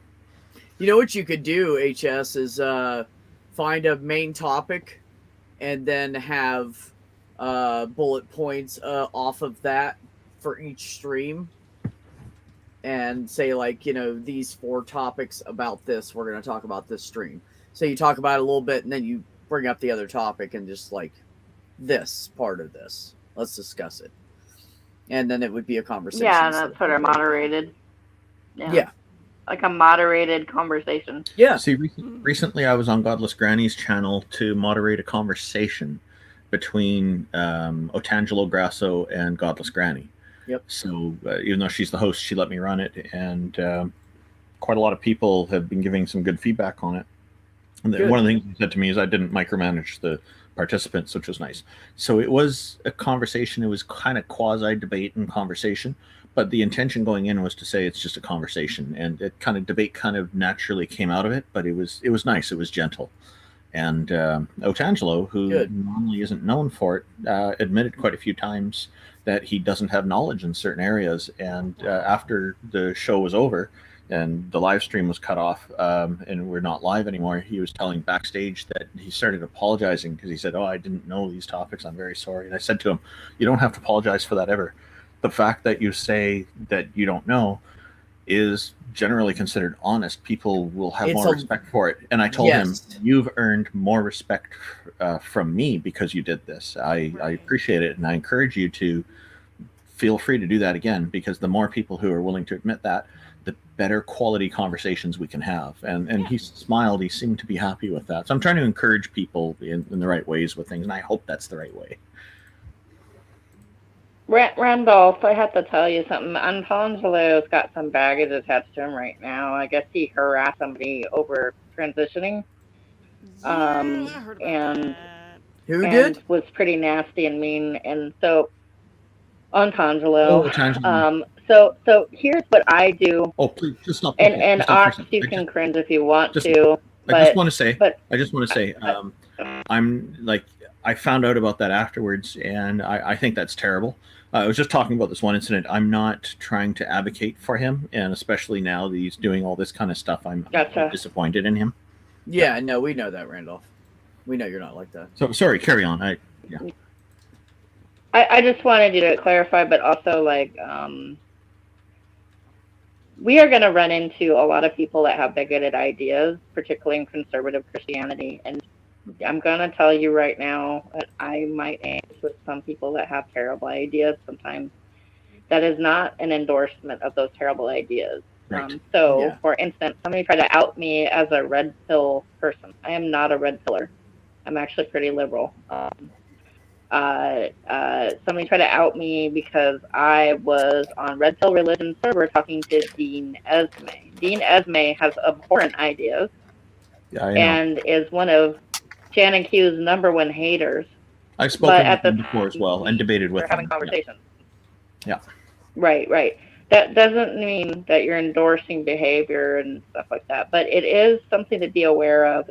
If somebody is behaving that way, you can say, this is the requirement for engagement. If you can't meet those, then we can't engage, which is, you know, we'll see if people can meet those, right? Right. Everybody's got their limits. Yeah, and each person running their channel needs to do it differently. See, for me, if I was to interview somebody, if I had the opportunity to interview somebody who went to prison for some really horrible crimes, I would be interested in debating, in interviewing them if what they wanted to talk about was why they realized that what they did was wrong. And I think that would be okay. But if they were going to make excuses for what they did, then I'd have probably not want to interview them, because it's what I'm choosing what I don't want to support here. Does that make sense to you? Does that seem reasonable to you? Yeah, it does. It's. I mean, there are some people I don't engage with. Like, I personally can't stand Darth Dawkins. I cannot engage with this guy without just, losing my mind. I missed the name because the dog was barking. Like, it's just not fun. I missed the name you said because the dog was barking. Darth. Oh, Darth Dawkins. Yeah. That dude. So I saw that B highlighted that Mac said, wait, isn't the red pill the good one? I mean, in the proper context, yes, but in this case, it's, you know, a lot to do with the incels and men going their own way and MGTOW and stuff like that. So it's kind of been bastardized into MRAs. Did that did the red pill blue pill idea come from the movies The Matrix, or was that the story, or was that from somewhere else? Yeah, it came from Matrix. Yeah, like that's where they originally got it from. And it's the red pill movement. There's a lot of overlap also with pickup artists and stuff. Okay. So your volume's low, so I'm trying to make sure I can hear you. Oh yeah, sorry. I'm also kind of far away from the mic too. What's my gain at? Oh, sorry, cat. Sorry, the cat just meowed. Cat alert. So, yeah. There's a lot of overlap with the MRAs and the incels and MGTOWs and stuff, but they also talk about dates with women like their conquests. Yeah, that I don't care for that. Yeah, and like they talk about, like they rate women on scales of 1 to 10, and they call them like just really sexist stuff, and it's infuriating. And they're idiots. I'll see myself out now. They're idiots, and they're not going to have healthy relationships with those kinds of attitudes, in my opinion. Nope. Yeah, agreed. What's interesting is, like, I've been in arguments with them before about, like, just some of the women's stuff, let alone, like, all these other important ideas. But like, what's fascinating is, like, there's this element of, on one hand, if they're religious and like this, the wife has to be sort of like this homemaker, you know, subservient being. And then if they're non-religious, the wife or spouse, or I don't know, I'm using all the wrong words, the partner, the person that they sleep with is a conquest. It's just just a number, a vehicle. You know, I got you lunch, so therefore we did a transaction. I get to get laid. You know, it's fucking weird. It's not a transaction. It's much more than that. Yeah, there's a lot of entitlement within the movements. So it's it's like they'll say it's things like, "Tell me the difference between your girlfriend and a whore." Like they'll say shit like that, and you're like, "Oh, are you kidding me?" Yeah, it's like the whole "why buy the cow when you can get the milk for free?" Like that's something that they genuinely believe in. So it's like, what the hell? Yeah, and then if you get the religious side, it's the other way. It's like, you know, the whole subservient thing. You know. Kind of sounds like the guys I grew up around. Is bane of their existence. Yeah, you grew up around that?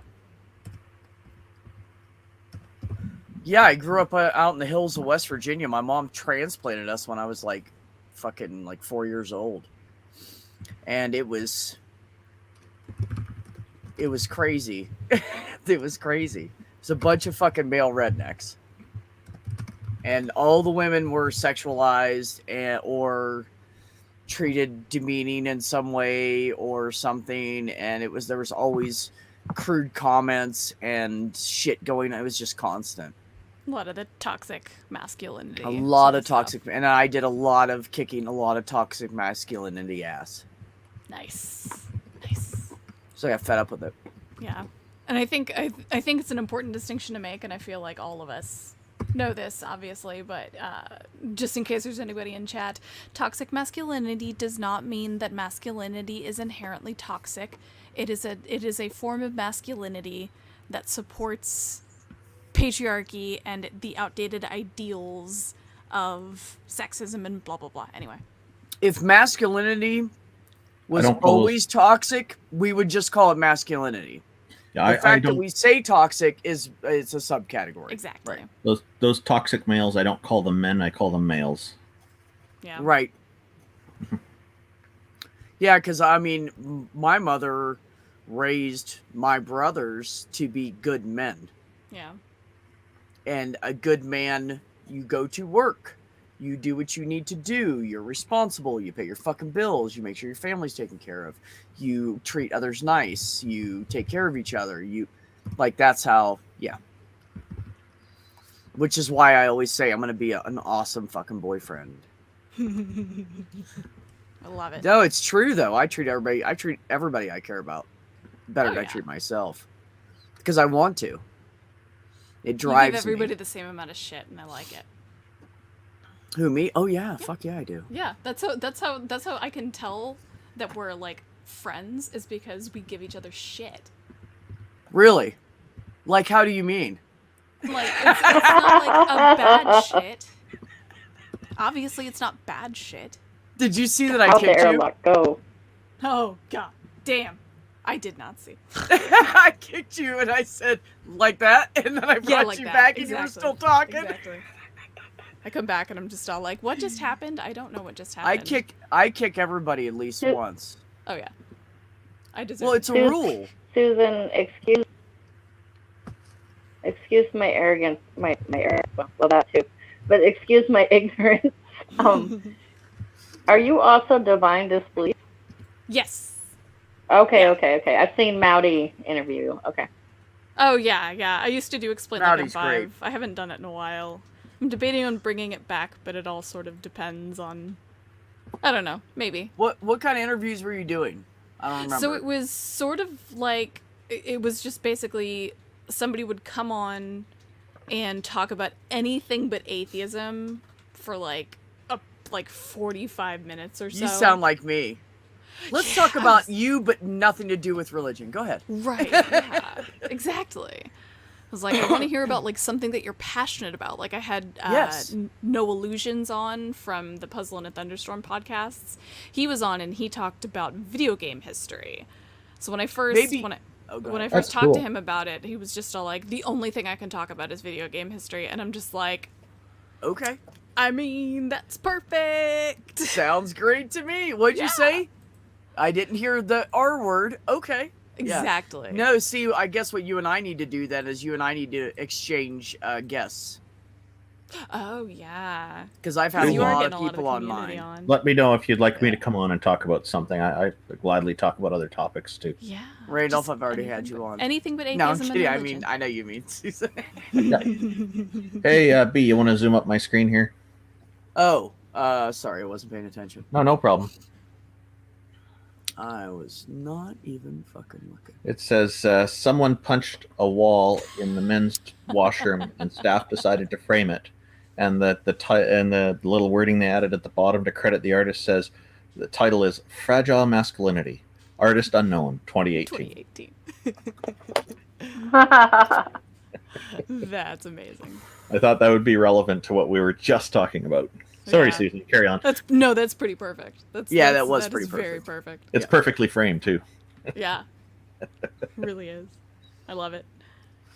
But yeah, like I love doing it for a while. I think I did it for about like 3 months or so. And then I sort of was just like I lost a lot of motivation for creating my own content.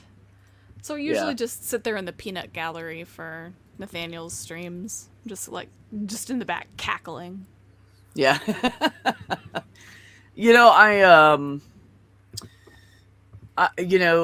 Doing content creating takes a lot of fucking time. Mm-hmm.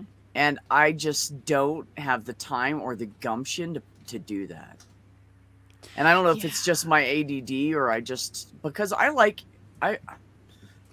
don't even really like watching other people's premieres. Mm-hmm. I want to interact with the stream. That's half the fucking point of being in the chat. Yeah. So if you're saying stuff and then you make a comment and then the creator goes, "Oh yeah, when we were talking about this, blah blah blah," I'm like, yeah, but see, I wanted to be part of that. You know what I mean? Oh yeah. So I mean, I'm not saying premieres are bad. The ones that are really long that you can't participate in, I don't really like. So I just don't. If it's like 20 minutes or something like that, or maybe even 30 minutes or less, then I'm fine with it. But when it's really long and it's a premiere, I have trouble staying focused on it because I can't interact. I like to interact. So. Oh yeah, I know. Hell yeah, Marie. I understand that on a very deep level. Yeah. Yeah, Mac. Mac said I broke my hand in a tantrum once. Instant humility. I'm going to tell you, Mac, I can't tell you how many times when I was a teenager and in my early 20s that I punched things and fucked my hands up. So, yeah, see, now I have this big lump on my hand and we're not sure what it is. I don't know if you guys can even see it. Is it an unhealed Do you broken see it? bone? No. Not that we at know your of. wrist? They think it's my one of the providers I work, actually my doc and Heather both think it's just a calcification. Oh yeah. But the problem is I've had it for years, but when I go to close my hand, my tendons catch on it. Ooh. So yeah, does not feel good. And then my hand's like I can't close it. You know, I'm like this going. Ooh. So I have to like do this and put my hand all the way back and like I'll rub it and kind of relax it and wiggle the tendons around it. And I'm like, oh, see, I'm good now. Yeah, You know? it's like now it's So now it's fine. yeah, I have to move the tendons back on the other side of it. So it's definitely getting in the way, It's and not, I don't want to. it doesn't I don't move wanna, or squish, right? Oh no, it's hard as a fucking rock. It's like it feels like a bone. And they did So an what would they do X-ray to on it fix and said, Yeah, okay. we might have to do an MRI. And I'm like, no, you fuckers are gonna drain me dry. And I said something to Heather about it, and she goes, anybody hit it with a book yet? And I said, would you do that for me? You just hit it and knock it off? Because at first we thought it was a ganglion cyst, and they used to do that back in the day with ganglion cysts. They would pop the cyst by smacking it with a book, and they were like, there you go, you're done, we don't have to open you up. But it worked, you know. So they did that for a long time, and now I guess they cut it open and try to remove it or drain it or whatever. But you know, I don't know, man. I don't. So Heather said, look, try this and tell me if it works. And I said, okay. She said, take every time you eat, for your 3 meals a day, every time you eat, take 2 Tums. And I said, okay, why? And she said, because it'll fucking make that shit disappear and you won't have to get surgery on your hand. And I was Calcium like, and stuff. oh, that's brilliant. So I bought some, that's what I was just chewing on. I bought some Tums. So I'm going to do it. I mean, I'd rather eat those. I'd rather eat those things for 3 or 4 months than fucking have surgery on my hands. Remember that commercial where they sung that? I remember that. Tums. Yeah. Yeah. I feel like they. No, I don't remember that at all, Randolph. Oh. I'm That's kidding. a lot better than the Pepto-Bismol dance. Oh, that one's Oh, horrible. God, Oh my god, that new one they do, they're really exaggerating. I just want to fucking and they're all like doing that stupid fucking dance, and I just want to like pluck them off like the little tin ducks at the fucking carnival. You know, like stop, man, stop doing that. It's not. God, people must look at us and go, man, the U.S. is really stupid. Yeah.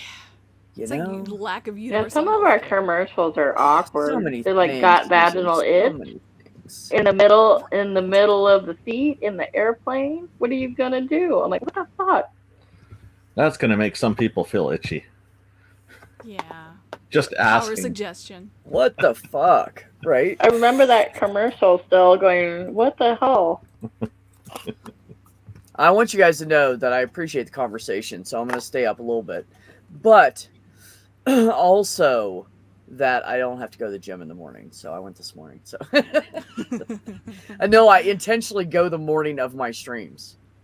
Oh, So that's then if smart. I need to go to bed early so I can go to the gym, then I just like leave meals early or whatever. So I go to the gym on Monday, Wednesday, Friday. So that way it doesn't interfere with I can stay up late and stream and shit, and it doesn't matter. Tomorrow's a Do you short have day. a preferred 2 hours exercise shorter. routine? Yeah, I have a little routine. Years ago when I worked at Amazon, I was gaining some weight and shit. And I walked into Amazon with weight because I was an over-the-road truck driver and I had a lot of weight on me and shit. And I was like, I'm going to start losing this. So, I started going to when I worked at Amazon, I went to the gym every single morning, and I had to be at work, clocked in by, hold on, I don't want to lie. I think it was like 6:30 or 10 till 7 or something like that. I think I got there at 6:30. So I'd get up at like 3:30 in the morning, go to the fucking gym. It was on the way to work, take a shower, change into my work clothes, go to work. And I did it every day, 5 days a week. So while I was there, I started going to Planet Fitness, and while I started going to Planet Fitness, they have those machines that have all the cables and the weights and stuff. And so I found a routine to work like my biceps, my triceps, my pecs, my abs, my shoulders, my upper back, lower back, and all on that one machine. I just go around that machine. And then I do a circuit. I do, because I thought, well, everybody does like 10 or 15, and 15 felt like too much for me because I'd wear myself out before I was done with the whole workout I wanted to do. And 10 didn't seem like enough, so I do 12 because I'm weird. I do 12. So I do. Because you can't do 12 and a half to get right in between. I don't know what it is. It's got to be an even number. Could be 13. No, I that's don't perfect. fucking know. Yeah, I'm works weird. out. It's my brain. It just doesn't shut up. So, so I have like I do the pull downs behind my neck. I actually just upped my weight from where I was doing it. So now I'm pulling down 70 pounds. I was at 55. Nice. So I do 12 of those. I go over here. I do 12 of these where you pull down and you have the rope and you separate it as you're pulling down. So you're really working a lot of muscles in your arms. And then I do the over the head out. And then I do that 3 times. 12 times each, 3 times. And then I go over to the leg press, and I do leg presses and toe presses. And then I go back over there and I do the other 3, which include my crunches. And yeah, so I have a routine, yeah. And the pull down, I leave it, 70's a little bit too much, so I'll go back to 55 after I do a few reps of it. Then I do it this way. I pull down this way. So it's like an opposite bench press. What do you do for you know your limits, so that's smart. See, the good thing about using cable weights versus like, okay, so if you're lifting and you have if you're using a weight, you know, you do more of a drop, like with your biceps, right? You do more of a drop when you come down, and then you pull up. Well, when you're using cables, it's both directions. Oh, yeah. You're getting resistance in both directions. So it actually, like, these other guys are over there and they're like looking in the mirror and lifting weights. I'm like, how long did you work for that? I could have that in like a year. You know, like literally, I could have that like that. So there was a point in my life when I weighed like 125 pounds. Me too. Like a decade ago, and I'm just like, that would be nice, but I was too skinny. More. And then I stayed at like 138 to 140 for years. And then I hit, it was like, what did I hit? I hit 37. I hit 37. All of a sudden, I just started gaining weight out of nowhere. And I was like, what the fuck? I don't like this. What the fuck? And then I was a truck driver after that. So that didn't help any. I gained more weight. Yeah. So when I got out of the truck and I said, I'm done with over the road shit, I was at 229 and a half pounds, 5'6", and I started at 147. Yeah. And that's so I gained adjustment. 83 pounds. Yeah. That's a large child or a small person. Yeah. That I was carrying around on my body. Yeah. And it exhausted me. And and like people don't So realize... I quit doing over the road. I'm like, I'm done. I'll never do it again. I'll keep my CDL, but I'll never do it again. It's got to be one of those things that it's like there's just, while there are many benefits to being over the road, I mean, I imagine there are, I don't know, but you know, the only benefit is if you don't have anything at home, Yeah. Like what I did was I put my stuff in somebody's place, and I just started paying her like $250 a month for when I was there, and she just fed me and stuff because I gave her that much money and she needed it, but it really should have been like 150 because I was only home like 4 days out of the month. Yeah. Maybe 6 if there was a holiday and I got an extra day off or something. So I pretty much just lived in the truck all the time, and I only came home every 2 weeks. So, but when I came home, she'd like feed me and everything, you know, and that was a cool deal. But the problem with truck driving is it's such a stagnant job.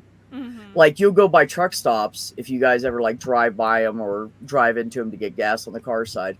Look over there, you're guaranteed to see some fucking truck driver with like barbell and fucking all kinds of shit, you know, like exercising beside his truck, like lifting weights and exercising. I imagine you gotta find a way to stay. Because you have to. You have to.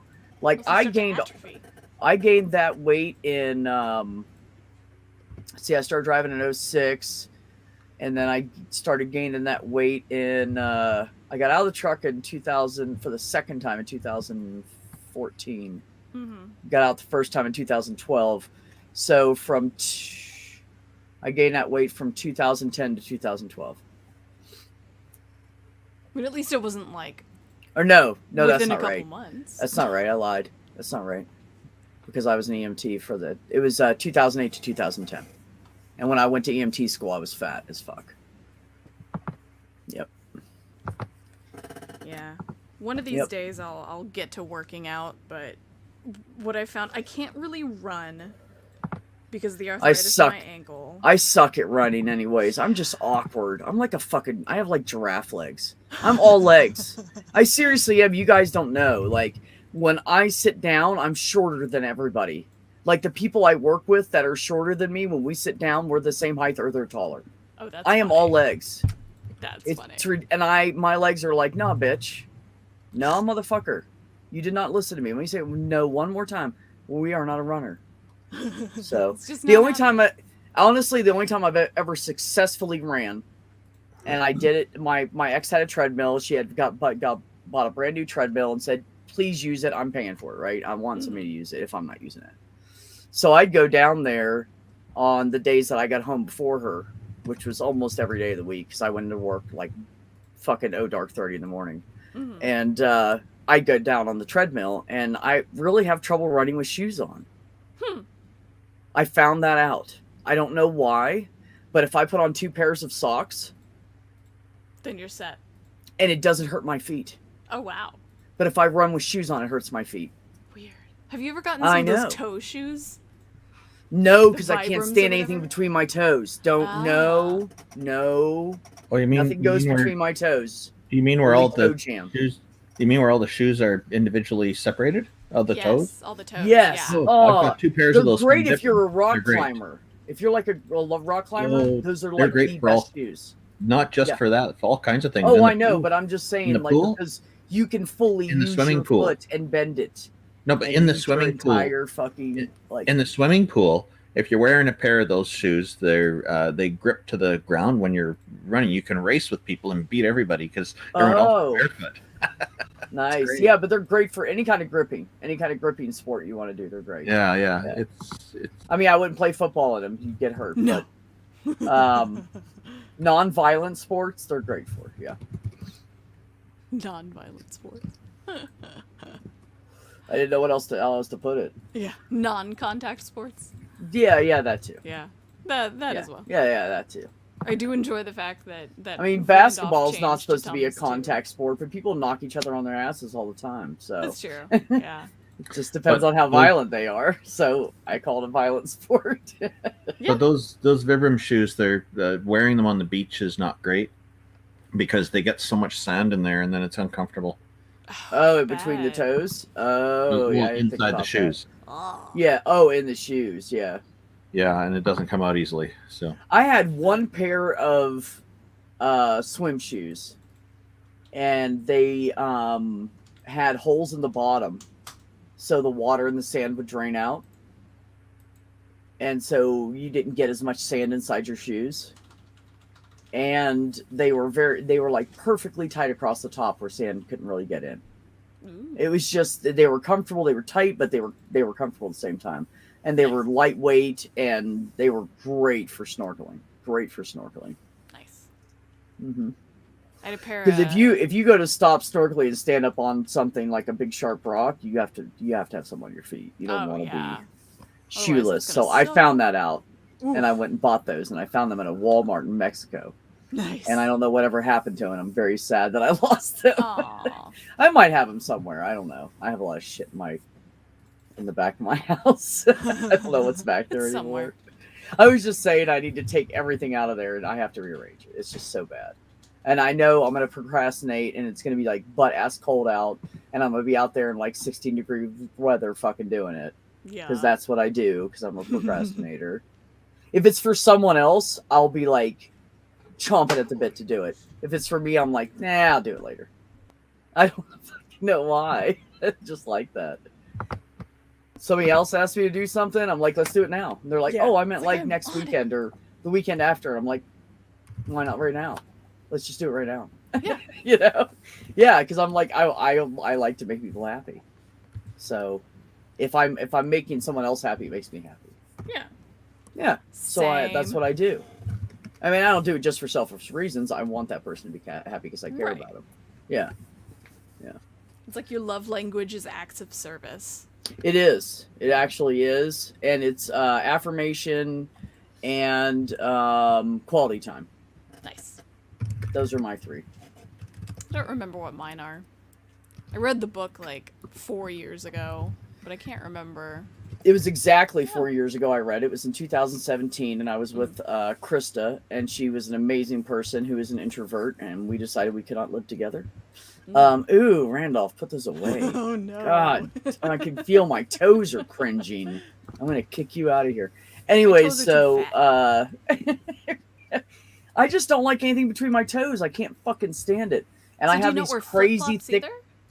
No, I can't. It hurts. It's painful. Like, it hurts me to wear flip-flops. And it's weird, and this is what's strange about it. When I was a kid, I walked around barefoot all the time. Mm-hmm. All the time. Maybe that's why I'm more comfortable running barefoot. I don't know. Huh? It wasn't a big deal then, obviously. Yeah, I mean, I don't know. It didn't bother me. But once I started wearing shoes and socks, I don't like that shit anymore. You see, the idea with the Vibram shoes is that you don't wear socks in them, but you're just barefoot in them. But the idea is that you can run on ground that is really hard to run barefoot on, and you can still feel the shape of the ground below you. It's really nice. I started wearing them, and I have a podiatrist who I was asking about before I start doing that, and she said, you know, for really good muscle health for your legs and your feet, especially people should walk on sandy beach for about half an hour a week. At least if you get that, you make a big difference in your own muscle health, because it works different muscles than usual. And I found wearing these shoes, it's a similar kind of thing. And that's what she said it would be for the most part. Not exactly, but close. I think one of the things that we're doing wrong as a society is we keep making people's soles of their shoes thicker. And I think it's bad for us. I think we do not need to be... How many people do you know that like walk around in like Vans and Converse and there's no cushioning in them and they're fine? Let's not start talking about high heels. And then you got the person next to him who's wearing thick sneakers and goes, "Oh, my feet hurt and my back hurts." And man, there's something to that. I'm telling you. I know what part of my problem is I can't run in shoes on the balls of my feet.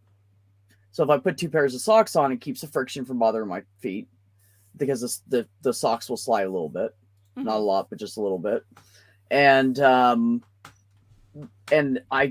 can run. I run on the balls of my feet when I'm wearing socks, but I can't run in fucking shoes.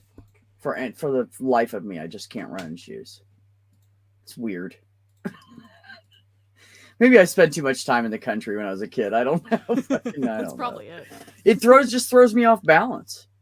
I can feel the variation of the shoe when it hits. Like if your foot goes a little off and it sinks into the shoe a little bit because it's like cushioned, like it throws me off. It's very weird. I have these really kick-ass pairs of anti-blister socks that they're wool, and they're like the short socks. I can't wear wool. I'm sad. Go ahead. Like wool socks are the most comfortable thing ever. Oh, I'm Especially allergic the to wool. Smart wool. Like, Yeah. I love that stuff. I can wear like llama and stuff, but I can't wear wool like sheep. What about alpaca? Yes, I can. I have worn those. I had socks that my ex bought us, and they were like pretty much handmade socks. Oh wow. And they were made out of. It was alpaca. Why did I said llama? Didn't I? That's No, I meant amazing. alpaca. Sorry. They were made out of alpaca, and they were and they were thick as fuck, and they were winter socks. Mm-hmm. And I'm telling you, I wore through them because I wore them. I'd wear them like 2 or 3 times a week. I don't give a fuck. I didn't even care if I washed them. Yeah. They didn't even feel dirty. They were very soft. They were very warm. And I'm very tactile. And if I have something on my body and it feels like itchy or scratchy or the seams are coming through and you can feel the threads, I'm never wearing that again. I'll throw it out or I'll give it away. I just won't. I can't. It drives me nuts. I cut all the tags out of my shirts. I do all that. I can't stand tags. Oh yeah. I buy everything tagless that I can now. I love tagless. It was like the best thing that ever happened to me. Right? You know how many pairs of scissors I didn't have to go find in my life because of that? You ever lose your scissors? You can't find them. Then you go buy a pair of scissors and it's in that plastic and you can't get it out because you don't have scissors. Exactly. And then when you get it out with a knife and almost cut your hand off and you go to put the knife away, you find your scissors. Yeah, because they were in a drawer you didn't think to put them in.